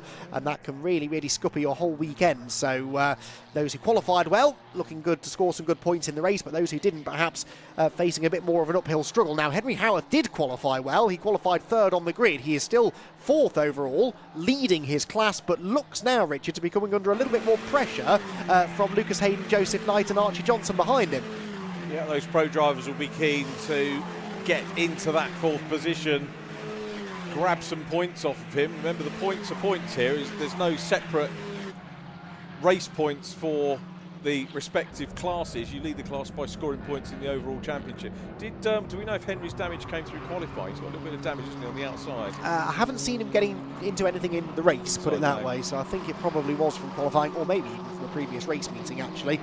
The panel damage won't slow you down too much in this category, so I'm sure they'd rather spend their time and effort and money on putting some new tyres on it, or making sure that the mechanics of the car are in good shape. And certainly he's driving the wheels off it at the moment, isn't he? 4th position would be his season best and indeed career best finish, and within his class as well, looking for a really good finish too if he can get them. I think he has had 1 class win, hasn't he? That being that 5th place finish overall at Oulton Park.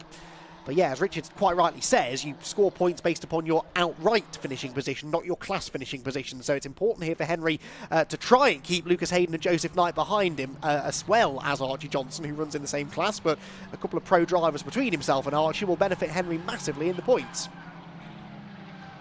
Zachary Lucas is going to take a little bit of solace here if he can finish on the podium. That will be the first time since Snetterton, incredibly, really? Wow, that he's been up on a potential podium position. So good building for him. Do we know how much Alistair Kellett has to do either here, or is it Thruxton next time, isn't it? Yes. Can he wrap things up earlier? I know you've got to be at the last round. You have got to be at the last round. I think you can drop the last round though, can't you, as long as you're there. It's not like, oh, hello, that's a bit of drama. That was Blackburn sideways, and who was that bouncing down the grass to avoid him? Was that Hayes?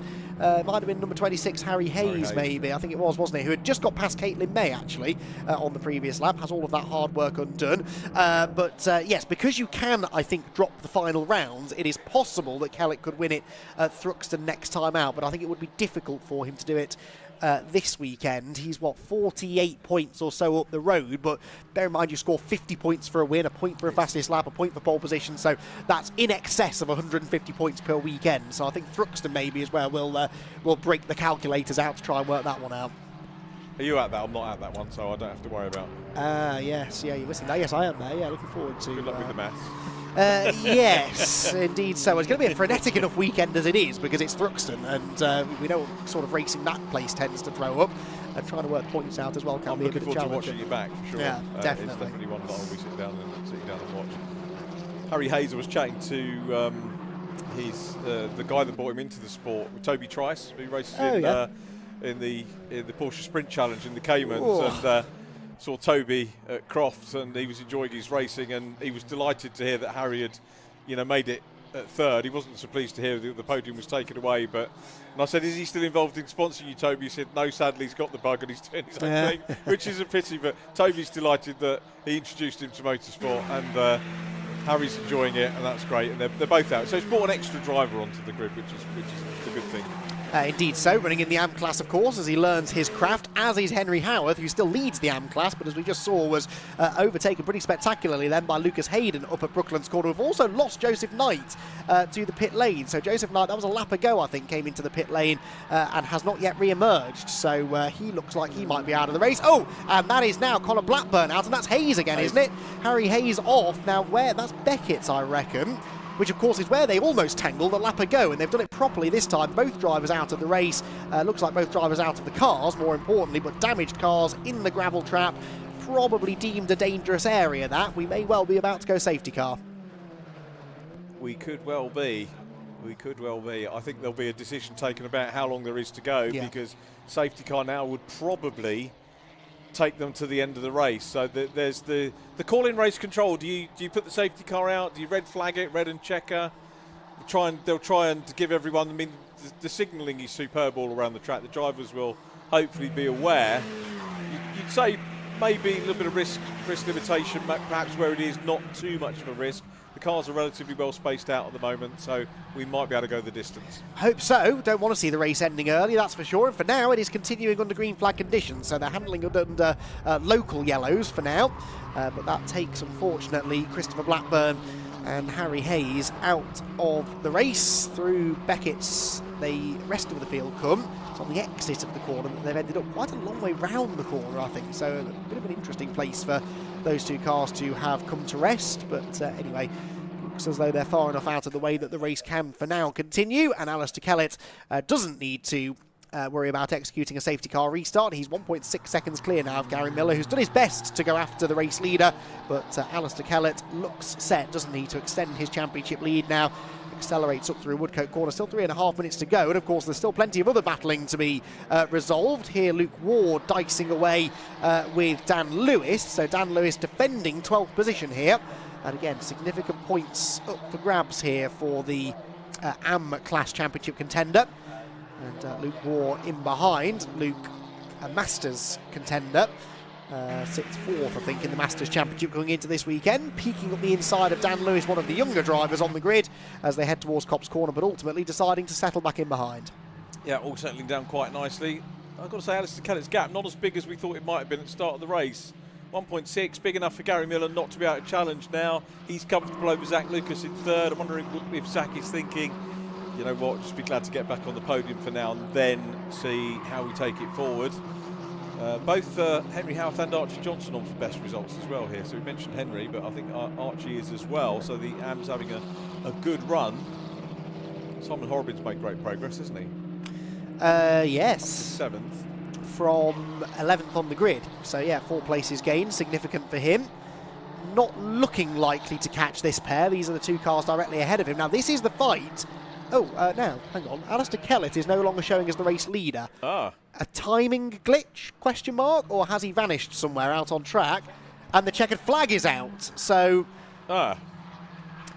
I'd love to be able to tell you all what's going on, but I'm afraid I've no idea. Alistair Kellett is not showing as having taken the checkered flag. I mean, nor in fairness are Gary Miller and Zach Lucas, but where has Alistair Kellett got to is the main question. He is continuing to tumble down the order, and Gary Miller is showing as the race winner. So has Kellett had a drama on the last lap of the race, I wonder, that has maybe required an early finish to the race? Answers on a postcard, anyone. We'll try and find out for you if we can. But, well, that's the end of the race. Gary Miller's the winner by the looks of it, and that will have big ramifications for the championship. That will now count, if that is a non-finish for Kellett, as a dropped score. But, yeah, he's definitely not made it around to the checkered flag. So we'll try and piece together what's happened and see exactly where he got to. Right then, slightly bizarre conclusion to the race, but provisionally we've got Gary Miller as the race winner, Zach Lucas second, Lucas Hayden third, Henry Howard fourth, and Archie Johnston fifth position. Simon Horrobin was sixth, ahead of Sean Reynolds, Morgan Kidd, Colin Blackburn, and James Pope. Worth pointing out, by the way, that Henry Howard was the winner of the AM class. Then then Dan Lewis at 11th, Luke Waugh 12th, Caitlin May 13th, and Charlie Ellis coming home in 14th place. Alistair Kellett is not shown as running at the flag, so he will therefore go down as a non-finisher, ahead of Joseph Knight, Harry Hayes and Christopher Blackburn. We know what happened to those two. They were out up at Beckett's, and Joseph Knight retired to the pit lane. So, we will wait and see, I think, exactly who's going to arrive down at the podium area with Richard John Neal. That's where he's scurried off to have a chat with somebody who is the race winner. We think Gary Miller. And we will have all the reaction to that race coming up momentarily. But with at least two cars needing to be recovered from dangerous positions out on the track, it's going to be a little bit of a delay maybe before we get our next race underway. That next race being for the Ginetta Junior Championship, so it should be worth the wait. We've got Ginetta Juniors and Fiesta Juniors coming up next, followed by the Audi TT Cup Championship, then our first TCR UK race of the weekend, with the Milltek Sport Civic Cup rounding things out at around about 5:25, although we were running about half an hour or so ahead of time, so may now lose a little bit of that advantage we've gained in the day, but we should hopefully have that final race underway at about 5 o'clock or so. And then a reminder, we've got a full day of racing tomorrow, with the racing kicking off just before 9:30 in the morning and running all the way through until about 6 p.m. It's a busy weekend here at this Silverstone National Race Weekend, with some of the Brscc's most popular championships entertaining us all over the course of the 2 days. So we're just awaiting, hopefully hearing from our podium finishers down in the pit lane. Richard, I think, has been taking a couple of minutes to figure out exactly what happened at the end of that race. So let's see if we can get some answers, shall we, by heading down into the pit lane to hear from our podium finishers alongside Richard John Neal. Plenty of drama going on there, and it's Gary Miller that takes the win. Gary just in his car. I think looks like we might be getting the circuit interview first. I want to get Zach Lucas because Zach gets P2. Zach, congratulations. We'll have a bit of Brscc branding in the background, so let's get you over here and go in and have a chat. Well done, Lucas. We'll grab you in a minute. We're juggling with our circuit commentary team today. First of all, great to be back on the podium. Definitely, yeah. It's been a little while, few meetings now. I haven't been on the podium, so it's great. Really, really good stuff. Over the moon. You don't want to see Alistair out of the race, but at the end of the day, it will ebb and flow for all drivers over the course of the season. Yeah, of course, yeah. I mean, it happens to everyone. There's always going to be some sort of mechanical issue throughout the season that is going to get you to retire the car. Unfortunately, I've had a few of them already this season. Hopefully no more.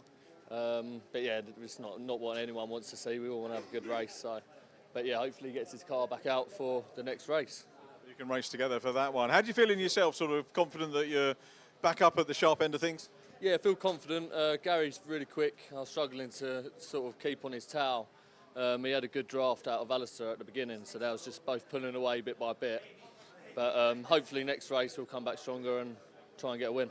Nice one, Zach. Great to see you back on the podium. Many congratulations. Well done on that one. Gary Miller, our race winner. Let's get Gary. Congratulations. First win in the championship? First win in the championship. Congratulations. Sorry, I'm a bit hoarse. There was a bit of shouting. I'm going to make you talk all the more. It's about you. Obviously, we don't like seeing people drop out, but you were there or thereabouts. Myself and Alice had a plan. We just said we'll get around the first couple of laps, try and break the toe for Zach, which we did. And to be fair to Alistair, he just gapped me and I couldn't catch him. And then towards the end of the race, I got to get a bit closer and closer. I said, maybe. And then unfortunately, his gearbox gave up coming into the last. So, yeah, I'm absolutely delighted to get the first win here. Just need to thank so many people like Vicky, my dad's here, Gary at home, everyone. The amount of work that's gone in to get here is just, it's brilliant. It's great. Congratulations, mate. Really, really good to see. And I hope the first of many for you. Hopefully. Hopefully we can do the double tomorrow then and see where we are. So, see what the reverse grid brings. So, I'll do my best anyway and see. Anything you want to change on the car, or are you happy? Absolutely nothing. Put a bit of petrol in it and go tomorrow. That's all I want to do. That's what drivers say that, but you know. I won't be going anywhere near that car today. Listen, thanks to everyone. That's all I have to say. So many congratulations, mate. Give our best to Alistair as well. We look forward to seeing you on the podium a little bit. Gary Miller, our first-time winner. Many congratulations. Third position goes to Lucas Hayden. Lucas, well done. There we go. Super stuff. Happy with that? Yeah, very happy. I think like after the form at Croft, we sort of followed through with the same sort of pace, and it's a shame in quali that it was all so close, about 2/10 coloring, I think the top 10. So yeah, unfortunate to be at the bottom end of that, but we had the pace to push through in the race, and yeah, it really showed. This championship, for someone obviously I met during the sort of junior assessment process for you, you were looking at what the options were. Good decision to come and race here? Yeah, 100%. I mean, the cars are phenomenal to drive. They're so well built, and the whole grid is so competitive as well. Like, I think this is Gary's first win of the season, and he's been up there fighting every race this year. So it shows that anything can happen in this championship, and it's, yeah, amazing to be a part of. You don't look like you've been in a race in hot conditions out there. Is that personal fitness, or? No, to be honest, I think I have. I think maybe I just pull it off. Some better than others, I guess, but it's definitely warm out there. You say you like Prince Andrew, you don't sweat. Oh, maybe, yeah, who knows? Yeah. It's like, I think Ricardo said it, didn't he? High-performance athletes don't sweat or something, but we're getting there, Much to do for the next race? Yeah, I think we'll go over the car, make sure everything's okay with it, and have a look at the day to see if there's anything that we can work on for the next race. But overall, I think the pace looks really good, and should be able to push on.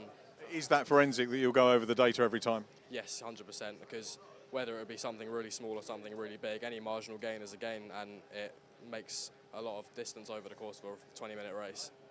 Well, congratulations. Great to see you on the podium. More power to your elbow. Hopefully see you a bit later on. Yeah, thank you. Appreciate it. It's Lucas Hayden. And on to the AM class. We've got Henry Howarth takes the win. Henry, well done. Juggle the mic. Let's get you over here. You get a round of applause as well, which is pretty good. And I think that's your best finish of the season, isn't it, as well? Yeah, it's up there, certainly with Oulton Park as well, getting the 2 wins there. But yeah. Overall finish? Oh, overall finish, yeah, no, definitely. Yeah, no, it was a great race. Some really great battles with Lucas and Archie, but just towards the end, I didn't quite have the pace so much for front boys to stick with them. But nonetheless, it was still a great race. Fourth class win of the year in the AM class, and it is a good way of betting yourself in, isn't it? As a young driver, knowing that you've got a class that you can race in. Sure, great if you can come in and challenge for overall honours, which you're knocking on the door of, but just having that separate class, it just gives newcomers a chance to work themselves in and maybe get a little bit of silverware. Yeah, no, definitely. It's a great series for anybody involved, and yeah, I'm fortunate to be with a really good team who've given me the car to be racing here. So yeah, big thanks to ClubSport because they've made all this possible for me this season. You're going to enter their scholarship for the JCW? Yes, I have. Yeah, I've already entered. So yeah, I'm looking forward to doing that as well. But yeah, it's great to be such a good team. You got an inside advantage there, haven't you? Don't know. I think Jamie's going to treat me as just as anybody else. So yeah. The entry terms are the same for you as anybody else, I guess. Yeah. And you're around ClubSport a lot, so I've seen you on touring car weekends, helping, mentoring, bit of engineering stuff like that. What are you learning from those events? Mainly just sort of like how cars operate. So my personal belief is the better I know how to set up a car and the better how it works, the better I'll be able to race it at the end of the day. That's pretty good, isn't it? A good learning experience, and obviously with the scholarship, you'd be using this as a stepping stone to get into the Toka arena. Yeah, definitely. I'd love to go to Minis. We're still looking for the budget to do that, but definitely that's on the board if we can. That biofuel car's probably available for brands. Yeah, we're possibly looking to do it. You never know. We'll have to wait and see. Yeah, we don't want to lose you from Fiestas. We love having you here. Well done on the class win. Thanks a lot. Henry Howe takes a win there. Well done, Henry. Thanks for chatting to us. Archie Johnson takes P2. Here's Archie. Well done, mate. Round of applause as well. I tell you what, do you know what? The AM class are getting as good a reaction as the overalls, which is really heartening to see. Tell us about your race. I got a pretty bad start, to be fair. I got a bit of wheel spin off the start, and the initial launch wasn't great. Now I got a little bit of contact in turn 1, which put me wide, and I lost another couple of positions. But through the race, with people having failures and me being able to overtake a couple, managed to make it back up to where I started in P5, and relatively happy with it.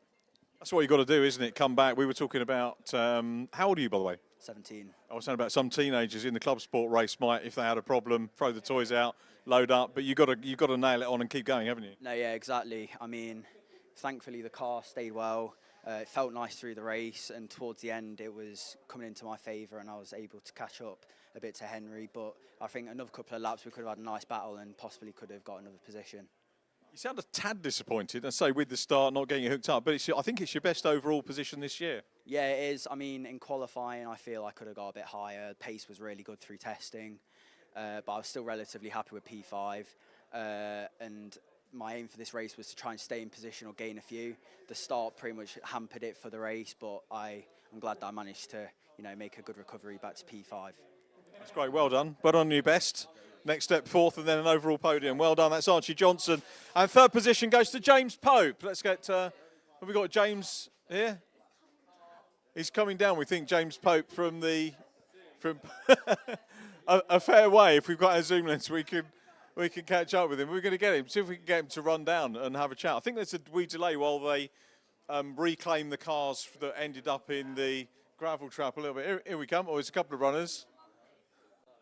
Good to hear from all. It's not very often we get the chance to actually chat to the top 3 in both of the classes in the Fiesta Championship, but I think we might do. He is running now. I don't know if Shane can look down there and see the runner.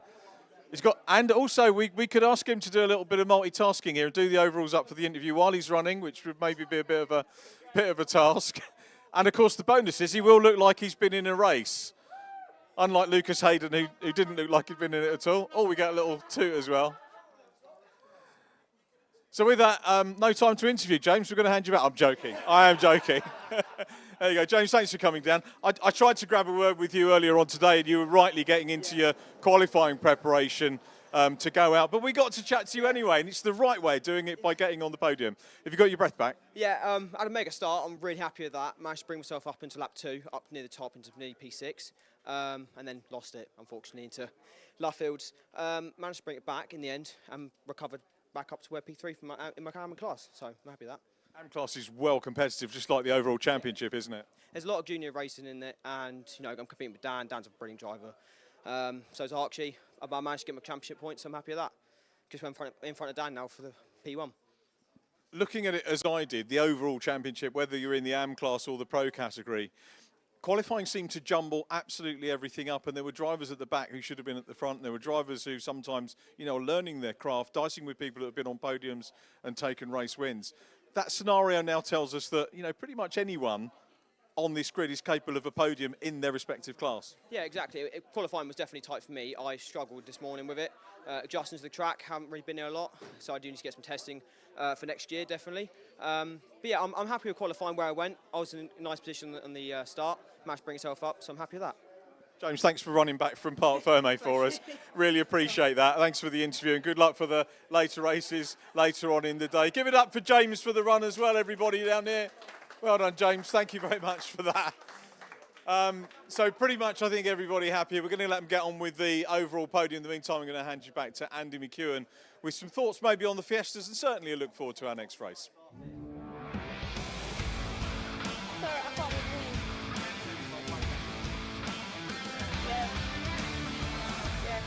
Before you get back in, Scott. Yep, thank you very much, Richard. With our next race almost upon us, I think. The Ginetta Junior Championship drivers will be heading out at any moment now, but the Fiesta ST240 is putting on a good show for us there. A drama for the championship leader with a gearbox issue taking him out of the race. What drama then does our first Ginetta Junior action of the weekend have in store for us? Well, Chase Fernandez will be hoping that his race is limited on drama because he's starting from pole position and would love to add to the 4 race victories that he's already had so far on his way to 2nd place in the championship. As things stand, he will have Isaac Phelps alongside him on the front row. Row 2 then for Ethan Jeff Hall and for Alfie Slater, with Marcus Sater and Jude Peters sharing row number 3.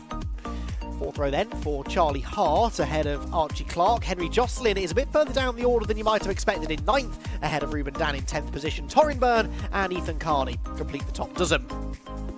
Then it's Tom Ingram Hill with Colin Cronin on row number 7. Row 8, Tiso Mabunda and Alfie Davis with Felix Livesey and Harry Moss on row 9. The 10th row for Jack Robinson and James Ellis, with Holly Mile bringing up the rear in the Fox Motorsport car. Well, Ginetta Junior Racing and the Silverstone National Circuit really do go hand in hand. We've seen some epic races here down the years. This is a category that is built upon close quarters racing, slipstreaming action. They're not very big cars either, so you can fit them 3 or 4 or 5 wide around some parts of the Silverstone National Circuit, and close finishes are often the order of the day. So we're hoping really that we'll see that here this afternoon. Certainly we've got all of the ingredients in place for what should be an entertaining race. Over 20 minutes, the duration. Chase Fernandez pulls up on pole position. Now, like I said, Chase Fernandez is second in the championship. Ethan Jeff Hall leads the championship, but that is all before any drop scores have been added. So that obviously doesn't get taken into account as far as Ginetta Juniors are concerned until probably the penultimate round or so. They've got 2 more rounds to go, one at Donington Park and one at Brands Hatch, both on the British GT package. And that's where they've made their home really over the last couple of years, but racing on and off with the Brscc as well. They're run by the Brscc these days, the Ginetta Championships, all 3 of them, and running on a standalone Brscc event here this weekend too. And we're very, very happy to have them here with us on the track, track that, as I said, suits these cars down to the ground. So, Chase Fernandez for our Racing, Elite Motorsports, Isaac Phelps second, and that brings me on actually to the Teams Championship, which is being dominated really by our Racing. It was a lot closer in the early stages of the championship, but over the first couple of rounds it was Elite Motorsport who stole the march, but then our Racing able to claw that back. They had a really good run at the Anglesey G-Fest, outscoring Elite Motorsport pretty handsomely there. They continued that run at Snetterton last time out, and they arrive now here at Silverstone with a 144-point lead over Elite Motorsport in second, who are then nearly 100 points clear of PrepTech UK in third. So our Racing looking good for the Teams Championship.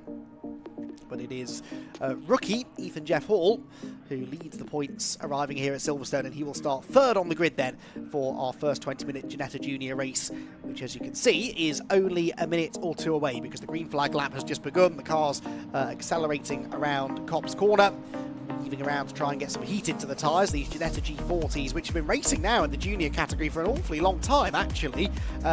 Probably something like 14 or 15 years ago, I think. Maybe just under that, maybe 12 or 13 years ago that the G40 was introduced and replaced the old G20. It's always been a massively, massively popular category of racing, a great proving ground for young talent. And quite a few stars of the motor racing world can say that they began their circuit racing career here in the Ginetta Junior Championship, and some real talent on show in 2024 as well. Richard John Neal has made the short hop back to the commentary box to commentate on Ginetta Juniors again. Richard, this must feel like old times. It does. It's lovely. I'm very, very delighted to say I've maintained the relationship with Ginetta, even though they've not been with us on the Toka package.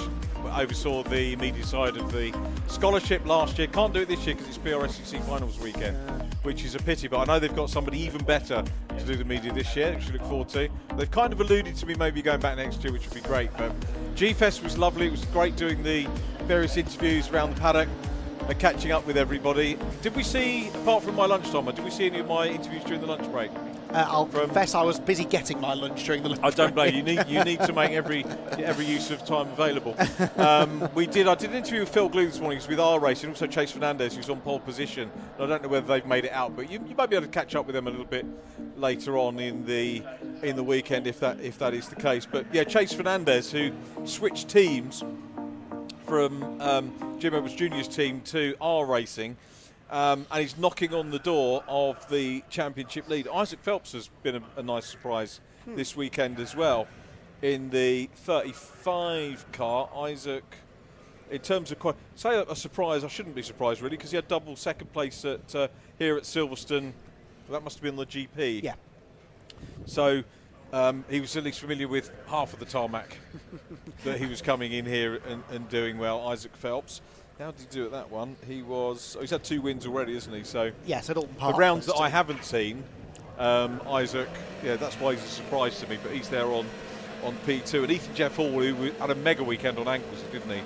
Yes, he did, and that's really part of why he has this 38-point championship lead, but can he retain it here at Silverstone? Well, let's find out. Chase Fernandez is the man chasing him down, and Chase has managed to hold on to the lead, I think, as they accelerate off the line and head towards Copse Corner for the first time around. So Fernandez then getting part one of the job done nicely and gets through Copse Corner with the lead of the race. But whether he'll be able to stay there for long is another matter, because we know that it's almost impossible to escape at the front of the field in this category, especially around this circuit. And already the first challenge is coming from Isaac Phelps, who looks to the outside, but he is the lone Elite Motorsport Ranger surrounded by a sea of our racing cars.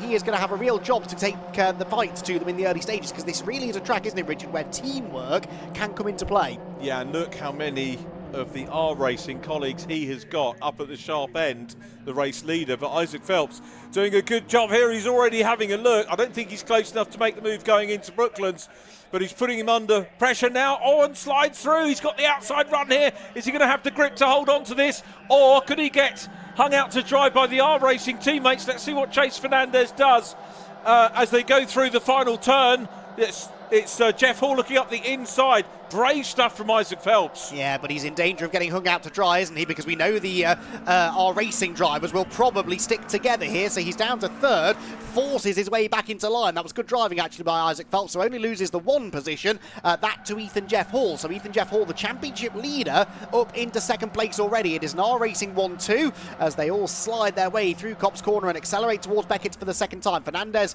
leads then, Jeff Hall second, Phelps still there in third, but that was a good example there, Richard, of how going for an overtake is not always the right thing to do. He ended up losing momentum and losing a place. Yeah, very, very tricky indeed. And if he does it again, Alfie Slater is the next one in the queue, the number 27 coming 4th place. And Marcus Sater down behind him as well. Marcus, of course, had a super weekend on Anglesey, a couple of rounds ago with us now, but the challenge is on for lead position. Ethan Jeff Hall down the inside. Isaac Phelps is coming up and he's going to try a similar move. You can see him working the wheel. He's got around the outside here of Chase Fernandez.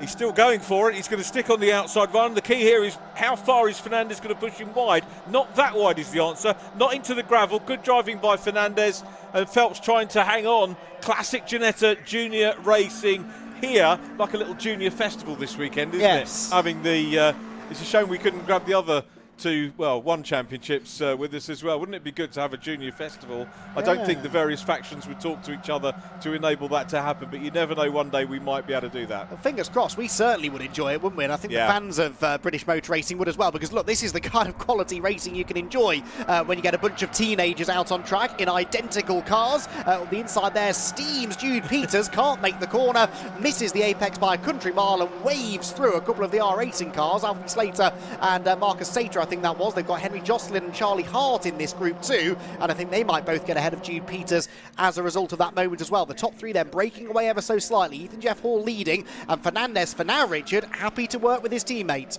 Yeah, Chase will be. It's the game plan that they try and break the toe from the elite racing runner and then sort it out amongst themselves in the closing stages. Chase Fernandez told me on his interview this morning that even though he's joined this team, he's great mates with his teammates. And I said, when do you stop becoming friends? When you're battling like you two are for the challenge? Oh, no, we're always great friends. Okay. We'll ask him again at Brands Hatch, shall we? See if he gives the same answer. I mean, he certainly gave a bit of a bump there to Ethan Jeff Hall through the apex at Luffield. I don't think Ethan appreciated that, but it wasn't intentional from Chase, just trying to stay as close as he can to the race leader's car. This is the fight for 4th position. Alfie Slater 27 ahead of 67 Marcus Sater and Charlie Hart number 50. Now Charlie started 7th, he's gained 1 position from where he started, but really needs to try and gain some more. Charlie was right up there in the championship hunt at the start of the season, He's slipped back a little bit since then, but this might be his opportunity to go through, because out wide goes Slater. Sater goes through, Hart goes with him, and actually Charlie having a pop now at getting past the second of those R-Racing cars at the same time. Can't do it, slots back in line, but look, all of this battling for fourth, Richard, is allowing the top three to break away. Yeah, it's ideal for them, isn't it? Is Charlie Hart keeping an eye on Fun Cup, by the way? Has he got an impending debut there at the end of, I believe so, end of his junior tenure? More of that anon. I think you've probably heard it all before here anyway, the G-Fest. But yeah, super stuff here. Marcus Sater just ahead of Charlie Hart. Then Alfie Slater, I always want to call Cat Slater. Are you a soap man? You know what I'm talking about. Here we go. I knew who you were talking about, but no, I don't have the time these days to follow them. But yes, Alfie Slater was fourth position. I don't think he is anymore, though, is he? As they come across the line, Hart up to fourth. So good luck that from Charlie. But this group really need to start playing nice, don't they? Otherwise, those top three are going to be left to settle it amongst themselves. The trouble is, there's no real alliances here, are there? Lots of different teams represented. You've got E3, you've got R-Racing, PrepTech, Elite Motorsport. There are no teammates together here, Richard, to sort of work together and get this group into order. That's Henry Jocelyn almost into the back of Alfie Slater. Jude Peters again inventing his own line out wide. There's a bit of a bump there from Jocelyn to Slater, and that will not benefit the R-Racing man. Yeah, Henry Jocelyn had a disqualification, didn't he, at the previous round at Snetterton, which you can't drop. Yes. So that's a big dent in his championship hopes. He was the erstwhile championship leader a few rounds ago, and he's got a bit of a mountain to climb now. And the stewards, once you get that sort of thing, once you've got that reputation, the stewards, I'll say will focus on it, but they'll be aware, whether it's deliberate contact or otherwise, they'll have a very close look. The truth is, of course, they look at everything. They'll look at all the data, but Henry maybe needs to be a little bit careful of that. He's down behind Jude Peters, who had his strongest qualifying today. And you'll see on the timings how Jude has the letter F after his name. He's the top, or he was the top rookie, still is the top rookie. And Ginetta have acknowledged that and introduced the freshman class, which is for drivers who are new to the championship, but less experience in racing generally. Indeed so, which is great, because it means that they've got something to fight for, even if they're not immediately on the pace of some of the regular front runners. But you're never usually short of someone to fight with, are you, on a Ginetta Junior grid regardless. Speaking of, side by side here, Archie Clark and Ethan Carney. Carney on the inside, number 53, and Archie Clark sort of gets eased out wide. Jude Peters and Ruben Dan are in this group as well. And Tom Ingram Hill as well, a bit further back than we're perhaps used to seeing him of late. He's been coming on strong in the mid part of the season. Down towards Brooklands they go, and this group just refusing to get themselves into any sort of order. Very entertaining to watch, but it means those top three have really broken away now. Ethan Jeff Hall and Chase Fernandez in particular, and actually they, Richard, have got a second in hand now over Isaac Phelps as well. So the R-Racing teamwork at the front is working well, and I wonder whether maybe some of the R-Racing teammates in this mid-pack group, if they get together, they can maybe use that to their advantage too. Yeah, it's going to be interesting as off goes Torin Byrne, I think that is. Yeah. Yeah, Torin was eased wide there by somebody. I didn't spot who that was. Colin Cronin maybe, I think, was up the inside. Yes, it was. And Torin Byrne drops down to 15th position. Harry Moss, has dropped down to 20th. Something's happened to Harry on that lap as well. He's 20th and last now, after some sort of a drama. 12 and a quarter minutes to go then. And Ethan Jeff Hall continues to lead the way. Where does the next move come from? Well, perhaps Alfie Slater, who started, let's not forget, fourth on the grid, ran inside the top three earlier on, and now finds himself all the way down in 7th position. So perhaps car number 27 is going to be the one whose driver is the most eager to try and gain some places rather than lose them. Alfie missed the...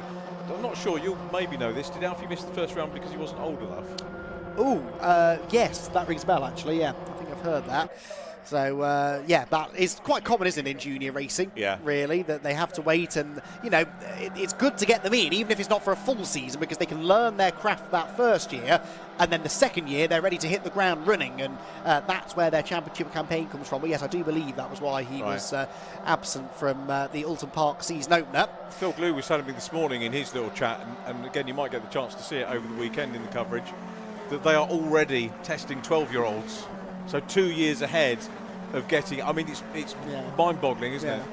It absolutely is. I always joke that racing drivers get younger every year, but they really do, don't they? 12 years old, that is astonishing. But of course, there are ways they can do it in safer, controlled environments. It means that these days it is not uncommon to see a rookie at 14 years old coming into a championship like this and immediately having podium pace. They might have to learn their racecraft over the first handful of events, but they've got the speed right from the very start, and that really is not a bad thing in my eyes, because there's so much talent out there. The sooner they have the chance to prove themselves, the better.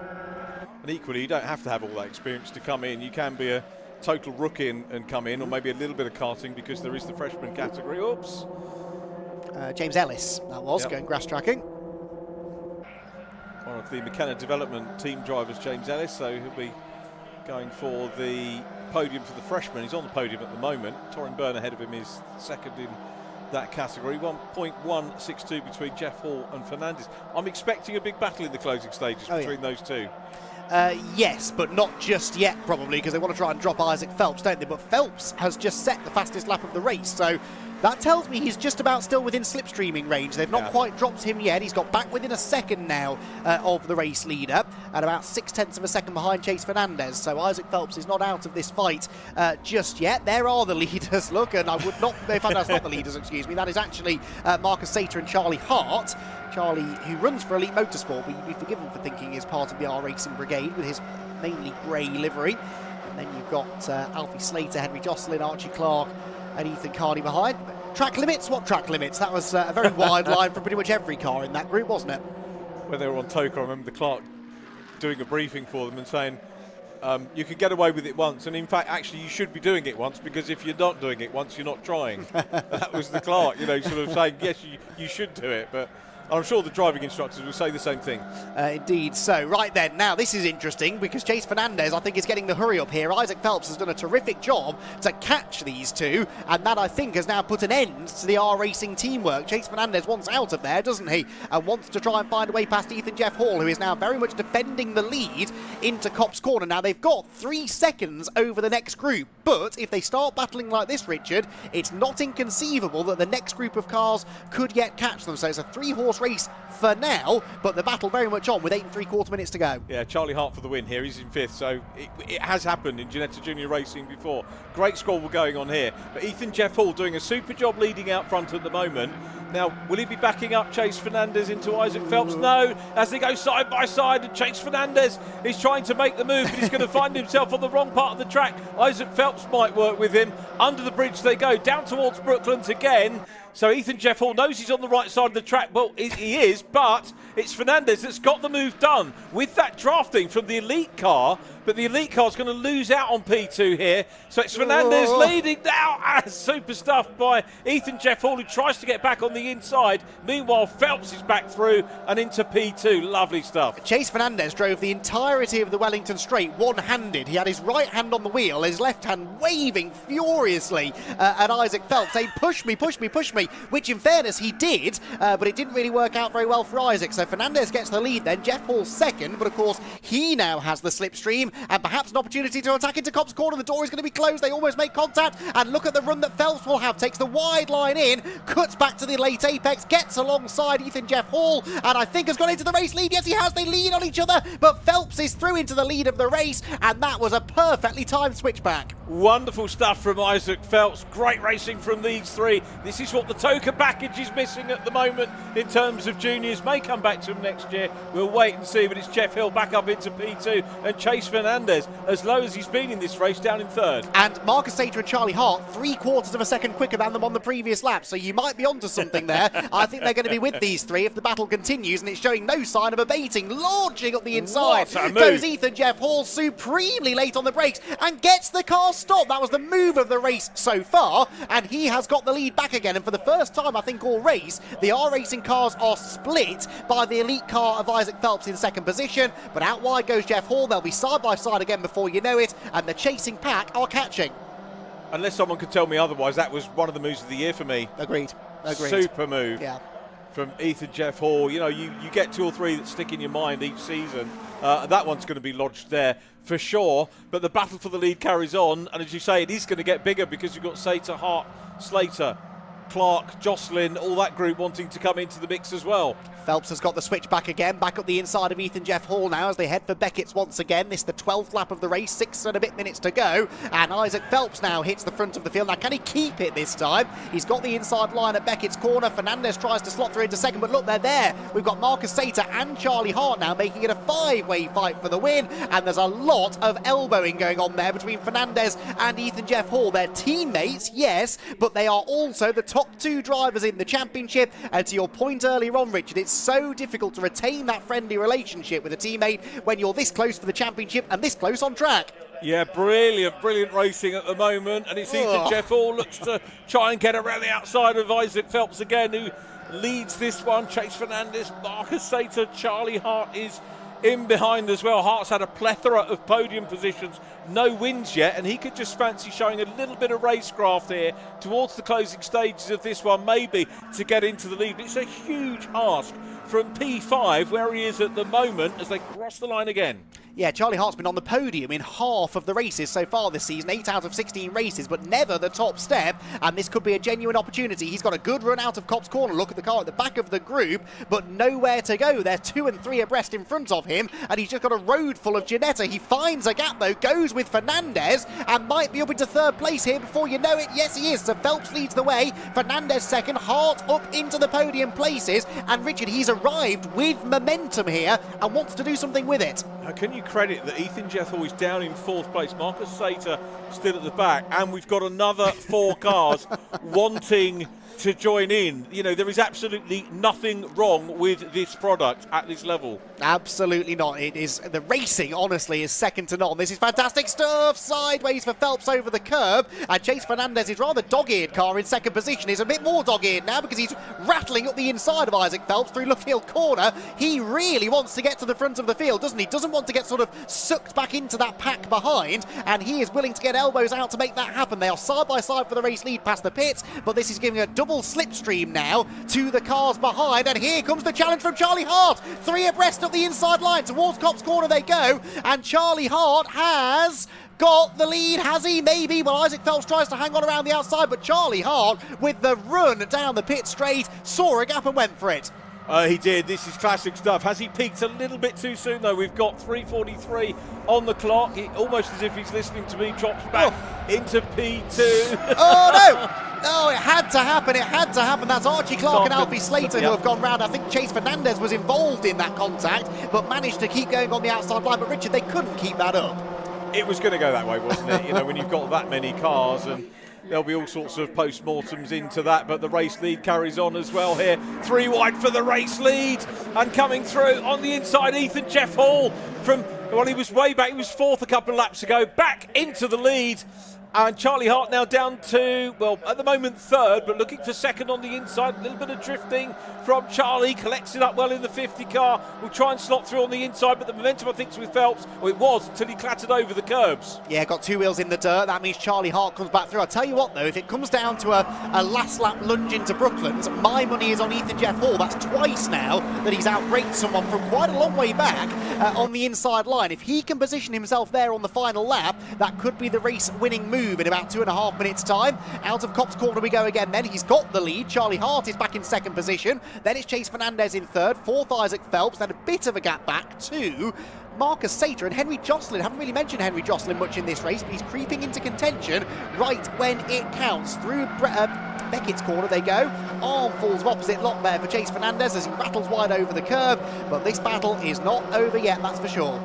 Ethan Jeff Hall leads them down the straight, and I guess at this stage of the race, you want to be leading at any time, but tactically, does he want to be leading? Because he's got Charlie Hart, who's going to be fired up for that first win. Hart takes the nice wide line into Brooklands, not under any massive pressure at the moment. The cars are there, forming a little bit of a spectre for him, with Fernandez in 3rd place, Isaac Phelps still in 4th, Henry Jocelyn getting himself up towards them as well. in that 26, but it's Jeff Hall still out front. Charlie Hart thinks relatively settled with just under 2 minutes to go. Which means 2 more laps of the Silverstone National Circuit then between us and a checkered flag, but who will see the checkered flag first? That is the question. Ethan Jeff Hall, I would say, has led more laps than anybody else in this race. He does seem consistently, doesn't he, able to put himself at the front of this group.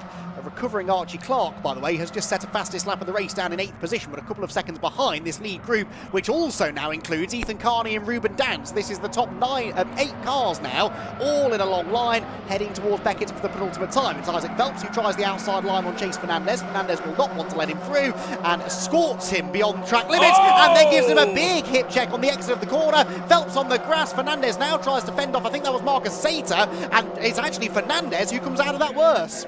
Yeah, he didn't want to be doing the bashing and crashing down the straight. He was defending position.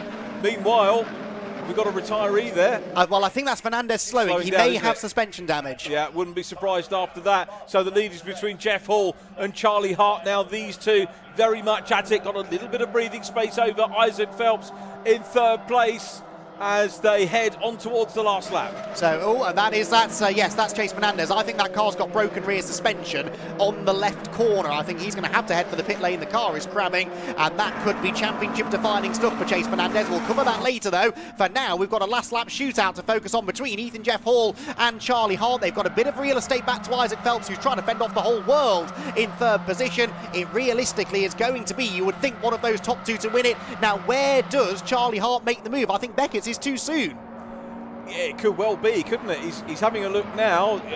The ideal run would be on the inside into Brooklands, but we'll see. We know how quick Ethan Jeff Hall is into there, and he'll be expecting Charlie Hart to make the move. Let's watch it as they come out of Beckett, and you can see he's almost hugging that left-hand line. There's not room at the moment down the inside for Hart to go through on the inside. How aggressive is Charlie willing to be for that first victory of the season? He feints to the outside, wanted to sell the dummy and go back to the inside, but couldn't do it. And so Ethan Jeff Hall, last of the late breakers, will hang on to the advantage through Brooklands for the final time. A big slide for Charlie Hart. It's not going to be another 2nd place, is it, Charlie? Through Luffield corner they go, then he takes a tight line. He tries to nuzzle up the inside of Ethan Jeff Hall. It's going to be one of those Ginetta Junior sprints to the flag, but I think that Ethan Jeff Hall has just about got enough to hang on for a 6th victory of the 2024 season. Across the timing line they go, and yes, by 0.2 of a second, it's Ethan Jeff Hall who wins. Charlie Hart in 2nd position. Isaac Phelps comes home in 3rd place in the end, with Sater 4th and Jocelyn 5th. Now, that,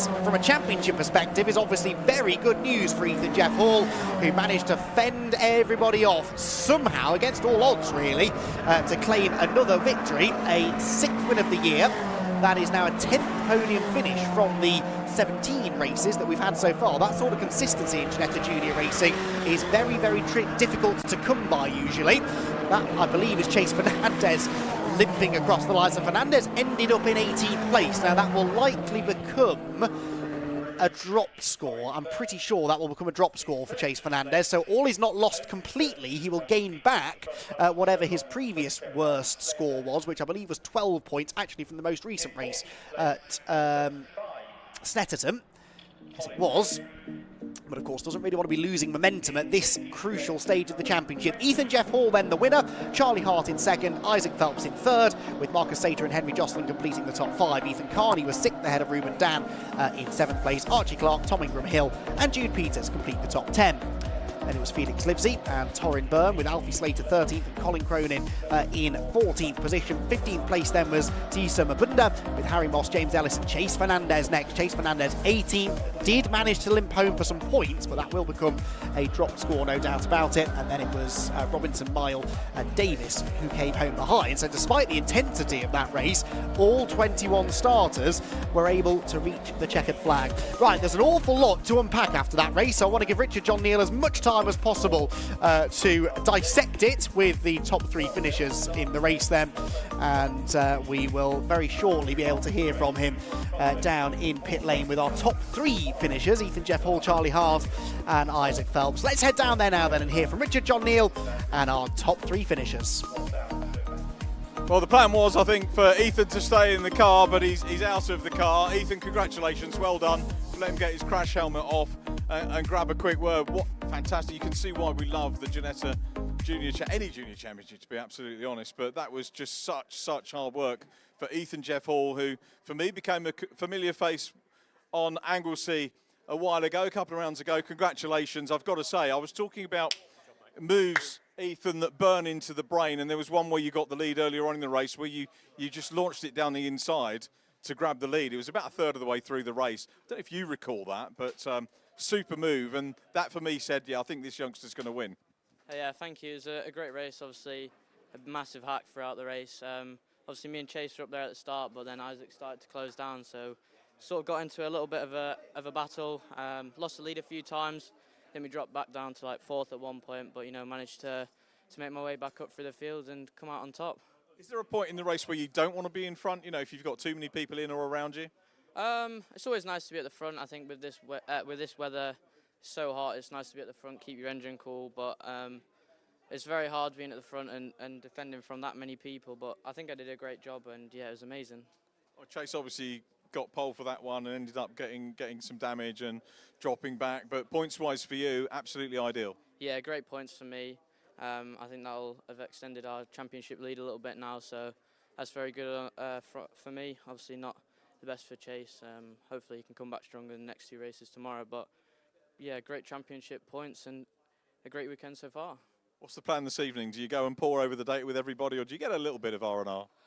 Obviously, enjoy the moment, and then we'll probably go back, do a bit of data, have some lunch, and just go to sleep, really. Nice one, Ethan. You've earned that. Well done, mate. Congrats. Super win, great drive, and that move that, as I say, will stick with me. We've got Charlie Hart being interviewed at the moment on Circuit.com, so we'll grab a quick word with Charlie in a moment. As you heard during the race commentary, virtually ever present. He's had 8 or 9 podiums over the course of the season so far. And the elite motorsport runner, Charlie. We spoke briefly at Anglesey. I don't think we did a podium interview, but what a great race. And there was a huge gap between the top 3 and you guys. And you were running in 5th, I think, maybe behind Marcus. And I made the comment at the time. By the way, I've already told Ethan that I thought he was going to win after one of the moves he did. But you were back in 5th, and I said, Charlie Hart for the win here from 5th when they close up. And you did, and you took him all the way to the flag. Yeah. Started 7th. Obviously, quali wasn't amazing, but, you know, managed to get a few into the first couple of laps, got into 5th, I think, and then just sat behind Marcus for a bit. It was inevitable they were going to battle at the front, so I just spent the time planning for what I was going to do when we caught them. And then, yeah, just picked them off one by one. Just couldn't get Ethan at the end, but good race. It's one of my commentary colleagues, Joe Tanner, who's like Scottish Formula 4 champion many years ago, said, podiums are great when you first get them, but until you get a win, they get old, you get fed up with them. The win is so nearly there for you. Yeah, so close again. You know, we're starting 7th again tomorrow, so, you know, just do that again and make the move for the win, hopefully. Reading your body language, your face, your eyes, it says to me, you know you've got the win in you. Yeah, 100%. I know what has to be done. I know I'm capable of it. So, yeah. Great team behind you as well. Shout out for Ed and the boys. Elite's always been a good outfit as well as our racing. Oh, yeah, you know, great team. Couldn't have done it without them. We've made a lot of improvements to the car, so, yeah, really happy with that. Nice one, Charlie. Many congratulations. Charlie Hart, P2 man. That's our top 2 from the Ginetta Juniors. Shame we didn't get to do the other runners, but we've got more junior racing coming up, courtesy of the Brscc Fiesta Juniors. They'll be on track in a moment. Let's head back to Andy for a bit of reflection, maybe on the Ginettas, and certainly look forward to the Brscc Fiesta Juniors.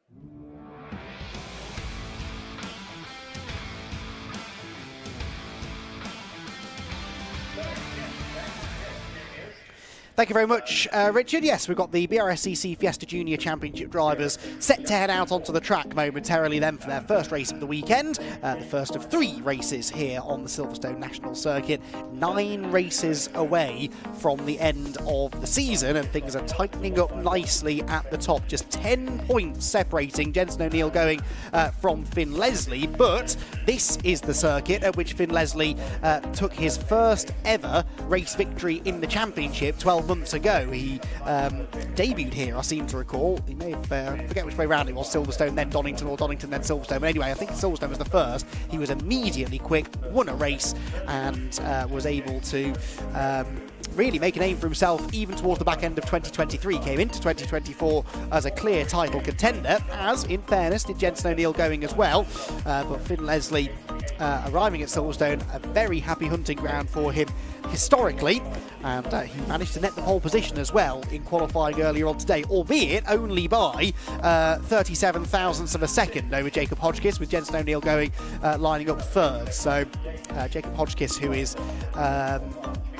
there in the championship, I seem to recall. Jacob is 6th in points coming into the weekend, albeit about 70 points or so adrift of the championship lead. So realistically not likely to challenge for the title this year, but he would like to try and get himself a race win if he can. Jacob Hodgkiss has had just the one victory so far this season. His championship really derailed with a non-finish followed by then a disqualification in the 2 races at Snetterton earlier on in the year. Now the non-finish can be counted, well, non-start it was actually, can be counted as a drop score, but the DQ in race 2 can't. He then had another non-finish last time out at Croft, the middle of the 3 races, which means he's now dropped 2 zeros and also has a further 0 score that he can't drop from Snetterton. So his championship really sort of unravelling a little bit as a result of that, but looking to try and get himself a win here if he can. Finn Leslie starts, as I said, from pole position though, and Finn's championship campaign has just got stronger and stronger throughout, really. He had a win along with 2 third-place finishes at the Brands Hatch season opener, had a 2nd and a 1st at Snetterton. Bit of an iffy first race at Oulton Park, but bounced back nicely for 2nd in race 2, sorry, 3rd in race 2, then got a 2nd place finish and a 3rd place in 2 of the races at Croft last time out. So Finn Leslie with a pretty consistent season, really, not dropping all that many points compared to some of the others. But Jensen O'Neill going is the one who's done most of the winning. He won 2 of the 3 races at Brands Hatch.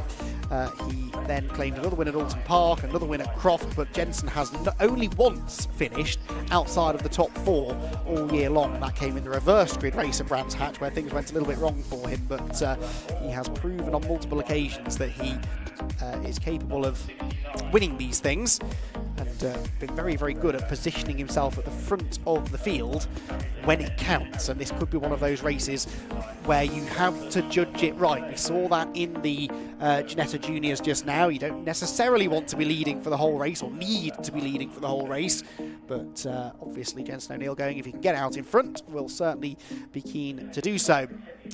Had quite a few judicials after qualifying. There were lap times disallowed for Harry Lindley and Jensen Mason. They were both disqualified altogether from the qualifying session, number 69 and 85, for contravention of several championship regulations, really. I won't go into them all now, but they will therefore disqualified. We'll have to start off the back of the grid. And we also had lap times disallowed from number 87. That was Archie Davis, who qualified 6th, but probably could have started a little bit further up than that. He wasn't the only one to have lap times disallowed, though. Jensen O'Neill going even having a lap time taken away from him. But as you can see, the cars are now out on their green flag lap then. Well, not their green flag lap, that's their outlap from the assembly area. The layout here on the Silverstone National Circuit sees the cars line up in the assembly area, which is actually 2/3 of the way down the Wellington Straight. So they come out, do Brooklands, Luffield and Woodcote line up on the grid, and then are released onto their green flag lap proper. When that's done, it will be a 15-minute race then for the juniors.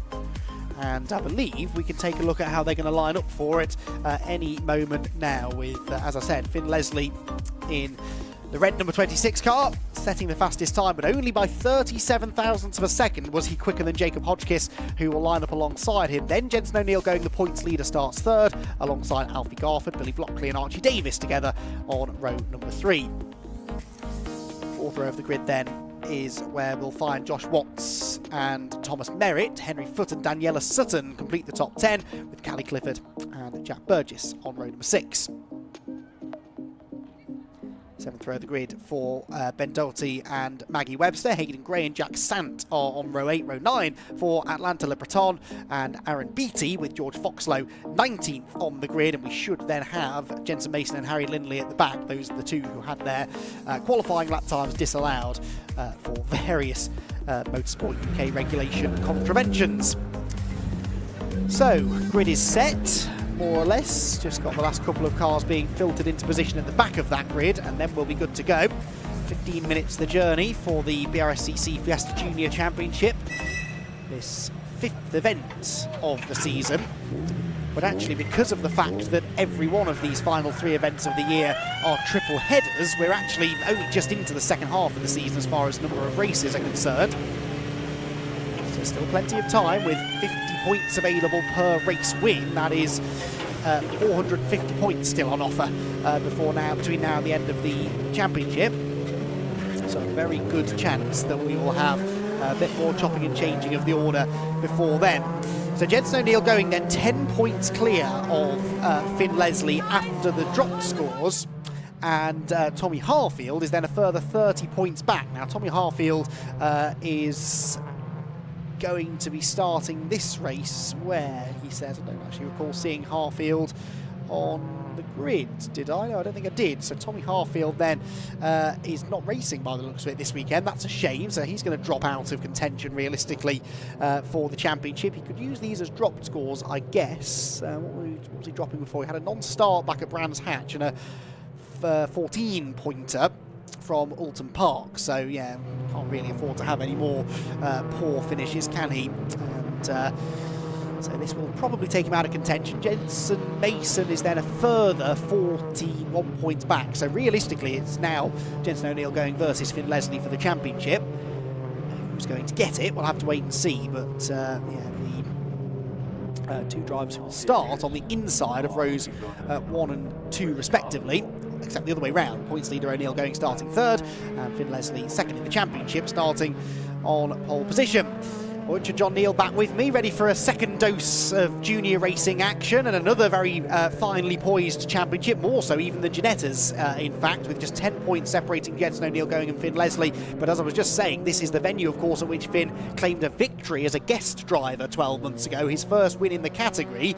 He's gone on to win a handful more times in 2024, but he's qualified on pole position. Is it fair to say Finn is turning into already a bit of a Silverstone specialist? We've got a Silverstone championship, haven't we? Do you know what? I didn't even realise he qualified on pole. I've been so busy today going in and out, I hadn't even seen qualifying times. But yeah, Finn Leslie, when he came in as a guest, didn't have that pressure, did he?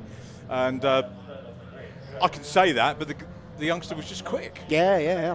You know, we could make up all the excuses for the other drivers, and Finn Leslie was quick. And as you say, championship battler with, so we've got Jacob P2 and Jensen O'Neill going P3.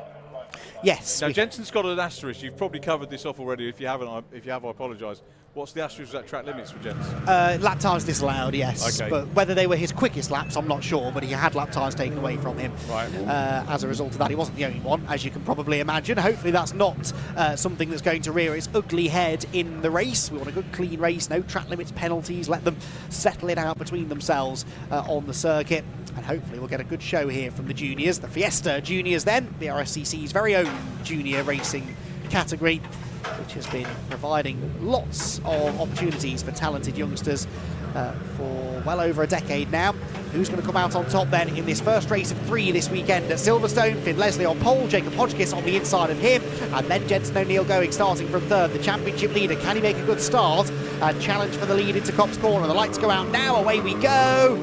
Pretty even start really for most of the front runners. Like Josh Watts got away well. Josh Watts qualifying reasonably well, although he's getting involved in a bit of fisticuffs already. That was with Billy Blockley, I think, in the red car, but he does manage to force his way through. So Blockley dropping down a position or so already as they round Cops for the first time and head down towards Maggots and Beckett. Who's got the lead though? Is it still the red car of Finn Leslie? No, it isn't. Jacob Hodgkiss going through with an assistance from Jensen O'Neill going. Hodgkiss sideways, but not as sideways as Leslie, who is off. Finn Leslie off altogether up at Beckett's corner, and that, well, whether it was pressure, who knows? Certainly cold tyres, I think, coming into play. Another car out wide further back, but that is drama already for Finn Leslie, who's got it all to do.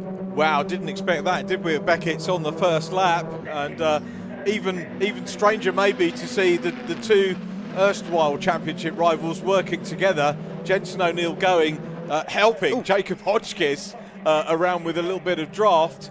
Super stuff. And Jensen will be keen to sign off the Mark 6. Remember, it's the last year of the Mark 6s this year. Be keen to sign off with that championship win. That's done him no harm at all, that first lap. And no, absolutely not. A good start then from Jenson O'Neill going, but crucially a bad opening lap for his title rival Finn Leslie. We'll see where Finn has ended up then. He is in 10th position, Finn Leslie. So 9 places, well, 10 places lost really. He started on pole, he's down to 10th position. Keep an eye on the red number 26 car. It will, I'm sure, come charging back through the field, but now he's in the danger zone, isn't he? He needs to avoid contact, avoid getting tangled up with anybody, and make sure he has a clean race. At front of the field though, Jacob Hodgkiss only too happy to take advantage of that. He's got the lead. O'Neill going second, Alfie Garford third, fourth Archie Davis, fifth was a wide Josh Watts, and there Finn Leslie heading out of Beckett's corner, and was that Jack Burgess still behind him? Not sure. There's another car off, is there further back? Yes there is, and that I reckon was Maggie Webster, wasn't it? Yeah, it was, yeah. Jellyfish logo on the back as Jenson O'Neill going, makes the move down into Brooklands. Very neat move from Jenson. Jacob Hodgkiss sees him. He's going to try and hang on for the outside, which converts to the inside for the next corner. Got space between the two cars right now. Good, respectful, clean racing from the pair of them. And coming up as well is Alfie Garford having a good look to try and get up into P2. Yep, so 4 of them now all together really at the front of the pack. Then a gap back to Josh Watts in 5th position, but Jenson O'Neill going, interestingly, not content with settling for second, and he's back up the inside again now as they head towards Copse Corner. This one I think might just work for him. That's always the better place to be really, into Copse, the inside line, and through he will go. Josh Watts there running a little bit wide in 5th, needs to be mindful of track limits. They'll definitely be monitoring at Copse Corner. 3 abreast though now for second position. Is that? Well, not quite. It's O'Neill going still the leader. Hodgkiss second, side by side for third, and O'Neill goes wide. Opens the door for Jacob Hodgkiss, who is only too happy to slip back through, whilst Alfie Garford is busy trying to defend from Archie Davis. Jacob Hodgkiss had a dreadful time, didn't he, at Croft last time out, and I was speculating whether he'd maybe sort of park it and move on to senior racing, which he could do, but he's back. He's got the Silverstone title still within his grasp. Remember the 3 events here at Silverstone, which are bookended by the race on the international circuit, so he's keen to get points for that. Is Jacob Hodgkiss, and all over the back of Jenson O'Neill. This is where we saw the championship heading, isn't it? These two from the start, with all due respect to the others, they were going to come in the mix, but the first weekend of this season, the non-championship one, this kind of set the picture. It was these two that were battling there. Yeah, indeed so. And then even when we arrived at Brands Hatch, actually, Jacob Hodgkiss had 3 third-place finishes that weekend, whilst O'Neill was able to get a couple of victories, so did sort of set the scene, didn't it? Finn Leslie, meanwhile, recovering nicely. That is him going up the inside of Josh Watts to reclaim a position inside the top 5. So Finn Leslie already back into 5th position. He did run wide on the exit, though, and so Josh Watts tries to come back at him now as they head down towards Maggots and Beckett's corner. Josh Watts on the inside line. The Boston Bowl car has to play second best to Finn Leslie. So Leslie back into the top 5. Brilliant recovery drive so far, Richard, but now he's got a bit of a gap, about a second and a half to bridge to get to that leading group. Yeah, lots of drivers in that group that we probably need to think about as well at some stage, like Billy Brockley running in 7th, potentially on for a season best for him, so that's great progress from him. And Jamie Going was saying in the week when I caught up with him at the Toka Junior launch, JamSport were having a look at that these drivers, the newcomers, just get on terms with these cars. Maybe, some at the first meeting, maybe some a little bit further on at halfway, to start to see drivers getting involved, getting a little bit more confident, getting themselves up at the sharp end of the results, and that can upset the championship apple cart as we look at the race leaders coming down towards us again. It's Harry Lindley. Yep, pulling off with a mechanical issue on the back straight, I think. Here for the lead, though, Jacob Hodgkiss and Jenson O'Neill going. So close together at the line, they broke our timing screen momentarily, but it's Hodgkiss who had the lead and still retains that lead coming out of Copse Corner. Then Jenson O'Neill going, slotting into second position, but Finn Leslie on the previous lap was quicker than the group of cars ahead and is starting to get back on turns with them. Hodgkiss defending into Beckett's corner, but look there, Leslie almost with them already. This has been a fabulous fight back already for Finn. He's still got over half the race to try and find his way back to the front. Yeah, this has got shades of the Ginetta Junior race, hasn't it? Completely different sort of car and completely different characteristics, but with racing going on here and Jenson having a look at the outside, is he going to be able to hang on to this? Again, the different characteristics between the Mark 6s and the Mark 7s, evened out as best we can by the Brscc to make sure for the last couple of seasons that they've been able to run these cars side by side, and this is probably the closest we've seen between these two cars. Just goes to show how well this has been thought out, the spec between these two cars. Daniela Sutton. Yeah, Daniela Sutton. She's beached herself up on the grass runoff area down at, and maybe not on her own. I think Callie Clifford might have been involved in this because her car is up against the barrier pointing the wrong way. So I fear that these two have tangled together. Callie Clifford then in the Jam Sport car pointing in the wrong direction, but the real cause for concern, I suppose, is the other car of Daniela Sutton's. Now, is that smoke from Jensen O'Neill Going's car? It is, isn't it? I can't tell if it's tyre smoke or engine smoke. Here comes Finn Leslie on the inside, though. Look at that for a move. Barges aside Archie Davis, and he's into 4th place. Finn Leslie's not here to make friends, but the red flag is out, and the race is being stopped, and this has to be because of Callie Clifford's car stuck in a dangerous position down at Brooklands Corner. She may well need some attention from the marshals as well. So the race being stopped. We're not yet at half race distance, so we should get a restart, and this could come at a very good time for Jensen O'Neill Going if that car is starting to develop a fault. If the grid is open, I might take my leave and see if we can go down there, but we'll see where they park up, and it'll be good if we can. It depends on going onto the grid, by the way, depends on officials on the day. If the officials say no, you go with it, you respect their decision. Sometimes it's open to go on track, sometimes not, but we'll go with whatever the race and pit lane marshals tell us to do. But yeah, it didn't look happy from Jensen O'Neill Going. We will see. We've spoken about Tommy Harfield, by the way, as well, because one of the things I was going to try catch up with Tommy. He's not here this week. Had an F4 test and injured himself, injured his hand in F4 with Chris Dittman Racing. So I was going to try for the background ones. We ran out of time, unfortunately, but might see if we can grab Tommy a bit later on in the weekend and talk to him. But if anyone wonders why Tommy Harfield's not out there, that's why. Right, I was wondering. Thank you for clearing that up. I didn't know about that. So the cars have been parked on the grid, actually right outside our commentary box. The building just to the left of where the cars are parked from where we're looking is where we're based, just on the inside of the pit lane. So cars stopping on the grid, but they will eventually be guided down into their grid slots then, based upon wherever they will be taking the restart of the race. So we'll wait and see.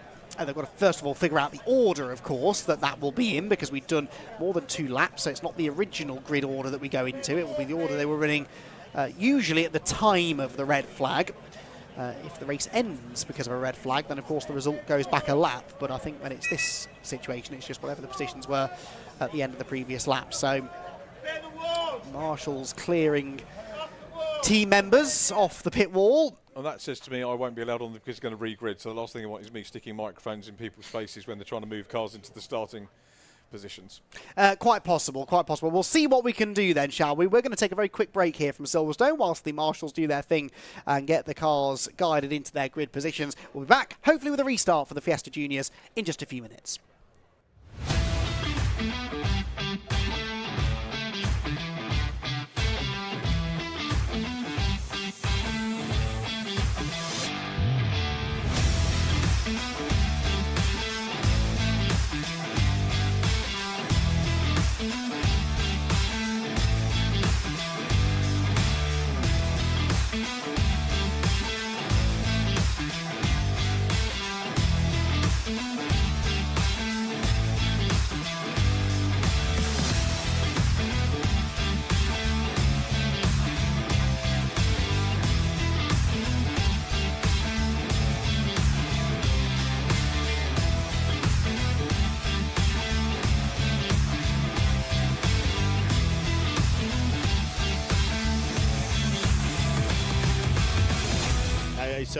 Now the cars are well evenly matched, you see that, so should be good racing. It shows that the young kids can still get in it and show what we can do.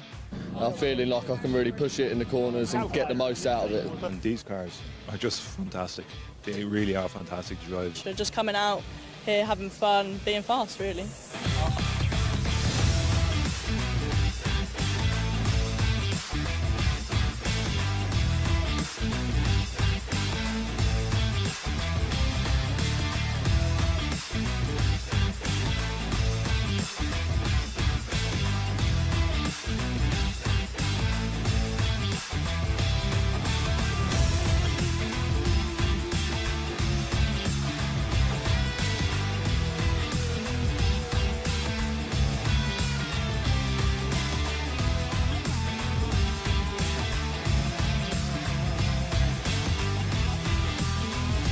Performance for money, you can't beat the value. I mean, the nearest thing you're going to get to a mini touring car.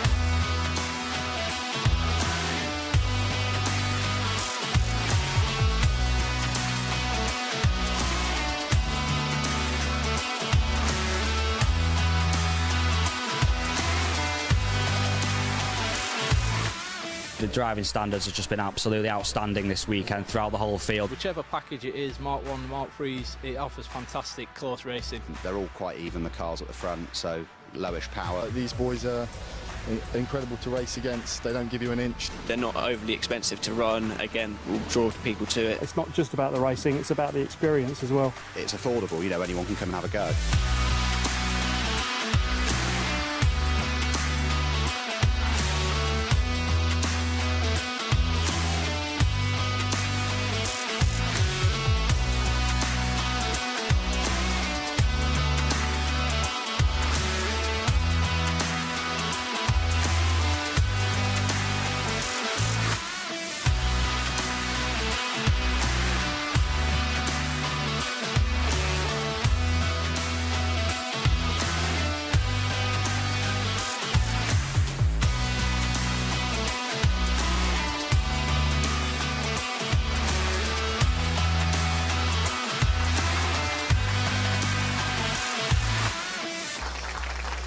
Wow, yeah.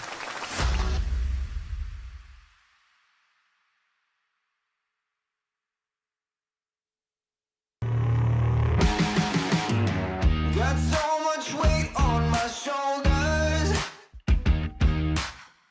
enough to knock me out, but I'm still holding the throne. You'll never know till it's over.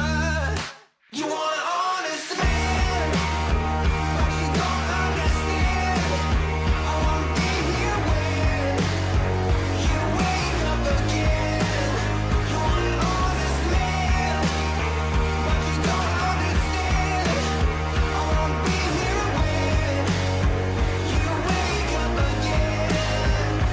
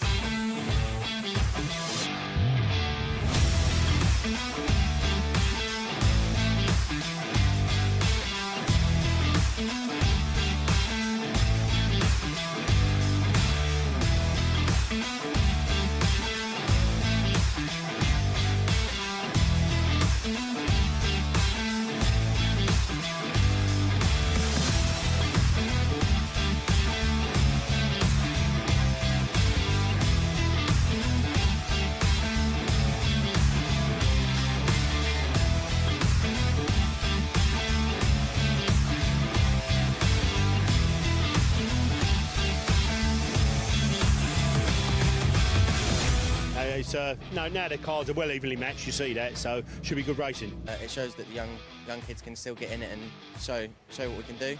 I'm feeling like I can really push it in the corners and get the most out of it. And these cars are just fantastic. They really are fantastic to drive. So just coming out here, having fun, being fast, really.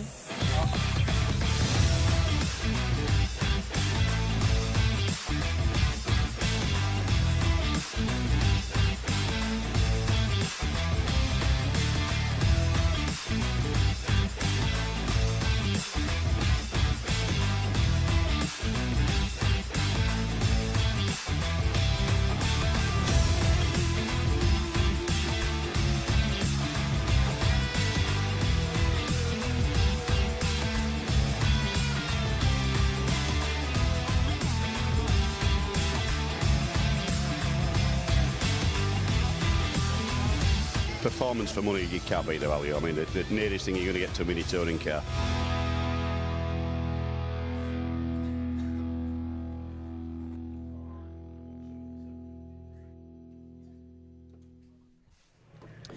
Welcome back to Silverstone, everybody. Terrific work, as always, by the marshals to get the incident dealt with down at Brooklands. Means that we're not that far away, I don't think, from getting a restarted race here for the Brscc Fiesta Junior Championship, a race that was approaching halfway when a red flag incident took place down at Brooklands Corner, and unfortunately a couple of cars needed to be recovered. Callie Clifford's was one of them. I've just seen that coming back in to the pit lane. In fact, you can see the truck that's just brought it in on the left-hand side of shot. The other one was Daniela Sutton, and so we sadly lost those two drivers, but we will have everyone else present and correct, ready for a restart. Over 8 minutes, we believe, is going to be the distance. And Andy McEwen and Richard John Neal here to talk you through the action. Richard, what did we learn, do you think, in the first 6 minutes or so of racing there? That we're in for a good restart, I think, is the main thing. I mean, certainly Jacob Hodgkiss and Jensen O'Neill going. I'm great. I'm really, really glad that Jacob's here. And, you know, overall championship might be hard work. Is he out of the equation for... It's a tough one. He's got a DQ in there as well somewhere, hasn't he? Yeah, he's... 2 as well as DNFs. But I'm glad that he's here and still racing. Yeah, it's the DQ that's doing it. He's had 2 non-scores outside of that, which he can drop.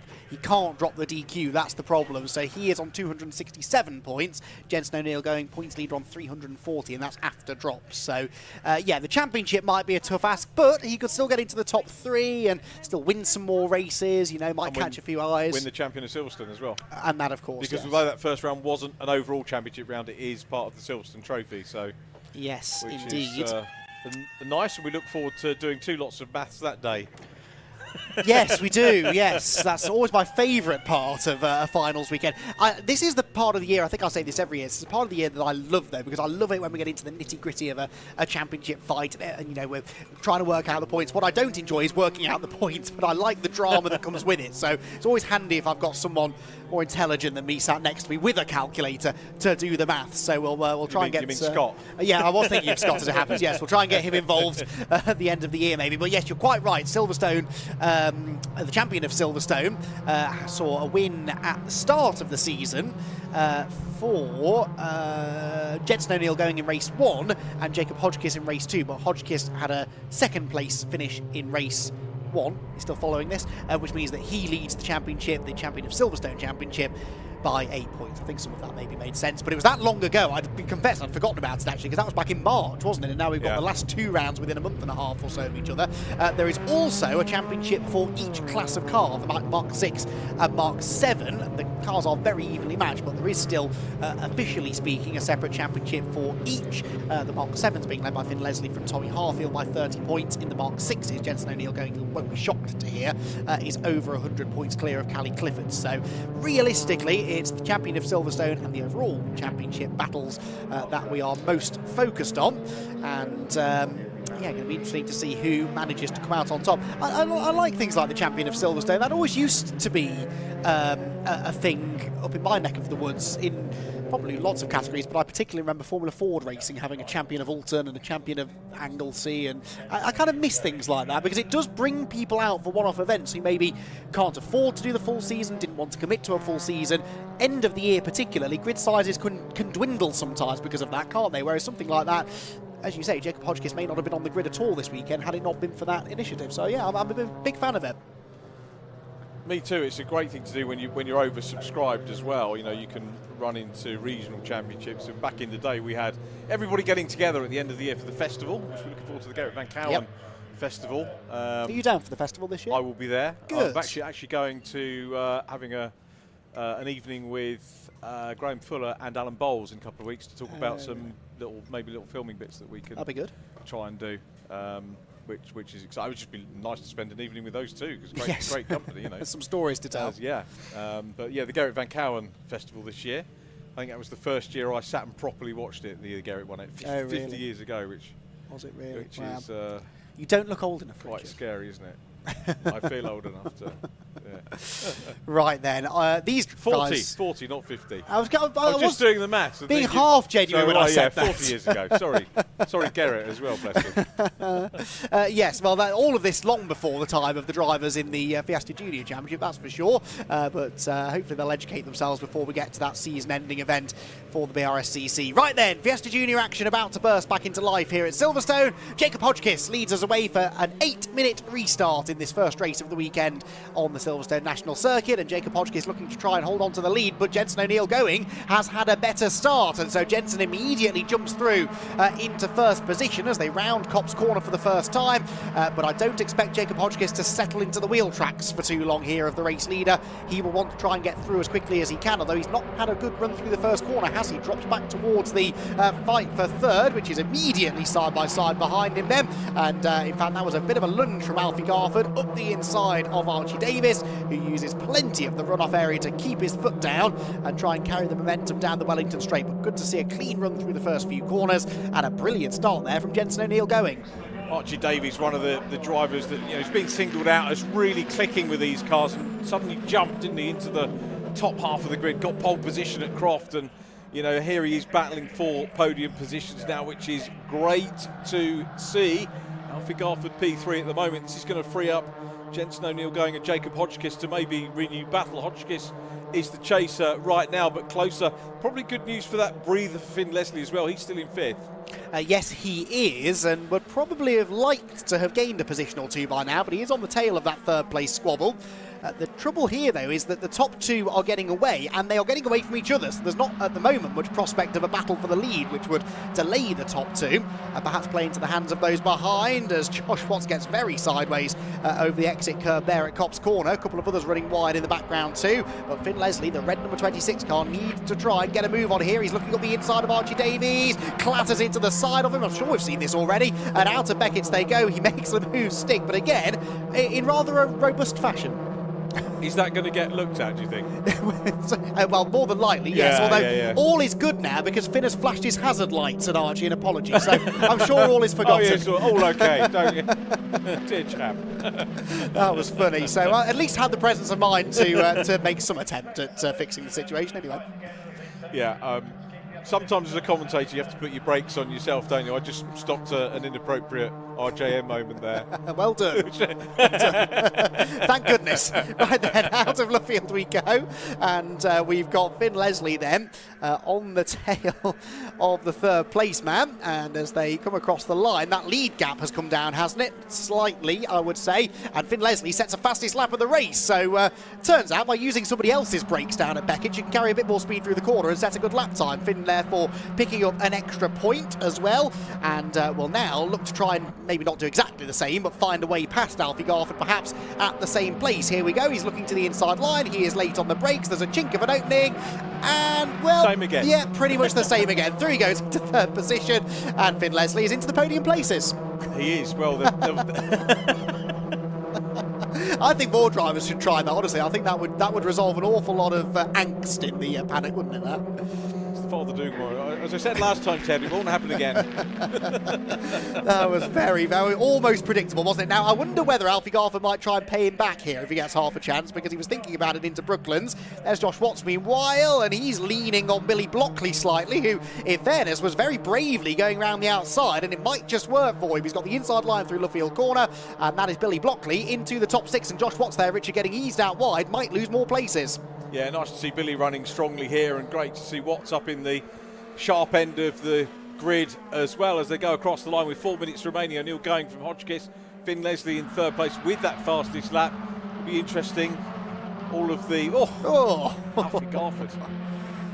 Blimey, that was shows how stiffly sprung these cars are.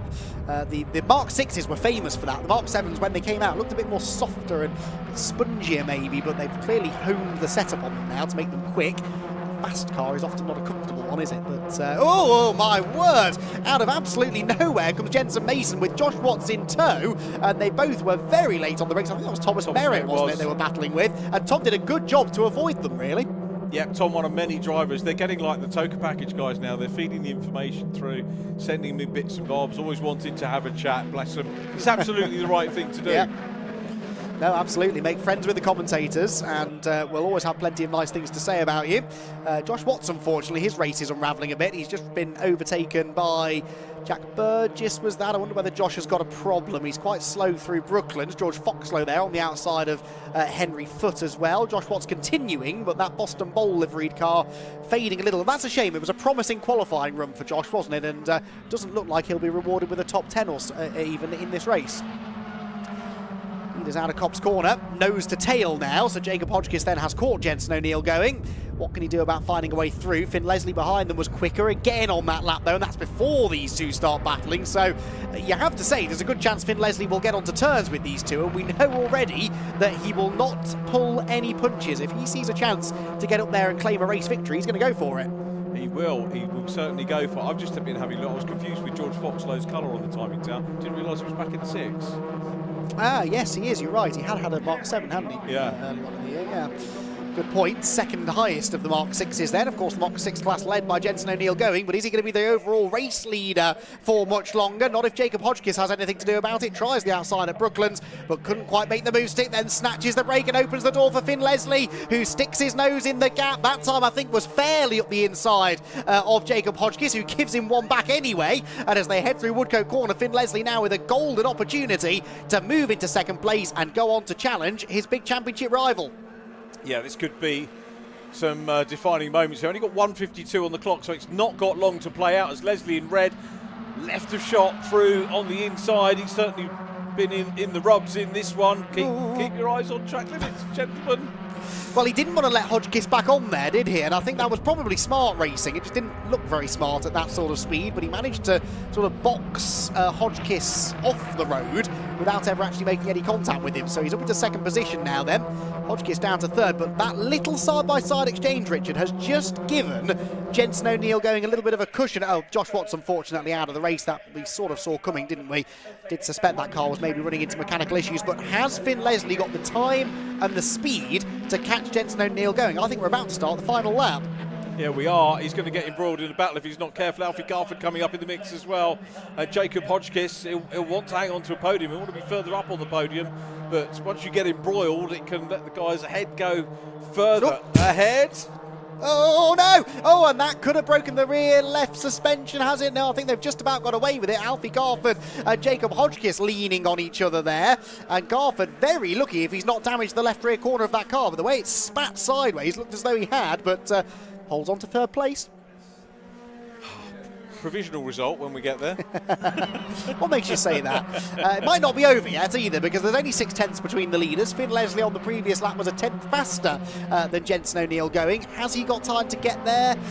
Debatable maybe. Does look like maybe Hodgkiss has some damage though, because he's just made that very easy for Archie Davis to go through. Possible steering damage, maybe a puncture on the 94 car, which doesn't exactly stay within track limits, but I reckon Jensen might just have enough in hand here over Finn Leslie to hang on to the win. Yeah, it kind of looks like it at the moment. He got in front off that start. Great restart from him. Jamie going, he did look a little bit concerned down in the pits when they were, we said, Finn Leslie having a go and closing in. We can ask them about this when we get them through. It's going to be a gap on the inside. Finn Leslie's going for it. Jensen O'Neill going. There's a run between the two. Top two for the championship. Oh, side by side. Get the photo finish camera ready. This could be very close. And Jensen O'Neill going won't have liked that. He's trying to get a side draft here from Finn Leslie on the run to the line. They're side by side to the line. Who is going to get it at the line? The timing screen says by 35 thousandths of a second. O'Neill going held on, but he is furious with Finn Leslie's tactics through the final corner, which may still be looked at regardless of the positions they ended up in. But by 35 thousandths of a second, Jensen O'Neill going managed to hang on by the skin of his teeth. But Finn Leslie, well, he didn't make many friends in that race, but he certainly put on a show and was not going down without a fight. He knew the significance of trying to outscore Jenson O'Neill going if he could, but in the end, Jenson stood his ground and managed to hang on to the win. Fantastic stuff there, and Jenson O'Neill going will be relieved, I think, more than anything else,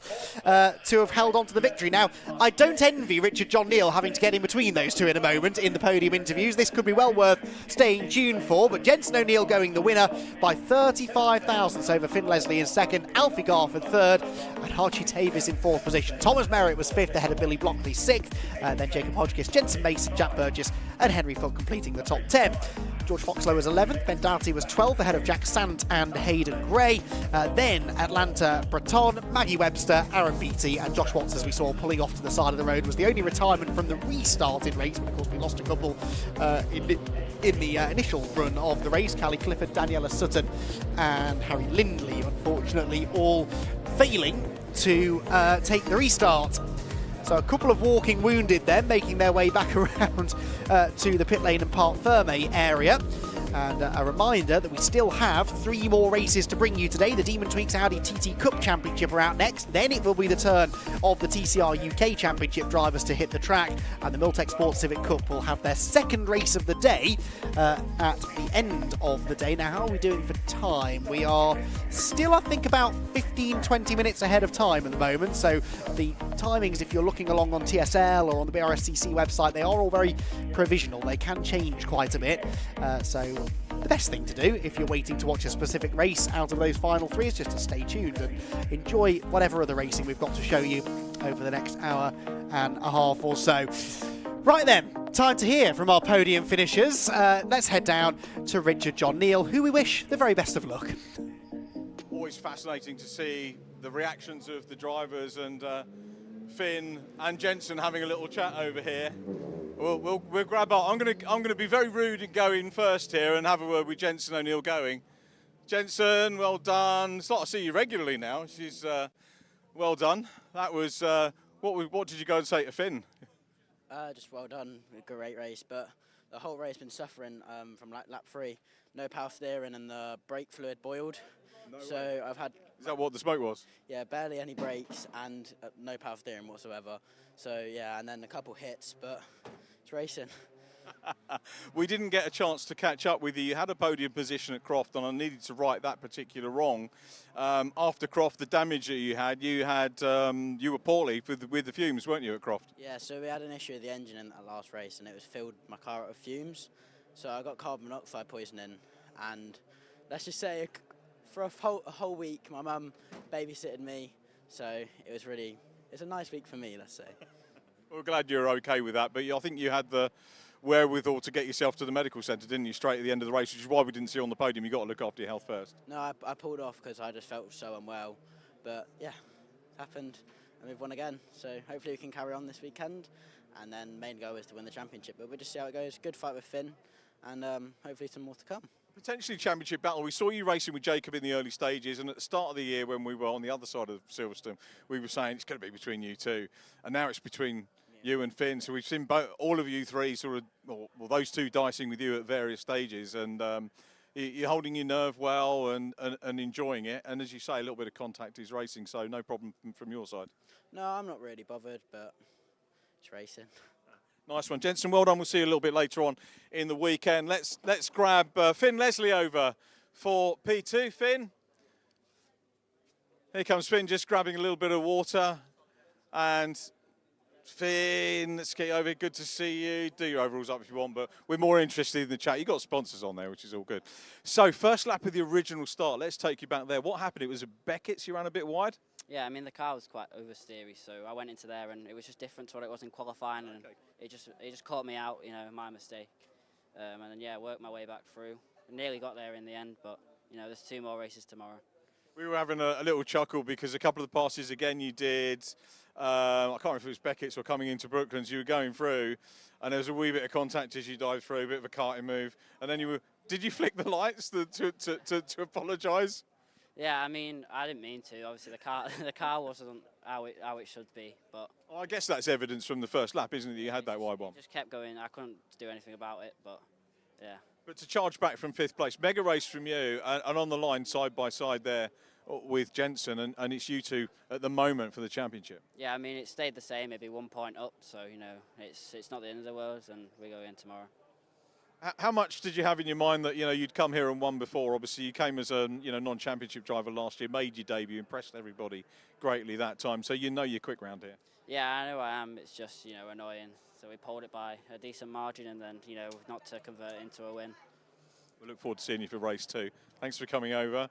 Very well done. Let's have a word with third place man, Alfie Garford takes 3rd place. Alfie, you didn't look too happy actually a minute ago over there. It's always great to see you on the podium. And what are your thoughts? No, I think at the end of the day it was a good race. We got another podium, so I'm happy with it. It's another day ticked off with a podium, so it can't be a bad day. Just saying about Finn, you know, he sort of nudged into a couple of people on the corners and then put the little lights on to apologise. I guess at the end of the day, it's racing. We all do it at some point, and it's with such a close fight. I guess you've got to do something to get past. So you pull all the tricks, and he got past me. So I'll have to try a bit harder next time, won't I? Podium's a podium, so that's a decent result for you, isn't it? And championship-wise, still enjoying it? Absolutely, yeah. Brilliant championship, so I can't fault it. Yeah. Good. Nice one, Alfie. Great to see you. Well done. 3rd position, Alfie Garford. I don't know if we've got our Mark 6s here, but obviously Jensen won the Mark 6. Let's have a word with George Foxlow, who takes 2nd position in the Mark 6s. I think we've got time. We'll get the egg on. We've got the Audi TTs on. So, okay, so George, good to catch up. I was going to try and grab you this morning, but a Mark 6 podium. First of all, why the switch? It's a better car. It just is. It just sits with you better? Yeah. Well, it's more of a race car. It's got a slip diff and it's just better handling, I suppose. But yeah, my choice, my preferred option. Family's got a busy weekend as well because Dad's out in the modified Fords tomorrow. Yeah, he is. He was testing yesterday with it and he seemed to be going well. Not bad at all, really. So he's looking forward to that. And have you had your hands on that one at all? I have. I went round Donington in it, did about 20 minutes and then spun out. But are you quicker than Dad? I'm going to say yes, but I think we all know the answer, really. Good stuff. Well done on the podium. Good to see you. Mark 6 podium. George Foxlow, very well done. Completing the Mark 6 podium is Maggie Webster here. I don't think we've got Maggie. What we do have, though, cars coming back into pit lane after the Fiesta race. We've also got some Audi TTs on circuit, so let's go back to Andy McEwen and have a look at the Audi TT grid.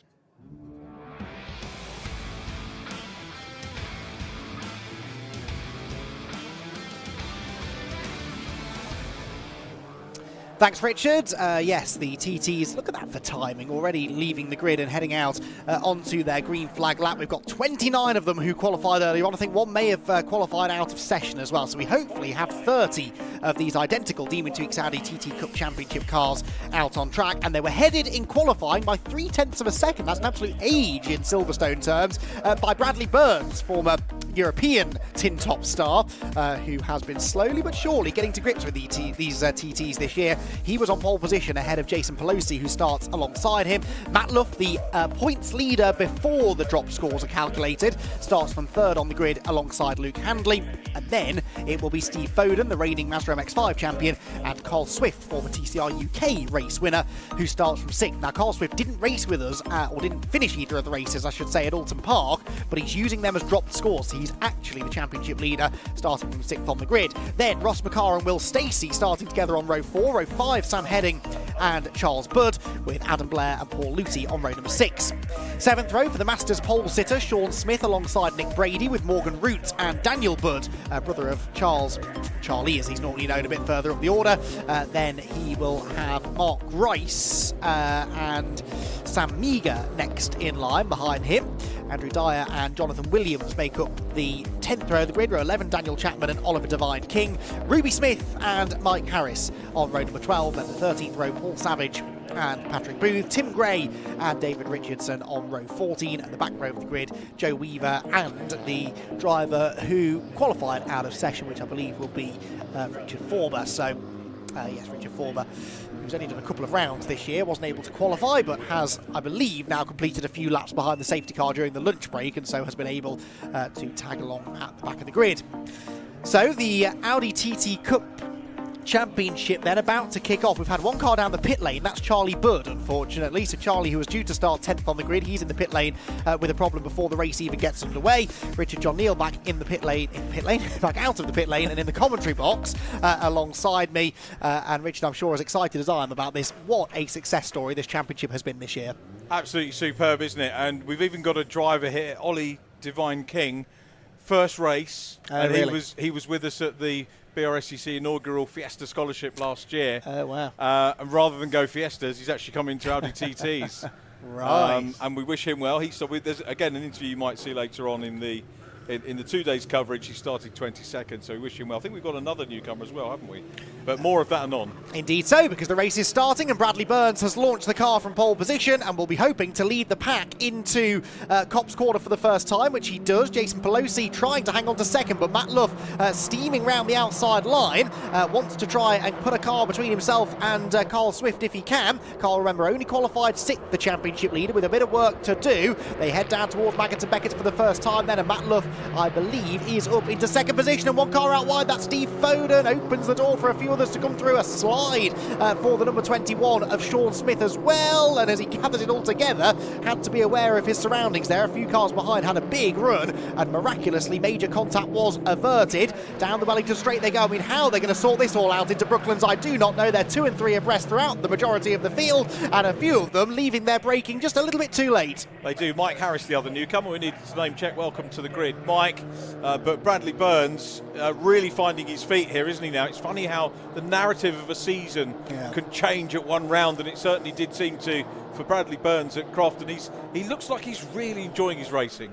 Yeah, absolutely. We've heard this from Josh Files, actually, in the Civic Cup as well, who raced at a very similar level to Bradley Burns, if anything, actually slightly higher up the touring car racing tree in Europe. Coming back to racing a national level championship such as this one or such as Civic Cup takes the pressure off entirely. They are here just to enjoy their racing. Obviously, they're competitive. They want to win, but they want to win in a slightly less of a pressure cooker type environment. And we're only too happy to have them here. Steve Foden's off the road up at Beckett's, just couldn't get the car stopped. We saw him almost go off there on the first lap as well, so I wonder if he's running into some braking issues. Does look that way, doesn't it? Remember, was race winner in the reverse grid race at Snetterton, but far from happy in this one. Still plenty of time to develop. Remember, the Mazda champion making the move. Paul Luthi said to me early today. Oh, no! That is... Stacey. Yeah, Will Stacey, isn't he? Who's been elbowed off by, I think, Ross McCarr, was that maybe? I think he was on his way before that, to be honest. Okay, so Stacey rejoins, maybe with damage, definitely with damage. Look at that, the car fishtailing around, broken left rear toe link, and that car will be destined for the pit lane now. Will Stacey was up there in the points, wasn't he? He was, I think, about 4th in the championship on dropped scores coming into this round, but the former Lotus and Mazda MX-5 front runner, unfortunately destined for the pit lane and to retirement. So Burns leads by nearly a second now over Luff second, Pelosi third, Luke Handley in fourth, Carl Swift, the championship leader, is 5th position at the moment, and right on the tail there of the red number 51 car of Luke Handley as they headed down towards Maggott and Beckett, and behind them Paul Luthi here, Richard, having a really good showing. Yeah, inside Andrew Dyer here, Andrew with track time under his belt already, of course, in the ClubSport trophy race, so he's enjoying his race at the moment. Sam Meager in the number 5, busy trying to make up positions as well. All good for Bradley Burns at the moment. 8/10 clear at the end of lap 2. Yes, he is trying to pull away. He's got that bonus point for the fastest lap in his back pocket for now, although others may well be able to challenge that as we move forward. Through Luffield Corner they go then.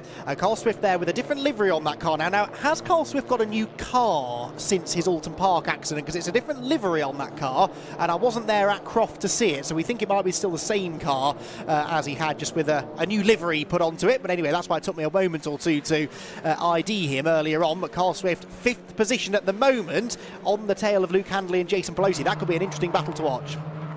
Could well be. There are plenty of those going on all the way down the field, and heartening to get 2 new drivers in the championship. Remember, another one joined us at Croft last time out, with Sam Heading joining in.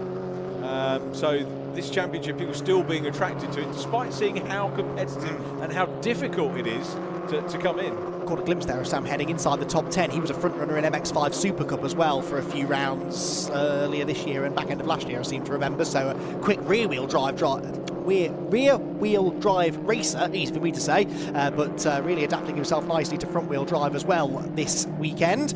Down towards Brooklands corner they go. Paul Luty then getting the better of Andrew Dyer earlier on, up into 7th position now. Dyer has got Sam Heading behind in the Rob Boston Racing prepared car, and then we've got Adam Blair completing the top 10. Adam Blair in that black and red and white car. There, though, is the race leader Bradley Burns. Matt Luff doing his best to go after him, but not quite able to bridge the gap. Those two, though, Richard, class of the field so far. Yeah, they are. Could give us a nice race towards the end, depending how it all pans out. So Jason Pelosi coming under pressure from Carl Swift trying to get back in. I see what you mean. I don't think Carl had those colours at Croft. Oh, okay. I think it did change before. It might be wrong, but it was mainly. It's not what I recall. No, it was mainly a white livery, wasn't it, before Croft? Obviously had that role at the start of the Oulton Park race, didn't then take part in race 2, so I wonder whether maybe there was damage to the car, but possibly just bringing some new sponsors on board. Anyway, he's battling away with Jason Pelosi, and in fact has gone past Jason Pelosi now, so Carl Swift up into 4th position. That's significant for the championship leader. Needs now to try and do the same to Luke Handley. Closes in, he gets sideways, just about manages to get the car into the apex curb, but Carl Swift wringing the neck of that car. A bit of a front-wheel drive specialist is Carl. Had other success in one-make front-wheel drive competition before he moved over to TCR UK back in that championship's infancy. And now adapting himself very, very nicely to the TTs, where coming into the weekend on drop scores, he was on 294 points. That was, by my rough maths, 7 points clear of Matt Luff. Well, Luff at the moment is in 2nd, Carl Swift is in 4th. They're going to be almost neck and neck, I think, if things stay as they are from now to the flag. Yeah, should be a nice competitive race going on here. Burns and Luff still out front. Great racing going on right the way down the order. Sam Heading having a little nibble here at Andrew Dyer. He's on the inside run, should be able to get the move pulled off here. Uses a little bit of curb. Dyer, though, sees him there, gives him plenty of room. Move complete. Yep, just about. Andrew Dyer chops back in behind Sam Heading. Someone's been wide in the background. Who was that? Bouncing back off the grass. We'll try and figure that out in a moment, as here Carl Swift is in danger of actually being overtaken again by Pelosi, who had got ahead of him down the Wellington Straight. Carl Swift, though, dive bombs him into Brooklands and manages to get the place back, carries so much speed into Luffield corner and only just gets the car rotated. Sean Smith now closing in as well in the number 21 car just behind. So this is now a four-way fight for the bottom step of the podium. Luke Handley, I'm going to take a stab in the dark and say hasn't had a podium yet this season. No, I don't think he has. So Luke Handley didn't race with us actually last time out at Croft, and desperately wants to hang on to this third position if he can. He and Carl, of course, know each other pretty well from some of their other... Podium at Snare. They did have a podium at Snare, yes. Scott Woodward was in the process of pointing that out to me as well. So these two know each other well, but right now Carl Swift busy battling Pelosi instead, and now in danger of losing ground. Yeah, Sean Smith, who's been, I know he's getting a bit tired of the Masters interviews. He wants to have a proper podium interview, does Sean Smith. Save us a bit of time as well if we have a Master on the podium. Yeah, it does indeed. 2 birds, 1 stone. And he's in with a fighting chance here. If he can get past Carl Swift, he's not that far behind Handley, is he, who holds on to that third place still. Swift is not going to give that place up without a fight, though. Late braking into Brooklands. No yellow flags out there, by the way. That car's been off the road since earlier on, hasn't it? The Ross McCarr car, and so the yellow flags have got in a couple of laps ago. So we're halfway through the race then, only 15 minutes. Disappointingly short races, I always think, the Team Tweaks Audi TT Cup Championship events. Bradley Burns leads with a fastest lap by 1.8 seconds. All of the action really happening behind those top 2. We are, of course, back on 3 race format. Yes. For TTs, having had a couple of double headers, Oulton Park and Croft. Oulton Park one day, so a lot more sensible to run the 2 races there. Croft, we probably could have squeezed another one in. Would have been nice. It would have been nice, yeah, absolutely. It's fast becoming one of the headline acts, isn't it, of these TCR UK race meetings, and one of the championships in the UK that people are really focusing their attention on. And you can see why. The cars look good, they're good to drive, they produce good racing, and they certainly present a bit of a challenge, even for very experienced drivers, including Carl Swift, who is still struggling to find a way back past Jason Pelosi. Carl Swift, amazing form at the start of the year. Oh. Here we go. Amazing form there. Very good move. That was confidence under braking, wasn't it? But he's looked confident down into Brooklands so far in this race. And Carl Swift then does squeeze back through into 4th position. So he had this place a handful of laps ago. Pelosi got him back again, just as Carl looked as though he was about to challenge Luke Handley for a podium place. Well, now he's got a chance to go back after Luke Handley. And what is that gap going to be as they come across the line? It is, what, 3/4 of a second or so, Handley to Swift. So we'll see now whether Swift can bridge that gap and maybe get himself back into the top 3. See whether he can. Bradley Burns 2 seconds clear, looking very confident at the moment, trying to make it 3 wins on the bounce. He'd only been off the podium a couple of times, had a DNF as well to add to his cannon. That was at Oulton Park in the first race. So Burns setting himself up nicely here for the run-in after this weekend, of course, with the TCRs, Thruxton to go, Silverstone International as well. Just got visions of this pack of TTs heading for the chicane at the end of the first lap at Thruxton. Yes, that's giving me cold sweats already thinking about it. It will be very spectacular, that's for sure. Steve Foden there caught a glimpse of down in 17th place in the number 77 car after those couple of wayward moments on the opening few laps. There he is. Look, the reigning Mark 1 Mazda MX-5 champion. And he's in behind Chapman here in the 104 car. Steve's had a trying year, I think it's fair to say, isn't it? Hasn't he? It's his first ever year of racing front-wheel drive and coming out of a championship that he dominated last year in the Mazda MX-5s. I think some drivers would possibly take that to heart and, you know, struggle to find the positives. But I think Steve is still really enjoying himself and taking some solace from the fact he is getting quicker round by round. And the quality of drivers in here, you know, it's you know, again, I'll repeat what Paul Luty said, it's such a quality field, you know, and Steve Foden is part of the reason why it's a quality field. Absolutely. Champion in Mazda's coming into it. There's nowhere to hide in this one. No, I mean, he's not been slow at any point. He was quick right from the start, but just a little bit unlucky, I think it's fair to say, has Steve Foden been. Now, Carl Swift is going to try and challenge Luke Handley here around the outside at Brooklands. That's a brave move for the championship leader to make, but it might just reward him with 3rd position. He's got the inside line through Luffield Corner. That is another candidate for move of the day, I would say, particularly given the context. If that had gone wrong, if Handley had missed his braking point, if Swift had turned in too early, that's the championship leader potentially off into the gravel. He took the risk and he's moved into 3rd place. That was beautiful, wasn't it? Absolute poetry in motion there.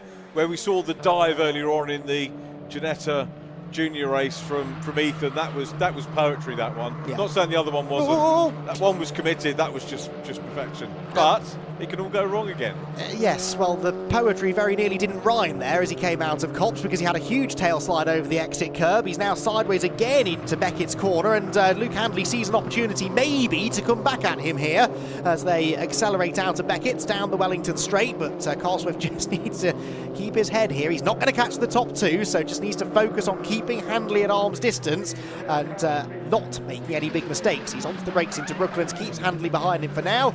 Pelosi with a bit of a lock-up, and then behind them, that looked to me like Sean Smith, and is that Sam Heading? Sam Heading having got past Luty already onto the tail of this group. He's flying. Yeah, Sam Heading's really getting to grips with ease, and very relaxed young man is Sam Heading. Yeah. Having the chat with him, it's almost like he does care, but it's almost like he doesn't care, but he does. Do you know what I mean?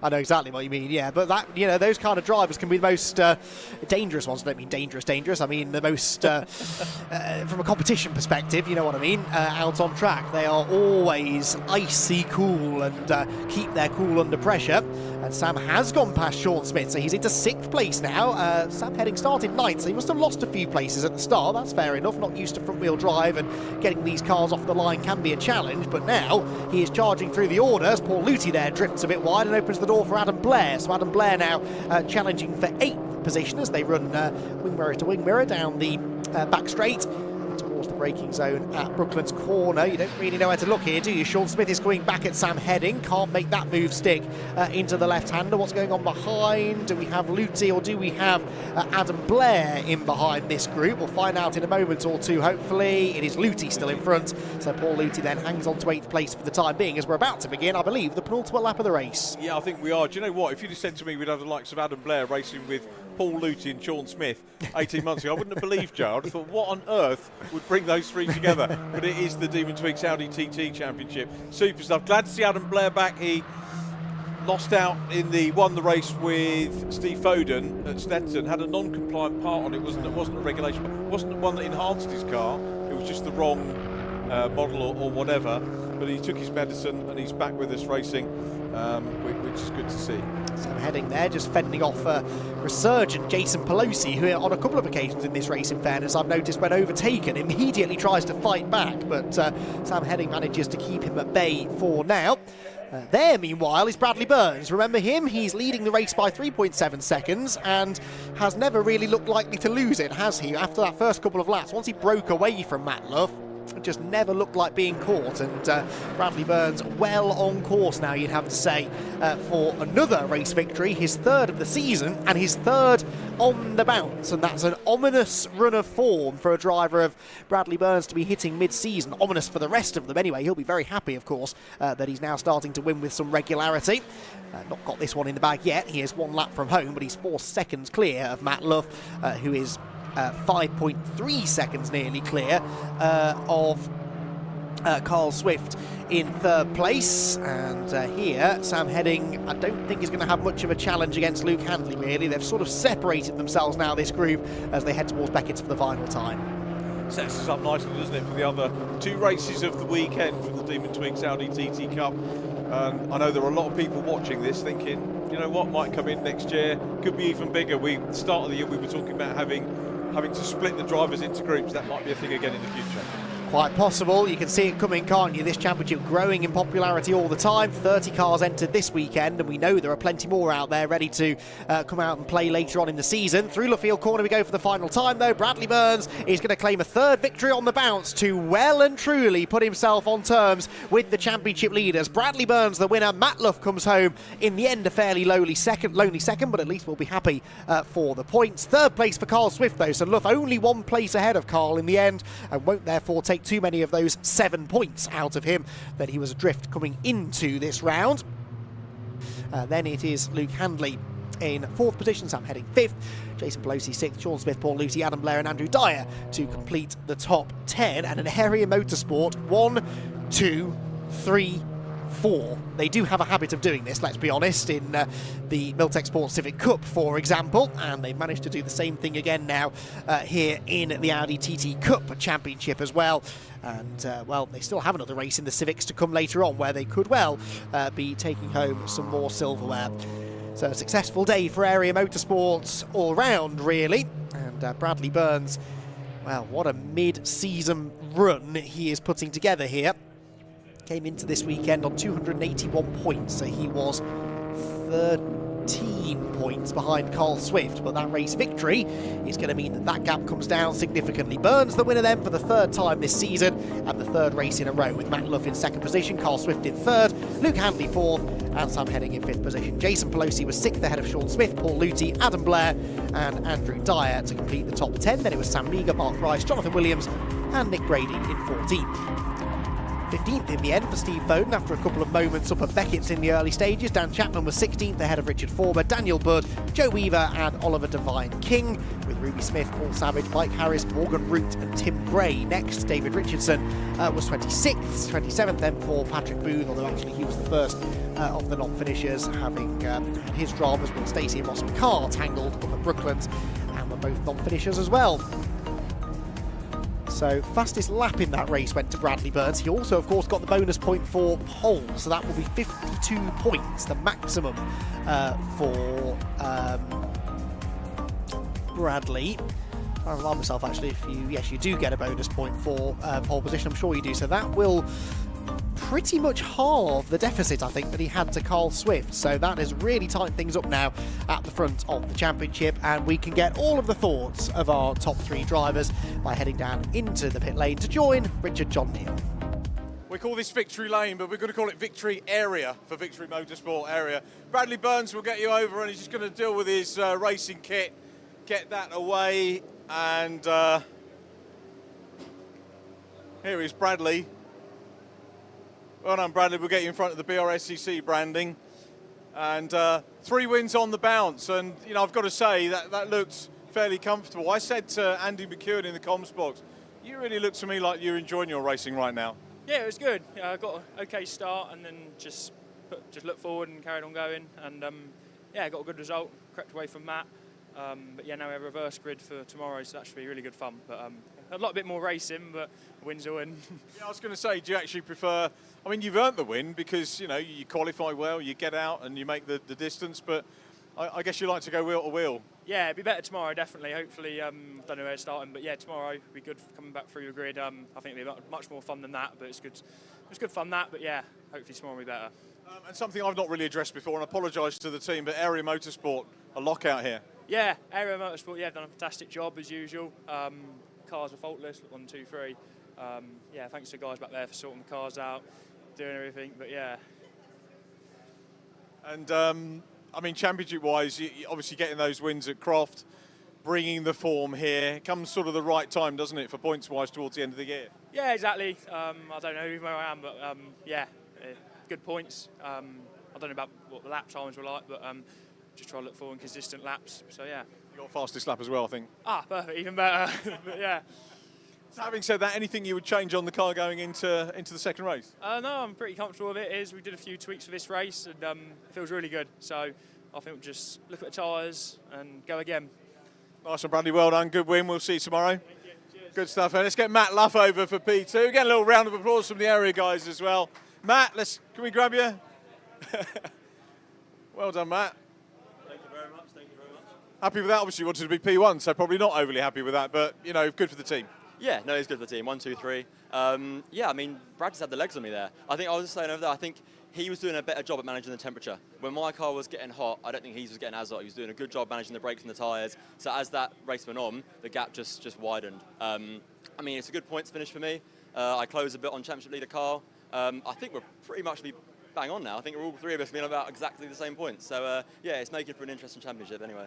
We've seen some great consistency from you, as you say, on the podium. A 7th podium of the season. You know, you were the guy battling with Carl Swift at the start. Now you're the guy trying to take the battle to Bradley Burns. Now he's on a little bit of a roll. Yeah, I mean, I drive with my head. I think I'm very risk adverse. I drive for championships, not necessarily race wins all the time. It's nice to get a race win, but I mean, second place, good points, helps us out massively.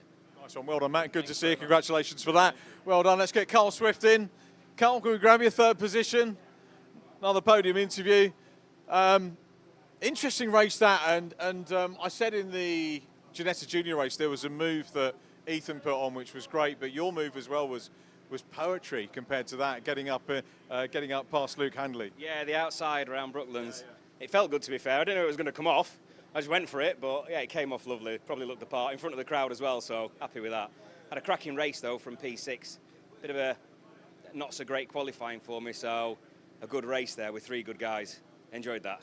It was great to watch. And I couldn't remember livery-wise. I'm getting old. Did you have that livery at Croft, or is it a change since Croft? I did have that livery at Croft, but I didn't have it before Croft. Oh, yeah. It was a white car. It's now silver. Decided to go upside down at Oulton, so had to reshell it. I couldn't remember what colour it was at Croft. The short-term memory goes. But yeah, good result, making up positions. Yeah. Rest of the weekend? Rest of the weekend, I'm not finding it so good here, if I'm honest with you. I'm not strong compared to the other 2 in the team and the 2 that are chasing me in the championship on drop. So it's damage limitation. Do the best I can. Do you now have that sort of championship scores in your head and think about that as to... Yeah, every single lap that you pass the start-finish line, it's recalculating it and thinking about it. But hopefully I'll be stronger at the next 2. I don't know why it's just not clicking with me on this track. Never raced this configuration before. I know it's only 1 corner, but it's a tricky corner. So it's taking some getting used to that. Okay, well done. Good to see you on the podium. And we'll see you tomorrow. Carl Swift. And I think maybe we got Sean Smith, who won the Masters category as well. I was saying in the race, Sean, you're probably fed up getting Master interviews. You want a podium one, but you're nearly there. You were battling with the group that were chasing for the podium. Yeah, that was it. There was a bit of a catch-up at the start. Well, I got caught up with a few bits. And then they got away and gapped it. I managed to pull the gap back, but I just ruined my tyres trying to get to them. So by the time I got there, I had nothing left, to be honest. So I was sort of happy where I finished it. Really, I had nothing left, and I was a bit out of breath as well. A bit more time in the gym. I certainly need it. Yeah, I need a bit of time. I just need to go to it, not just more time, I think.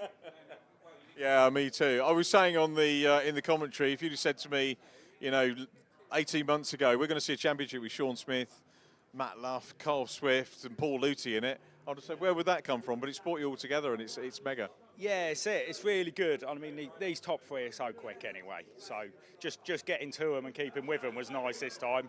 The front 2 there, obviously, they gapped near the end. But everyone's starting to get to know everyone now, so everyone knows how everyone races. And there's a lot of respect out there for the front boys now, I think. So it's quite good. Sean, well done. Great to see you. Congratulations on the Masters win. We'll let you do the podium, and while the podium goes on, we will look forward to the first race of the weekend for TCR. Back to Andy.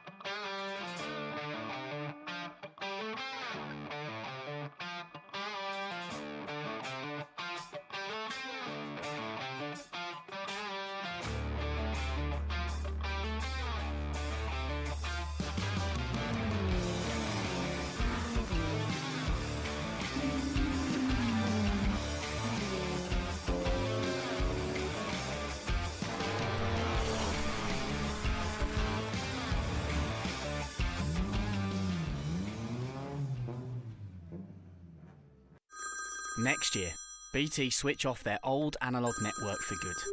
Make sure your business is ready to switch over to cloud telephony. Get a telecoms and IT health check from Maximum Networks today, for free. Future-proof your business now. Arrange your free audit today at maximumnetworks.co.uk. Got so much weight on my shoulders,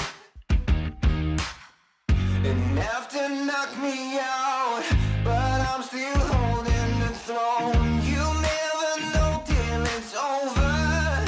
You want an honest man, but you don't understand. I won't be here when you wake up again. You want an honest man, but you don't understand. I won't be here when you wake up again. You want an honest man. Is your business ready to switch over to cloud telephony before the BT analogue switch off? If you're not sure, you can get a telecoms and IT health check from Maximum Networks for free, covering broadband, phone systems, IT support and more. Arrange your free audit today at maximumnetworks.co.uk.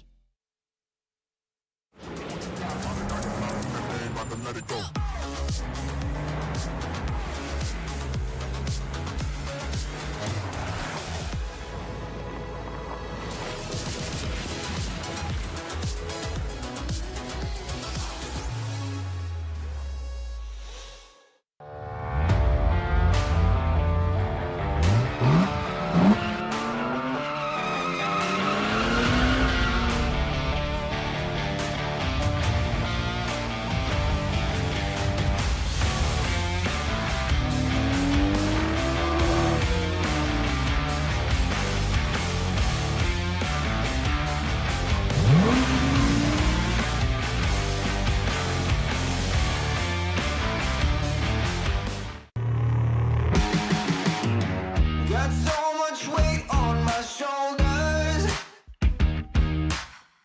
enough to knock me out, but I'm still holding the throne. You'll never know till it's over. You want an honest man, but you don't understand. I won't be here when you wake up again. You want an honest man, but you don't understand. I won't be here when you wake up again.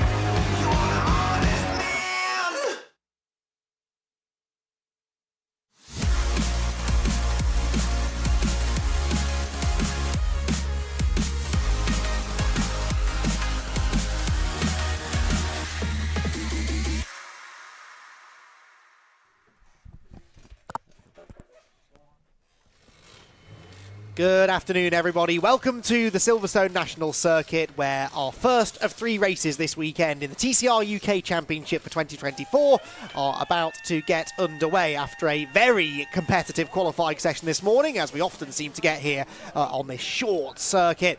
We are in, hopefully, for another cracking race. The championship is balanced on a knife edge. We've got the top 2 drivers in the championship sharing the front row. There's been a little bit of bad blood between these two at times this year as well. I've just got a funny feeling that today could be the day that we see a really crucial chapter in the 2024 campaign. Andy McEwen and Jack Oliphant here in the commentary box to talk you through the action, and action I think is going to be the buzzword today, Jack. The championship, as I said, couldn't be more finely balanced, and what a script we've had written for us today with Adam Shepherd and Carl Boardley sharing that front row. It's one of my favourite sort of facts that I've been talking about with Adam Shepherd, is the fact that it's 2 points between himself and Carl Boardley. It's also 0.02 seconds between them in qualifying, which is astonishingly close. I mean, only bettered really by the Civic qualifying, where the pole in second was 0.002, just to show up the TCR drivers. But yeah, Adam's been fantastic. He's confident. He's very confident, in fact, that he's got another 2 tenths in the car. Really? Yeah. He didn't quite get he came in with about accidentally 30 seconds to go, thinking he'd get some fresh tyres on, and they said, well, it's pretty much done. He also feels like maybe there was just a couple of, maybe a tenth in him out there as well. So yeah, quite a lot. I haven't chatted to Carl Boardley much, but you know what he's like. He's wily. When he gets the race helmet on, it's all about the racecraft, and Carl Boardley's got experience in bucket loads. Indeed. So there were a few stories through qualifying. Actually, one of them centred around this man, Callum Newsham, 3rd in the championship. He's 11 points off the championship lead now after qualifying, but sat out most of the session because of some sort of turbo boost issue. They had no boost at all, which would slow him down, obviously. So he spent a lot of time in the pit lane. They got it fixed. They got him out there, and he did set a time good enough to qualify in 5th, which is crucial because remember, you score points for qualifying inside the top 6. You get 6 points for pole, 5 for second, 4 for third, and then 3, 2, 1 down to 6th position. And he did score 2 important championship points. Got a glimpse there of Matthew Wilson as well, making a long-awaited return to the championship in the number 31 Cupra, his first appearance of the season for a man with a couple of seasons of experience in this championship behind him, and a couple of other drivers up and down the grid who we've been sort of anticipating having with us, particularly towards the tail end. We've got the Lincoln Co back, now in the hands of Owen Hillman. Remember, that car won a race in the hands of Victor Anderson back at Brands Hatch. There it is, looking brilliant in the Pro Alloys Racing colours. And also, at long last, Cedric Block making his debut in the championship as well. That's really nice to see. Yeah, well, they're both on my list of drivers to go and talk to. I'm glad Owen Hillman has managed to get to the grid on time, because I was sat for half an hour waiting for him in his garage, and he never turned up. So, unfortunately, didn't really chat to Owen. But it is great to see the Lincoln Co car back. We know Owen's quick from his Civic Cup expeditions. So, Silverstone is offering up an opportunity where a lot of drivers clearly keen to return, keen to give it a go and see just a little flavour what it's like, maybe in thinking about next season. Well, we've seen this a little bit over the last few years, really, in TCR UK. We get to this part of the season, drivers do like to come in and just have a little go, test the waters maybe, and think about coming and racing with us full-time next year. So hopefully that will be the case for Owen. Right then, cars released out onto the circuit. Now, is this going to be the green flag lap, or is this taking us around to the tyre rotation lap? I can't actually remember. I'm pretty sure I saw them changing tyres that time around, but whether they'd done a lap already, I'm not so sure. But anyway, let's go through the grid, shall we, just in case this is the start of the race coming up. And as we said, Adam Shepherd on pole position, 6 championship points scored, and that means he's now actually 3 points ahead of Carl Boardley, who scored 1 point less for qualifying second. Then Brad Hutchison and Steve Laidlaw. What an effort that was from Steve Laidlaw in the Hyundai, the first non-Cupra, starting from 4th on the grid in the i30N. A similar car then of Callum Newsham behind him, with Darren Lewis starting from 6th, also getting quicker and quicker as the year has gone on. Another brace of Hyundais there. Then it is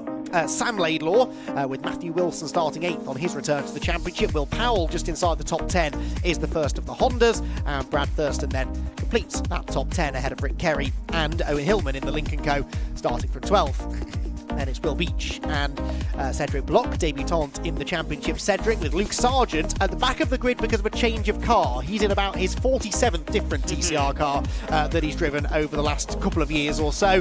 And Luke now at the wheel of an Audi, which Jack was telling me earlier on he is raving about, that has to start from the back because of the change of car, but actually qualified inside the top 6 or 7, so should go quickly. Stuart Lyons also back out, confirmed now for the rest of the season, now actually at the wheel of the ex-Bruce Winfield race-winning Hyundai i30, with Jeff Oldham at the back in 17th.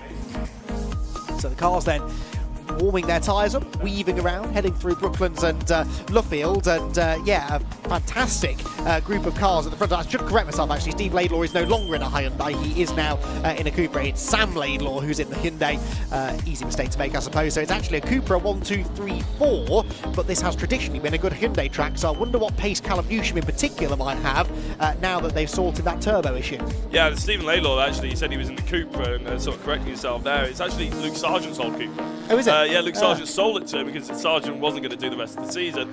Came to Croft to watch, got FOMO, decided to ring up Stuart Lyons, and it's Lyons' car that he's in the Audi. So it's a bit complicated, really, but it's it meant that we both get Steve Laidlaw in a very quick Cupra, and we also get Luke Sargent in what sounds like a very quick Audi. So I'm all here for it. You know, it's a bit of a hot potato in terms of TCR seats, but you know what? I'm here for it because we've got the amount of drivers that we have here. Well, exactly. Luke Sargent, as you said, raving about that Audi, so expecting good things from him. We are getting ready for the start of the race by the looks of it then. It's a 20-minute race, the first of 3 here this weekend from the Silverstone National Circuit. 3 points separating Adam Shepherd from Carl Bordley. They're sharing the front row. I expect fireworks here in the early stages because track position is vital around here, and neither will want to play second fiddle to the other going into Copse Corner. The revs are starting to rise then. 20 minutes on the clock. The first of 3 races here at Silverstone about to burst into life, and Adam Shepherd trying to extend his championship lead from pole position. The green flag has been waved from the back of the grid. The red lights go on the starting gantry. They will go out after a very long hold. A very long hold. The revs really rising now. The lights go out. Away we go, and Carl Bordley gets away well from the inside of row 1. There's a stall. I think that was Laidlaw in the Hyundai. Hopefully the rest of them avoided, but Carl Bordley will be inside of Adam Shepherd, challenging for the lead through Copse for the first time, and immediately the 2 title contenders going door handle, and it's happened immediately. Contact out of Copse Corner, and off goes Shepherd. He's heading towards the grass, stays out of the barrier. I predicted fireworks, Jack. I did not expect it to come so soon. Yeah, no, that's mad that he's made contact again. Adam Shepherd, and he's sent someone else off to the left-hand side. Will Powell, who's obviously only just come really back himself into this championship. This is absolutely, I mean, explosive stuff to carry on your fireworks reference. It looks like we're going to go under, no, not safety car conditions. I thought they were weaving because of the safety car, but actually just trying to heat the tyres up, make sure none of them actually squeeze out wide. It is going to be Carl Bordley who is in the lead of this race. I'm not sure whether any penalties are going to come that way. That's not for us to decide, is it? But it is all provisional from now on. Yeah, well, we just didn't see the initial contact, did we? But definitely contact was made. Look at Callum Newsham, though. He could be the beneficiary. He's on the brakes, though. I think there are yellow flags and Shepherd is around. I think he's got a puncture, right rear puncture, I think, for the championship leader. And this is crucial. Adam Shepherd, remember, is only dropping 10 points. He's had some bad results already this year. He cannot afford another non-finish. This could hand a huge advantage in the championship to Bordley. I'll tell you what, his Croft shenanigans will be definitely biting him in the backside now, won't it? I mean, it wasn't anything to do with him. He just turned up and the car wasn't working. It doesn't look like he actually has any rubber on that tyre. It's just an alloy now, isn't it? And, well, that's a very, very big disappointment for Shepherd. If they're quick, though, they can change that tyre, get him back out, and possibly still be on the lead lap. This is really important now. The team need to get that tyre changed as soon as they can. If it's only a tyre, could be suspension as well, of course, but I suspect that was just the contact that he had with Bordley. It's popped the tyre off the rim. If they're quick about it, they might just get him out on time. You reckon they can do that with lap of Silverstone National Circuit? I know it's a slow one because of the safety car, but that is, they've probably got themselves about 20 seconds to do such a feat. I mean, you know, to be fair, they're going very slowly. They go very slowly. There is Adam Shepherd, actually, and the team are pros at this at the moment. They seem to be putting out fires left, right and centre with this car. Everything seems to be going on wrong with it over the past month and a half or so. It looks like they managed to get it up. They're looking like it's not an easy job, to be honest, Andy. Probably a little bit of damage to some of the linkages, but they got the what's left of the tyre off. And it looks like we might be giving it a go. I think this is a little bit too tight. I don't know. It won't take long to tighten it up. He's got to get to the end of the pit lane. As long as he gets to the end of the pit lane before the safety car queue. It is quite a long pit lane. He's about halfway down it, I think, isn't he? That looks like that's where he's based. Yeah. It will be touch and go, but it could be crucial here. He needs to try and get back out on the lead lap so that when there is a restart, he's got a chance to fight for positions. Out of the gravel already is Will Powell, so it will be a short safety car period, this. So the next challenge for Shepherd will be to catch back up to the tail of the queue. But I think he might just do this, you know. The safety car is only now at pit entrance. And where is Adam Shepherd? Has he made it out of the pit lane on time? Yes, he has. Oh. Yes, he has. Wow. So Adam Shepherd back out on track. And how important, Jack, could that prove to be when we're back here at Silverstone in October for the final round of the season? I feel like I've just lost a fiver to you, to be honest. It's and it's. I mean, that is astonishingly good. I mean, I shouldn't have doubted it really after their brilliance across that team. Even when they got here at Silverstone, I think they had a fuel pump issue completely separate to everything else that's gone wrong in the car. And then obviously the contact, which we'll have to potentially have a look back. But is he testing that car, or is that car biting him now? That's the question. I think he's violently testing it. Well, he's got a cold right rear tyre, remember, so leaning into Brooklands there, it would get a bit sideways. He's not had a warm-up lap. He's not put a heat cycle through that tyre at all. So, and he has to catch up. And he has to catch up, exactly. But he will catch up, and he will have at least a fighting chance of getting some points. Now, cast your mind back to Oulton Park. I know you weren't there, but I'm sure you were tuned in, glued to the coverage that day. Do you remember when he ended up getting fired into the barrier going into the first corner, Adam Shepherd? At that point, we thought, obviously, this is a non-finish. He came back and he scored really good points out of that race. In fact, did he not end up winning that race? Yes, he did end up winning that race. So Adam Shepherd, from being the wrong way in the gravel and the barrier at turn 1, ended up winning. He'll have to really push to win this race, but points could still be on the cards. Yeah, I don't think Will Powell's going to be winning this one, unfortunately, is it? I mean, he was just the unlucky recipient of a bit of a bash and a rejoining and potentially slightly angry red mist of Adam Shepherd. But again, everything is well above our pay grade to decide all that sort of thing. So let's just enjoy what we're about to see, which is Carl Boardley leading this race. Steve Laidlaw up from 4th position. I mean, I can't believe we didn't mention it, but he's in 2nd with Brad Hutchison in 3rd. He's just scoring podiums after podiums after podiums in the last 3 rounds, with Callum Newsham just behind. This is going to get spicy. Indeed, Callum Newsham, the one that really needs to get a move on. He, remember, was in the process of passing Hutchison when the safety car came out. The safety car is now back in, though. We're away in racing once more with just over 3/4 of the race distance to go, and Carl Boardley needs to try and get his head down now and get out of town before Adam Shepherd gets back on turns with him. But look at this, Laidlaw's going after him. Laidlaw on the tail of Boardley as we head down towards Beckett for the first time at full racing speed. Shepherd sets the fastest lap behind the safety car. That won't stand. But Callum Newsham there nibbling away at the back of Hutchison. At the moment, Boardley doesn't seem to have a huge amount of pace. No, it's a bit surprising, to be honest. Obviously, maybe he knew that. Maybe that's why he really tried to go for that move off the line. He didn't get a good start. Brad Hutchison up the inside of Callum Newsham. Was that Callum Newsham around the outside, actually, of Brad Hutchison? I mean, that's a brave move. Steve Laidlaw misses the apex by about half a postcode, but it looks like Brad Hutchison's just about held on to that position. Just, though, that's brave by Newsham. Yeah, Newsham needs to get his elbows out here, though. This is his chance to really reignite his championship campaign with Shepherd at the back. Boardley could be carrying some steering damage. If it damaged the back right of Shepherd's car, it stands to reason that Boardley's car might have taken a knock as well, and Newsham needs to try and take advantage. Across the line they go then. Boardley leads the way. Laidlaw now is having to start defending in 2nd place, so losing a bit of time as a result. And then Brad Hutchison with Callum Newsham behind. Hutchison with a bit of a run towards Beckett. Is there a lunge coming into the braking zone? He's thinking about it. He goes to the inside line, does more than think about it, commits to it. There's a bit of Morse code tapped onto the back of car number 100, but it's Hutchison who runs out wide. Callum Newsham needed no second invitation, gets to the inside and takes 3rd place. Yeah, well, fair play. It's Callum Newsham taking advantage there of Brad Hutchison attempting the move, and Steve Laidlaw holding it off. Let's see what Callum Newsham's got up the inside. Andy, you were miming it on my left, and he's going. He got and listened to you. Callum Newsham sends it up the inside of Brooklands. I think Newsham's got the pace to win this race. You know, he is clearly up for the fight. Carl Boardley just not pulling away at the front of the field, and Callum Newsham has broken into 2nd place a lot more quickly than Carl Boardley would have liked. Adam Shepherd, by the way, has set the fastest lap of the race. Now, Shepherd was in 13th position at the end of the previous lap, but remember, bonus point for fastest lap as well. That could prove to be pivotal when we get to the end of the season. I'm going to guess the car with the headlights on might well be Adam Shepherd. Yes, it was, and he comes across the line inside the top 10 and only 8 seconds off the lead. Wow, I don't know, that's absolutely astonishing, isn't it? He must have caught right back up without us really seeing it. Steve Laidlaw still in the podium positions.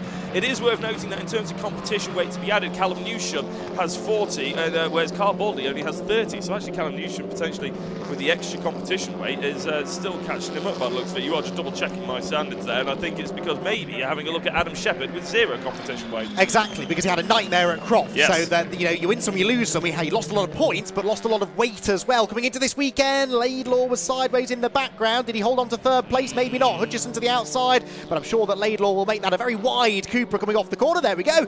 Gives him the hip and shoulder, leaves him just enough room on the exit in fairness, and Brad Hutchison will stay alongside as they run to the line. But look at the lead gap. Callum Newsham is going after Carl Boardley. This might even be a new fastest lap for Callum Newsham. Yes, it is. He steals the point away from Boardley. Laidlaw and Hutchison side by side for third, though, as they headed towards Cobb's Corner. And we'll have to find out in a moment or two exactly how that one panned out, as there, Adam Shepherd is now on the back of Brad Thurston and Owen Hillman for 8th. I was truly terrified about Hutchison and Steve Laidlaw, but there we go. It is Brad Hutchison ahead of Steve Laidlaw, and they've really held each other up. And look at Darren Lewis coming out of not quite nowhere, but the lead battle is coming to a head as they go down to Brooklands. In Cops, we could see a change of position. I wonder whether Newsham might try that lunge again. Boardley thought it was coming, so went to the inside to cover, just makes the apex, but Callum Newsham, no doubt about it, fastest man on track right now, and on the tail of Carl Boardley. Now, coming into this race, Newsham was 8 points behind Boardley. They're both set to outscore Adam Shepherd by a fair chunk. This could be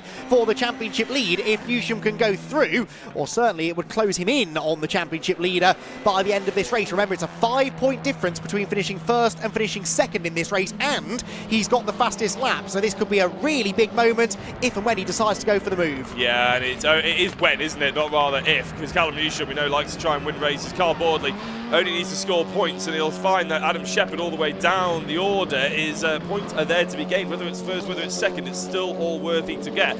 Well, we'll just cast your line back just a little bit. Stuart Lyons has got a 10-second penalty into 13th on the grid at the moment, but the race lead could well change as Boardley gives a little bit of a jink out to the left, trying to just shake Hutchinson off as Hutchinson snatches a break. Yeah, well, there's absolutely no way that this overtake will be as easy for Newsham as his last two were, that's for sure. Not that they were easy, but he was just so much better on the brakes that he was able to make it look very easy. Boardley, though, we know is a tough man to pass, and Callum Newsham, well aware of that already, of course, comes across the timing line then to complete another lap. We are at half race distance, and the leading two are separated by just 0.3 of a second, and that, I'm afraid, is the number 19 car. That is Jeff Oldham in his shiny new Audi, not quite so shiny anymore. That's parked off at the side of the road coming out of Cops Corner. Yellow flags there, but not at Beckett's, where Callum Newsham might just be shaping up for a move. Yeah, no, not quite, is it? But he needs to get a decent exit. We know where he wants to make the move. Carl Boardley knows where he wants to make the move as well, and that's could be crucial. I think there's a little bit too much of a gap, but Newsham, we know, gets a decent exit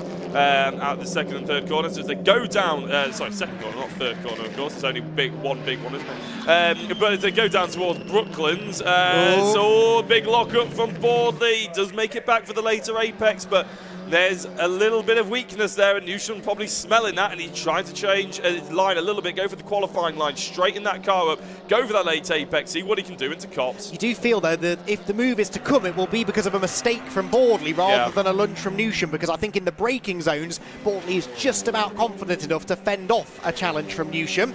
We check back in on some of the runners further back to see where Adam Shepherd has got himself to. He's up into 8th place now, ahead of Brad Thurston and Owen Hillman. Here he comes, and that is a big gap for Adam to try and bridge to get to the next group of cars. Yes, he's got nearly 9 minutes to do it. How much more progress do you think he can make? That's a difficult one, isn't it? What are his lap times saying? That's the big question, really. And his last lap time, Adam Shepherd is a 1 minute, whereas Sargent was a 59.1. Now, maybe Shepherd made an overtake. Maybe there's a few things that contributed to that, but still, it's a big opportunity. There's a safety car. Safety car on circuit. I'm guessing is Jeff Oldham, who's unable to move. And to be fair, if you come out of Cops, you get loose on the exit and you spit back over, that could be a big crash. Well, I'm pretty sure Adam Shepherd ended up going over that exact bit of grass on the first lap. Granted, assisted by the looks of it, but still, that is the safest thing to do.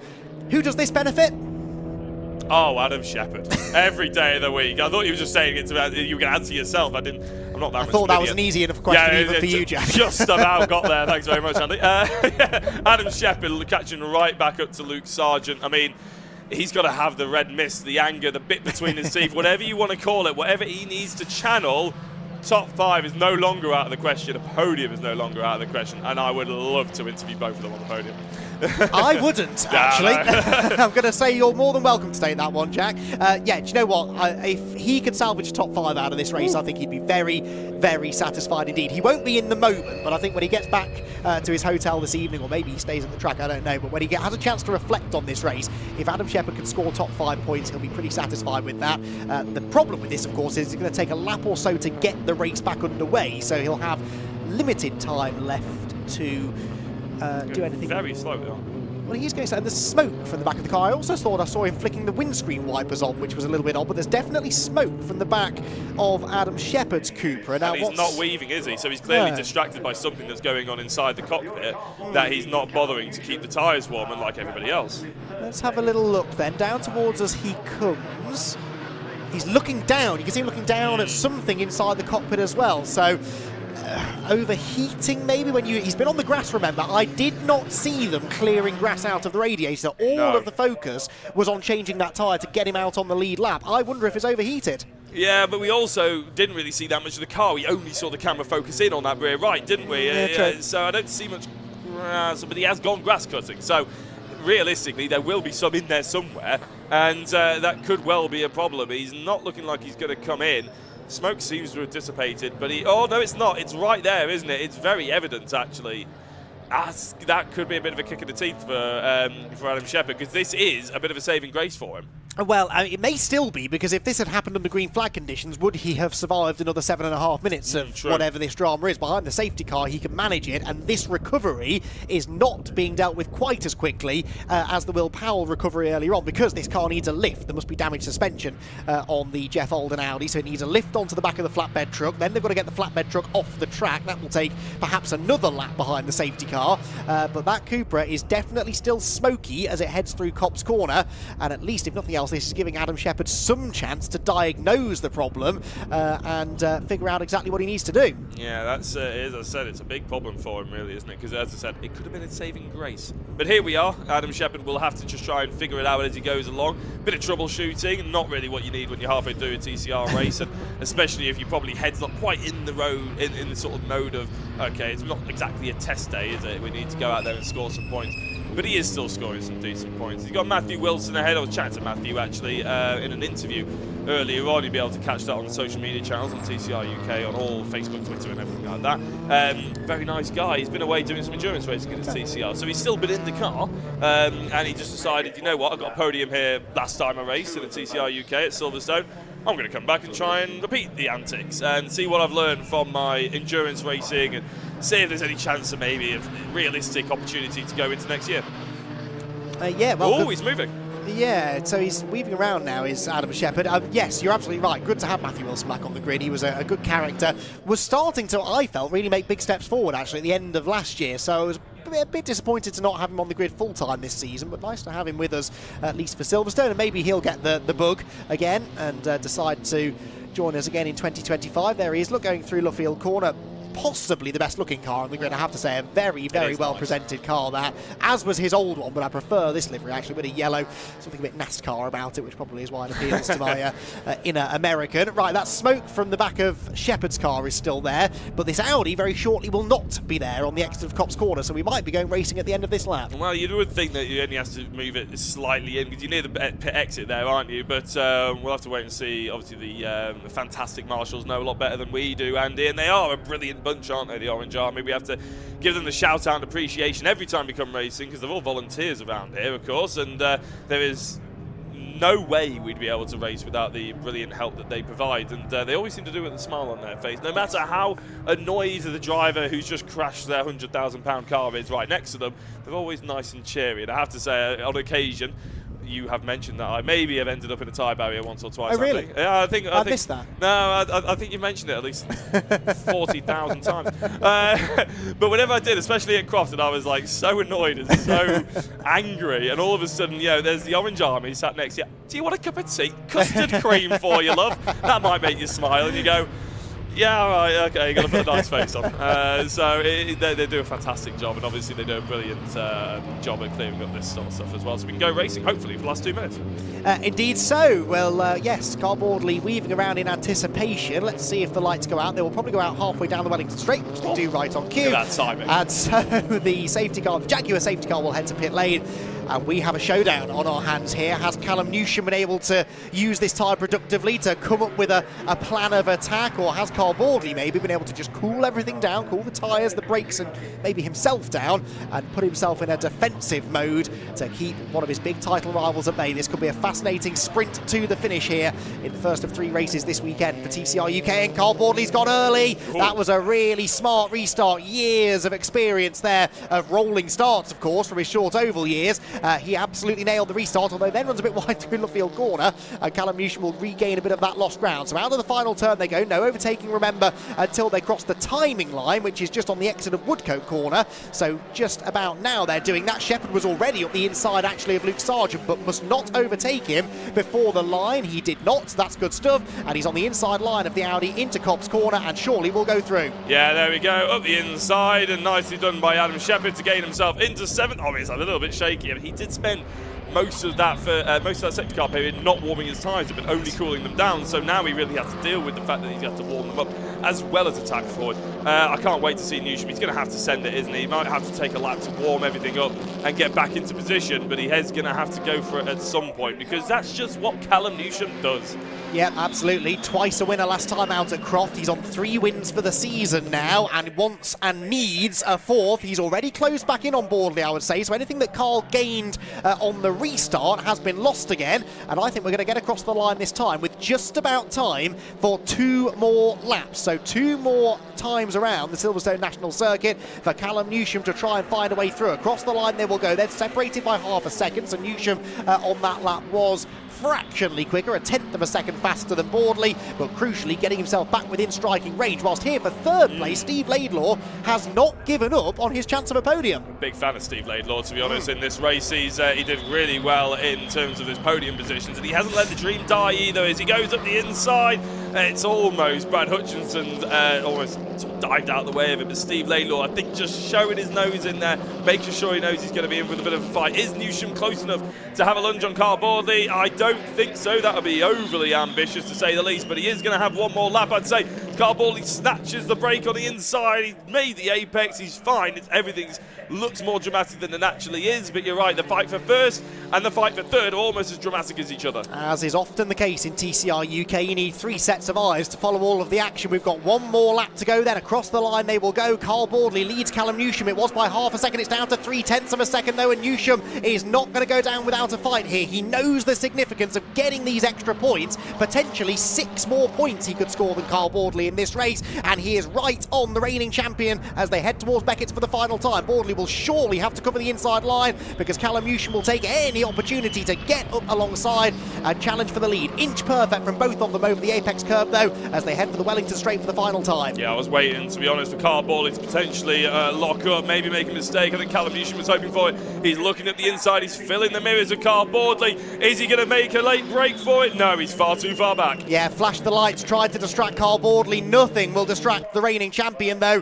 who now just needs to get a good exit from Luffield corner, and he will be the winner of the first race of the weekend here at Silverstone. Newsham will try and get the late apex, carry the speed to the line. He's going to be close, but ultimately not quite close enough. Carl Bordley comes across the line there to claim another race victory in TCR UK, and perhaps his most important of the season. The win for Bordley, 2nd Newsham, Hutchison hangs on to 3rd, and Steve Laidlaw in 4th, Darren Lewis 5th ahead of Matt Wilson, Adam Shepherd 7th in the end. Wasn't really able to capitalise as much as I thought he might on that late safety car. Just the 1 further place gained after the race restarted, with Luke Sargent, Owen Hillman and Sam Laidlaw to complete the top 10, but by 3/10 of a second. Carl Bordley is your winner here at Silverstone, and well, I'm going to say provisional, because we don't know what happened between Carl and Adam coming out of the first corner. We might get some glimpse of that from his interview with Jack Oliphant after the race, but Carl Bordley for now is crowned victorious, and that will be for Carl, remarkably, only his 3rd win of the year. He got his first one at Oulton Park a few months ago, did win the middle race, the reversed grid race at Croft, the other 2 won by Callum Newsham, and now now manages to get another victory here as Adam Shepherd. Now keep an eye on Adam Shepherd. That Cooper was accelerating quite quickly past the rest of the pack, maybe just to get back to the pit lane to deal with whatever the smokiness is, but maybe to go and have a word with Carl Boardley. So hopefully they're going to avoid any further fisticuffs, having tangled on track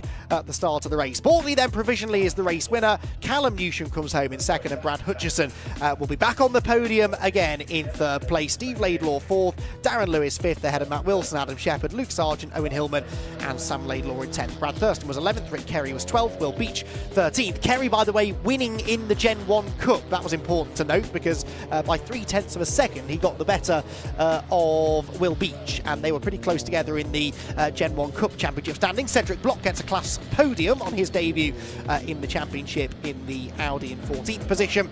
And then in 15th place at the line was Stuart Lyons after that 10-second penalty. The 10-second penalty being for... the timing screen doesn't tell us. It came very early in the race, though, so I'm going to imagine it was something like a jump start or being out of position at the start. Well, Powell was a lap down after his spin up at Beckett, and Jeff Olden, as we saw, brought out the safety car with whatever his drama was coming out of Copse Corner. So, points-wise, what will that all mean? Well, Boardley provisionally gets 40 points for his race victory, which, compared to Adam Shepherd, well, will definitely move him ahead of Adam Shepherd. Of that, there is no doubt. Callum Newsham ends up scoring 4 points less than Boardley, I think. So Newsham was 8 points behind Boardley. That will now be 12 points. There, meanwhile, is Adam Shepherd's car, and that looks as though a very smoky and hot engine bay has perhaps even caught fire slightly, we're hearing. So a lot of concern amongst Adam Shepherd's team. Adam there being ushered into the garage, and hopefully that's not done too much damage to the engine, because that's a team that doesn't have a huge amount of funding behind them. He's right in the championship battle. He will have lost his championship lead after that race, but still very much in contention if they can get that car sorted for tomorrow's second race, the reversed grid race, of course, being the second race of the weekend. So cars then are being pushed back into their garages. We're hoping the top three drivers, though, are ready to have a chat with us. These could be some very interesting interviews, and in charge of them all is Jack Oliphant. Thank you very much. And I haven't actually got any cars yet. Well, they're about to pull in. But I can tell you that Adam Shepherd's car is not smelling healthy. And there was actually shouts of a bit of a fire, but they seem to have put it out. The car, the driver was out the car and everything like that. Everything's fine. So just a bit of drama right towards the end. We were asking, wonder why it's smoking. Well, I can tell you what, it's very much smoking. We can see Carl Boardley, though, in front of us, and as he slowly gets out of the car, it looks like I think he's going to enjoy a race win more than he's enjoying his football team at the moment, with a Leeds United crest on the top of his head. Brad Hutchison in, smashing into third place. I think his tyres are probably pretty cooked as well, with Callum Newsham on the right-hand side as well. I think it's going to be very entertaining to chat to all three of these drivers. All of them had their own battle. With Carl Boardley is going to be the first person we're going to go and chat to. I'm going to go stick a microphone in his face pretty much straight away. Carl Boardley. As he says, well done. Big congratulations. That's hard work, shall we say. That looked from all over the place. You were getting attacked, weren't you, throughout the entire race. But you managed to keep it together, managed to get it on first place. How do you feel? Yeah, all good. Obviously not very happy with turn one, but there wasn't really a lot I could do. Adam tried to come back over and basically just hit the front wheel, and it just sent me a bit left, and I obviously clipped the back of him, and that sent him across the track, so damaged my car in the process. So like you say, it was a bit of a struggle to get it home. I didn't think we were going to at one point, but managed to get it here, so yeah, all good. Well, how was the damage in terms of how the car drove then? Was it a bit of a fight to keep it pointing in the right direction? Yeah, it was, big time, yeah. We got some bent front suspension and all sorts of things there. I had big vibrations. Steering wheel was down one side, so yeah, it's obviously moved a load of track in the front, so I just had armfuls of understeer, really.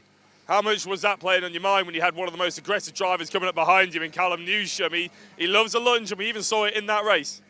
Yeah, I see him there, and obviously he was flashing away. He was quicker than I was, but like I say, I think we was a little bit hindered by the damage. But no, it was a case of he was probably a lot stronger than me through turn one. But then I think if anything, I could get him down the back straight and then into Brooklands. So yeah, it's one of those. Well, it looks like it was a very entertaining race from our point of view, Carl. And let's face it, a lot of championship points swaying your way as well. That must be on the mind. It's not really. like I was saying to the boys, we're only just past the halfway point in terms of races. So, no, I mean, we just, we obviously want to be, be doing well and winning races. That's the main aim.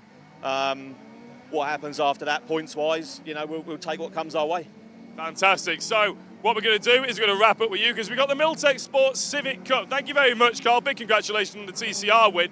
But we've got another race to get to. So, Andy McEwen, back over to you, and I'll sprint down to join you.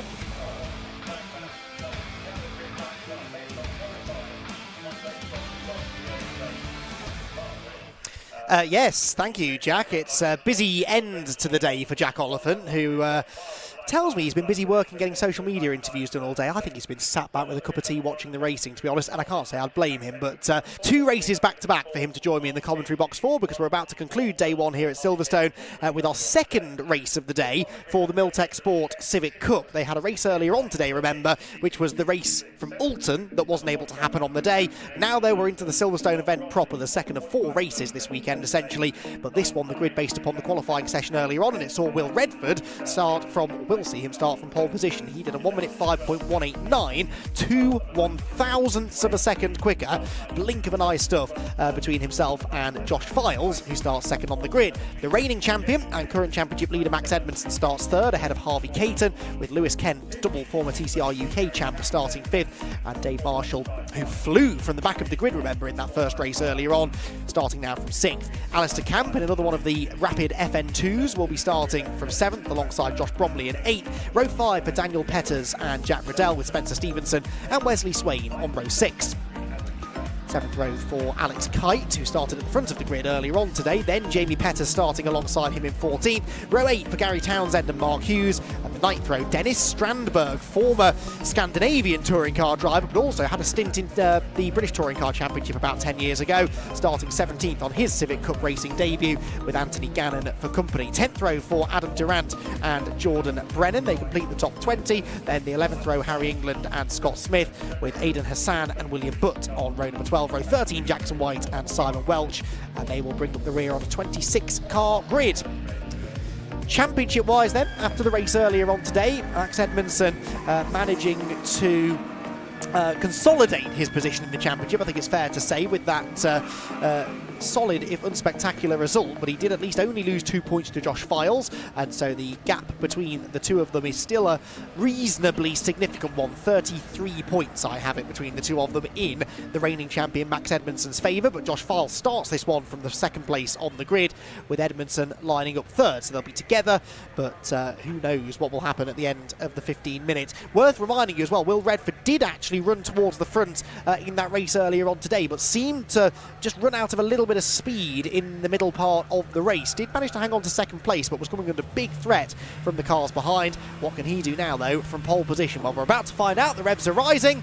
The green flag has been waved at the back of the grid, and the first proper race of the weekend here at Silverstone for the Milltek Sport Civic Cup gets underway now, and a good start is made by, well, both of the front row starters, I think, but Josh Files may be slightly quicker away as they head towards Cops Corner. He's on the inside line. Will Redford tries to close the door, but can't, and Josh Files is through. Josh Files into the lead already, and Max Edmondson actually not away that quickly, has Harvey Caton up the inside of him as they head down towards Beckett's for the first time. Files hasn't yet got the job done on Redford, in fairness. They hit the brakes, bit of a snatch of the brake there for Files, who's actually got Edmondson back in behind him now. Edmondson did fight his way back ahead of Harvey Caton and sits in third position. He will have a run, though, on the pair of cars ahead. Does he choose to push his teammate Files or try to get alongside him? I think he's going to work with Josh for now. Files then goes through into the lead, and Edmondson desperately wants to go with him. He's late on the brakes on the outside line. He will go into second place, and I think we'll probably slot in between Files and Redford heading out of the corner. Yes, he sort of does. Redford coming back at him actually on the outside line, gets hung out to dry, and that invites Harvey Caton to the party now in the fight for third. Dave Marshall, by the way, 5th position, could be a real challenger for the win here, as Gary Townsend, I'm afraid Jack Oliphant has had a spin. That's down at Brooklands, and that will bring out the safety car. Yeah, it's a bit of a shame the safety car will be brought out. Everybody will have to calm down just a touch, but I was actually watching Dave Marshall throughout that whole scrap sort of thing, and really feisty. He's loving life in this Silverstone at the moment in that FN2. The way he's got the car set up, he said it might not be the fastest. We haven't got all the tyres we need in the world, all that sort of driver excuse, which is all fair enough. However, he just seems to be driving it on a sixpence. It's brilliant how he can turn that car. He's talented. I mean, that's all we can say about Dave Marshall. He is a supremely talented driver who doesn't have the budget to stick new tyres on the car for every race, doesn't even have the budget to do any testing. Very often, the first time he goes on track is in qualifying, and he's been very open and honest with me earlier in the season, saying, look, our qualifying is letting us down. We cannot expect these days to arrive at a race meeting, go out for the first time in qualifying on used tyres and be competitive. And yet still, by the end of the races, he always seems to be up near the pointy end, even if he qualified badly. And you have to wonder, if someone threw a bit of money at Dave Marshall and sent him testing and bought him new tyres, would anyone be able to keep up with him, honestly? Because the job he does with the funds that he has is astonishing. It is. And I know we sort of sound like we're bigging him up over any other driver on the grid, but he is very, very impressively talented, as we said. And I'm sure there are plenty of other drivers that would probably think exactly the same thing about themselves as the cars go past. The safety car is still out. Is that the safety car? There it is. You were wondering who was actually pulling in there. Dennis Strandberg was pulling in, unfortunately. That's a shame, isn't it? That was a big story coming into the week. It was. But mechanical gremlins perhaps striking, and the Scandinavian driver will have to spend a bit of time in the pit lane to get that sorted. But yeah, Dave Marshall driving phenomenally well and could well be a threat in this race. How important, though, that Files and Edmondson both got ahead of Redford there early doors, and that Edmondson was able to follow Files through, because what Max can't afford is for Josh to be beating him by a couple of positions every race. Second place is fine for Max at the moment. He's only going to lose 5 points to Files if things finish as they are now. The last thing he needs is Files to win and Max to get sort of dragged back into the pack. Yeah, if you ask Max about it, it's like he doesn't even notice that the championship's actually going on. Really? He's so relaxed about it. Now, obviously, as the lights go off in the safety car, he'll obviously be feeling a little bit more than some would probably think he would, than what he lets on. But he's a racer, he's a champion, he wants to beat the best. And I know Josh Files also says he's just here for the vibes. He's just here for a good time. You roll your eyes, everyone at home rolls their eyes, I roll my eyes. Yeah, Josh Files is here to win. He doesn't like losing. Racing drivers do not lose. No, and I refuse to believe anything either of them say, to be honest, because this means a lot to them. It means a lot to Max to take the fight to someone with Josh's experience. It means a lot for someone like Josh to come into a championship like this. He could very easily have come into this championship and been uncompetitive. He hasn't been, but if he doesn't win, there will be people who say, well, why didn't you? He might not feel that way, but the pressure is on nonetheless. Anyway, the race gets underway once again with just under 11 minutes to go, and Josh Files nails the restart, in fairness, gets a length or so over Edmondson, who's already back on him, though, by the time they get to Copse Corner. These cars do give a reasonable slipstream down that main straight, and Edmondson using that to good effect, and he's piling the pressure on already. He is, actually. And when we were looking, if you remember in the race earlier on, just before lunch, and Files actually made a mistake through turn 1, to no one's surprise, I was wrong with my prediction. He ended up making, there was a driver in front of him, he ended up making it a little bit harder, so he had to get back on the brakes halfway through the corner, lost the back end, and he managed to catch it. He did admit it's a pretty damn good catch, and I was like, yeah, fair play, it was pretty good. However, he might well have to do a little bit more defending than he was in that first race, because Edmondson is crawling all over the back, and as Files snatches the brake going into Brooklands, there's a little bit of a gap forming between second and third, and that's Will Redford. Can't seem to quite turn that qualifying pace into race pace. And we sort of suspected that, didn't we? He said after qualifying to you, apparently, that he wasn't sure he'd have the race pace that he had in qualifying, but he is fading away from the top two. Now, what that means is that Max Edmondson's under no pressure. He's free to take whatever line he wants to try and outfox Josh Files without the risk of being attacked by Redford behind. But it also means that he doesn't really need to take a big risk here, Edmondson. He's got no threat from third position. If he just sat behind Josh Files, he's pretty much guaranteed second place. But that's not the way that Max Edmondson operates. He wants to win, whether it's for the points or whether it's for the trophies. He just wants to win races, and he will want to get one over on Josh Files if he has half a chance. And every race fan out there also wants to see people go for wins. They don't want to see people settle for second. That's not what we turn up for racetracks for, is it? So, yeah, hopefully Max Edmondson turns his inner Callum Newsham on and starts going for a little bit of lunges left, right and centre. But we also have to probably talk about the fight for third, because look at the train that's on the inside of the circuit as Will Redford tries to defend from Harvey Cates and Dave Marshall, Lewis Kemp, Josh Bromley and the rest of the Milltek Sports Civic Cup field. And Lewis Kent just set the fastest lap as well on the most recent lap. Ignore that graphic, it's not Gary Townsend. He, as far as I know, is out of the race. Kent with the fastest lap, and Kent up the inside of Dave Marshall there for 5th position. So Dave Marshall, just after we were bigging him up, Jack, now in danger of losing some ground. The last thing you want here at Silverstone is to be hung out to dry, and that might be what's about to happen. Yeah, well, Lewis Kent is a TCR UK champion, isn't he, at the end of the day? It's not a bad thing to be overtaken by him. It is a bad thing if if it means you lose 2 places, Yes. which is exactly what Dave Marshall might end up doing here, because he's got another driver up the inside, and that's Bromley. Now, Bromley's transponder's apparently not working, so it doesn't look like he's actually on the left-hand side of the screen on the timing tower, but he is there because he's about to try and overtake Dave Marshall, almost losing a place to Alistair Camp. In fact, there you go, he just appeared in 7th place on the left. Josh Bromley's having to be manually inputted at every single lap, so it may well take a second to update, but Josh Bromley definitely is there. And he feels like he's getting a lot quicker in these Civic Cups as well. I've spoken to him quite a lot today. He was bang average at darts, I won't lie, but he seems to be getting better at Civics. I did notice when I did the darts at Brands Hatch earlier this year, there is no direct correlation between a driver's darts ability and driving ability. It's often the opposite, actually, is true. But anyway, through Luffield Corner we go. Redford under threat from Harvey Caton, who's looking a little bit pacier in this race than he did earlier on today. In fact, both of them are, in fairness, with Lewis Kent understeering a bit wide there in 5th. Then Marshall Bromley, Camp Petters, and Wesley Swain. Wesley Swain inside the top 10. Phil Kinch, I'm sure, will tell me momentarily whether Wesley's had a top 10 finish or not before. I don't recall him finishing in the top 10, so that's a big step forward in pace for him. And actually, he's 9th now, ahead of... no, he's not, he's 10th, because Bromley's transponder still isn't playing ball. A couple of good battles going on further back, but this, the lead group, and it's side-by-side Jack for 3rd. Yeah, Will Redford and Harvey Caton. Harvey Caton, obviously a race winner at round 8, but it happened this morning. Trying to go around the outside of Will Redford. That's a bit of a brave move. Will Redford trying to force him out off the circuit. There's nothing wrong with that. He's left him just enough room to actually stay away. As I say that, it could have ended horrifically badly.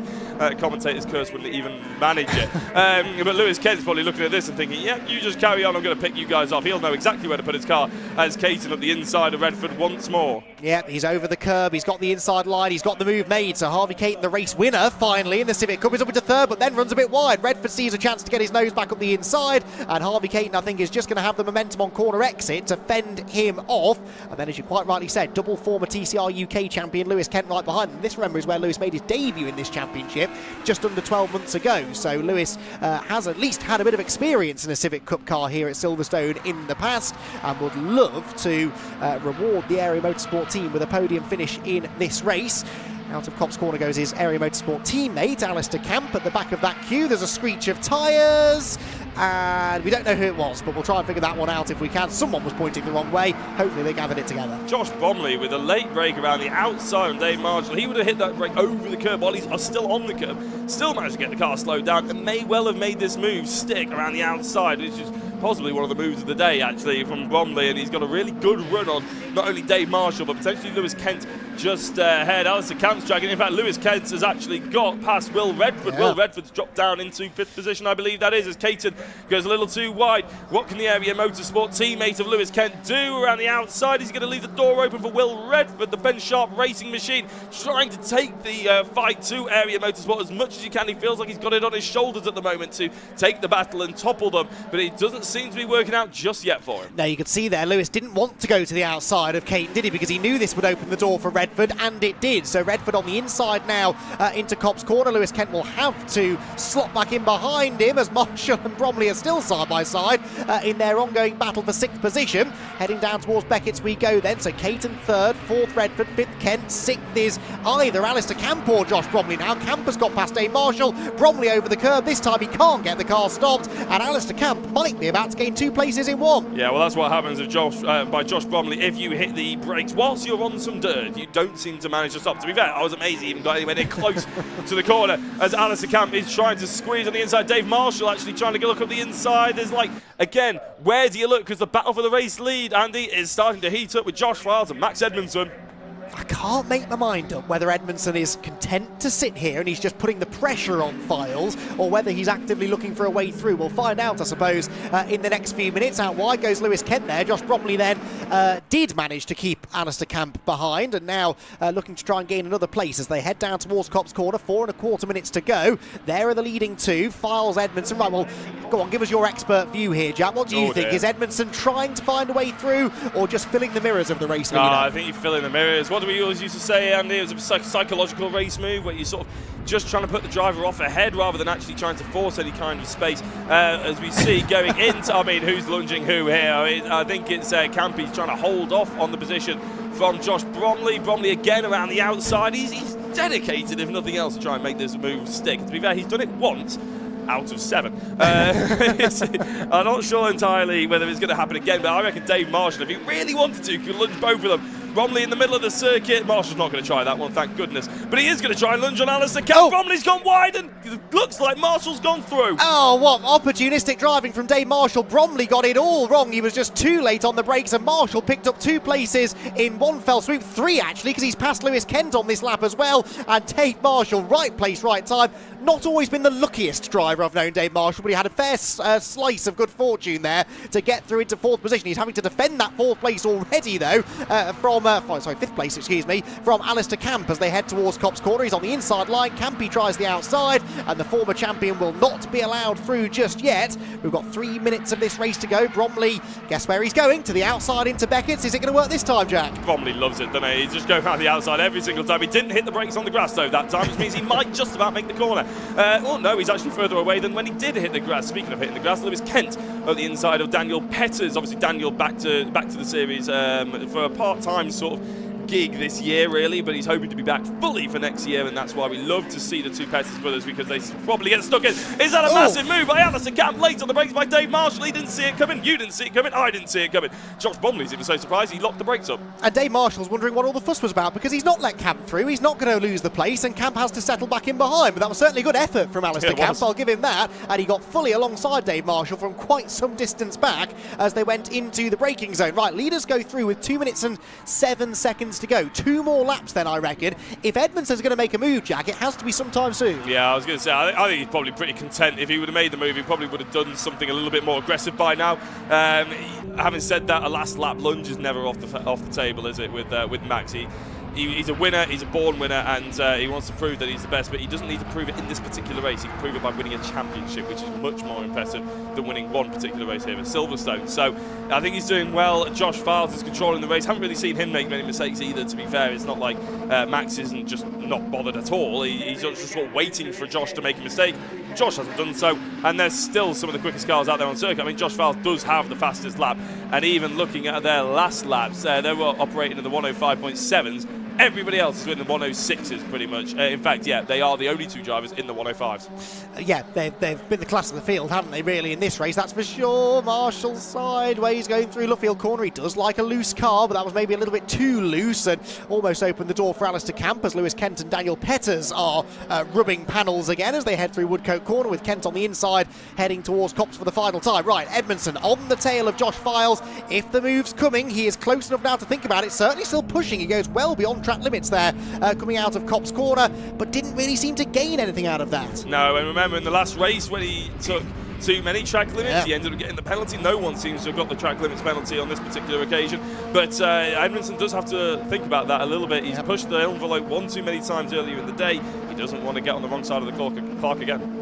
Haven't seen any warnings for track limits in fairness, and it's the last lap now, so I suppose in a way anything goes. Let's see if he tries anything into Brooklands. Yes, he does! Goes to the inside line, but he's just not quite close enough, and Josh Files got over to the inside line to cover. Max Edmondson had a bit of a go, didn't want to risk contact with his teammate, and I think we'll now probably have to settle for second place. Round Luffield they go then. Josh Files is going to continue what has been a fantastic mid-season streak of performance. He exits Luffield Corner, and Josh Files is going to claim his 3rd victory of the season to close ever so slightly further onto the championship leader Max Edmondson. Files the winner, Edmondson second, and Harvey Caton back on the podium. A fantastic day this has been for the youngster. A win earlier on and a 3rd place finish in race number 2. Will Redford 4th, and Dave Marshall hangs on to 5th position, and hangs on I think is the best descriptive of that. He only just managed to hang on to the car on a few occasions, but a brilliant drive that to 5th position.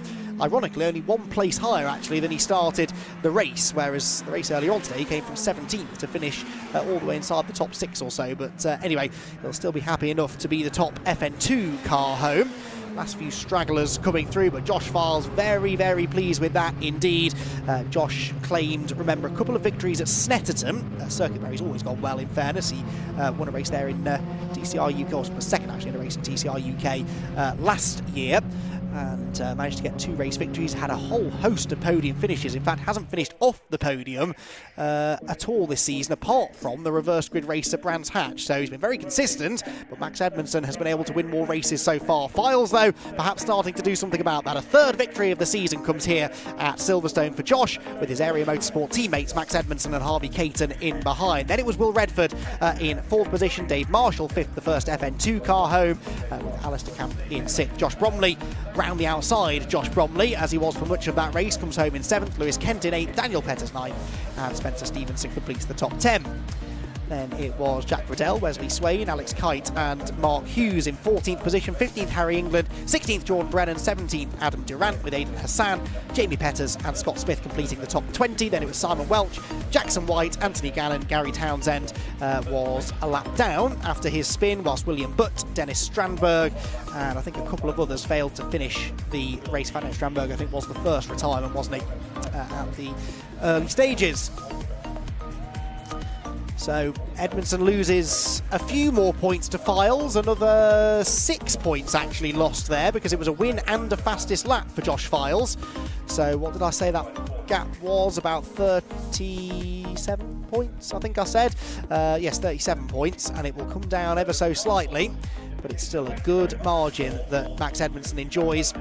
As Carl Boardley made the point, though, after the TCR race earlier on, we're only just past halfway through the season, really, when you look at how many races we have left. There's been a couple of double headers for the Civic Cup, last time at Croft and at Oulton Park as well, but it's triple headers from here to the end of the season, so they've got 2 more races to do tomorrow, and then 3 races at Thruxton and 3 races on the international circuit here at Silverstone at the end of the year. So there are lots more races, lots more points up for grabs, and if Josh Files continues to win races, continues to outscore Max Edmondson, then he might just have half a chance at stealing the championship away. So drivers head back to the pit lane and eventually to Parc Fermé, where they'll be greeted by Jack Oliphant. We're just waiting for drivers to be present and correct for our final interviews of the day. Whilst we're waiting for them, a reminder of some of the key timings for tomorrow. The first racing action due to start at about at about 25 past 9 or so in the morning, with the Milltek Sports Civic Cup actually kicking off the day with their second reverse grid race of the weekend. The Ginetta Juniors are out after that, followed by the Fiesta Juniors. We'll also have some races from the ST240 Fiestas, the Audi TTs, and we're joined tomorrow by the modified Ford series as well. They'll have 2 15-minute races with another big grid of blue ovals set to take to the track. And of course, don't forget, we've got the 2 TCR UK races tomorrow. The first of those due to start at about 20 past 1 and the second at about 20 past 5. So 2 more races in TCR UK and a few scores to be settled after the race earlier on this afternoon. So a busy weekend here at Silverstone, the first of 2 visits, like I said, for TCR and Civic Cup and their various support race categories here at Silverstone. We'll be back out on the international circuit. That will be on the 12th and 13th of October at Thruxton on the 21st and 22nd of September, the first ever visit for these championships to the Thruxton Speed Bowl, and then the Silverstone International Circuit providing a fitting venue for the championship decider in front of the famous Silverstone wing, and a circuit that again always produces lots of drama. Slightly different style of track to the national circuit, certainly a bit more technically demanding, a few more tight and twisty sections, but that really opens up more side-by-side racing, more overtaking, and I'm sure we're going to have quite a few interesting storylines to come to a conclusion when we reconvene here in mid-October. So we're still waiting for the drivers to make their way to Parc Fermé. Always the way after a race. Racing drivers, the first thing they want to do when they get out of the car is to talk to each other, then maybe to talk to their family, then they want to have a chat with their teams as well. The last thing they want to do is answer questions in an interview, but we would love to hear from them, and we're going to hear from them, we believe, in a few minutes' time. We're going to take a very quick ad break, but we will be back with post-race reaction here from Silverstone in a few minutes' time.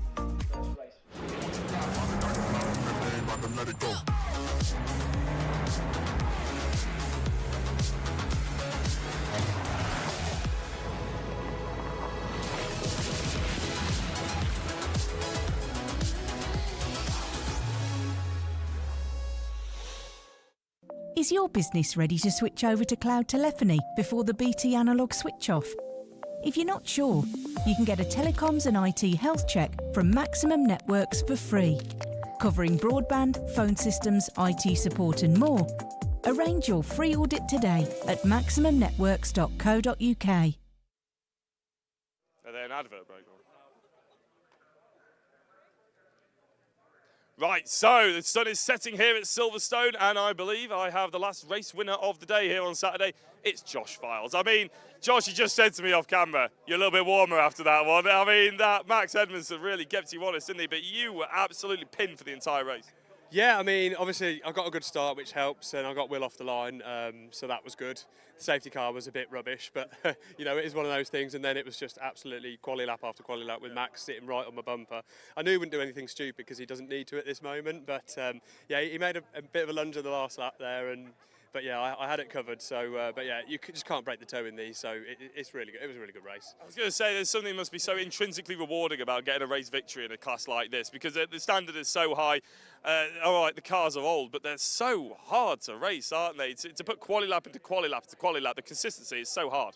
Yeah, I mean, I've said it and I'll say it again. They're the hardest car I've driven by far. There's so many like nuances in them that you just can't get your head around. It takes a while, but the brakes are the biggest thing. And to be honest, you know, now the sun's going down and the brakes are a bit older because they've done quali and race one, etc.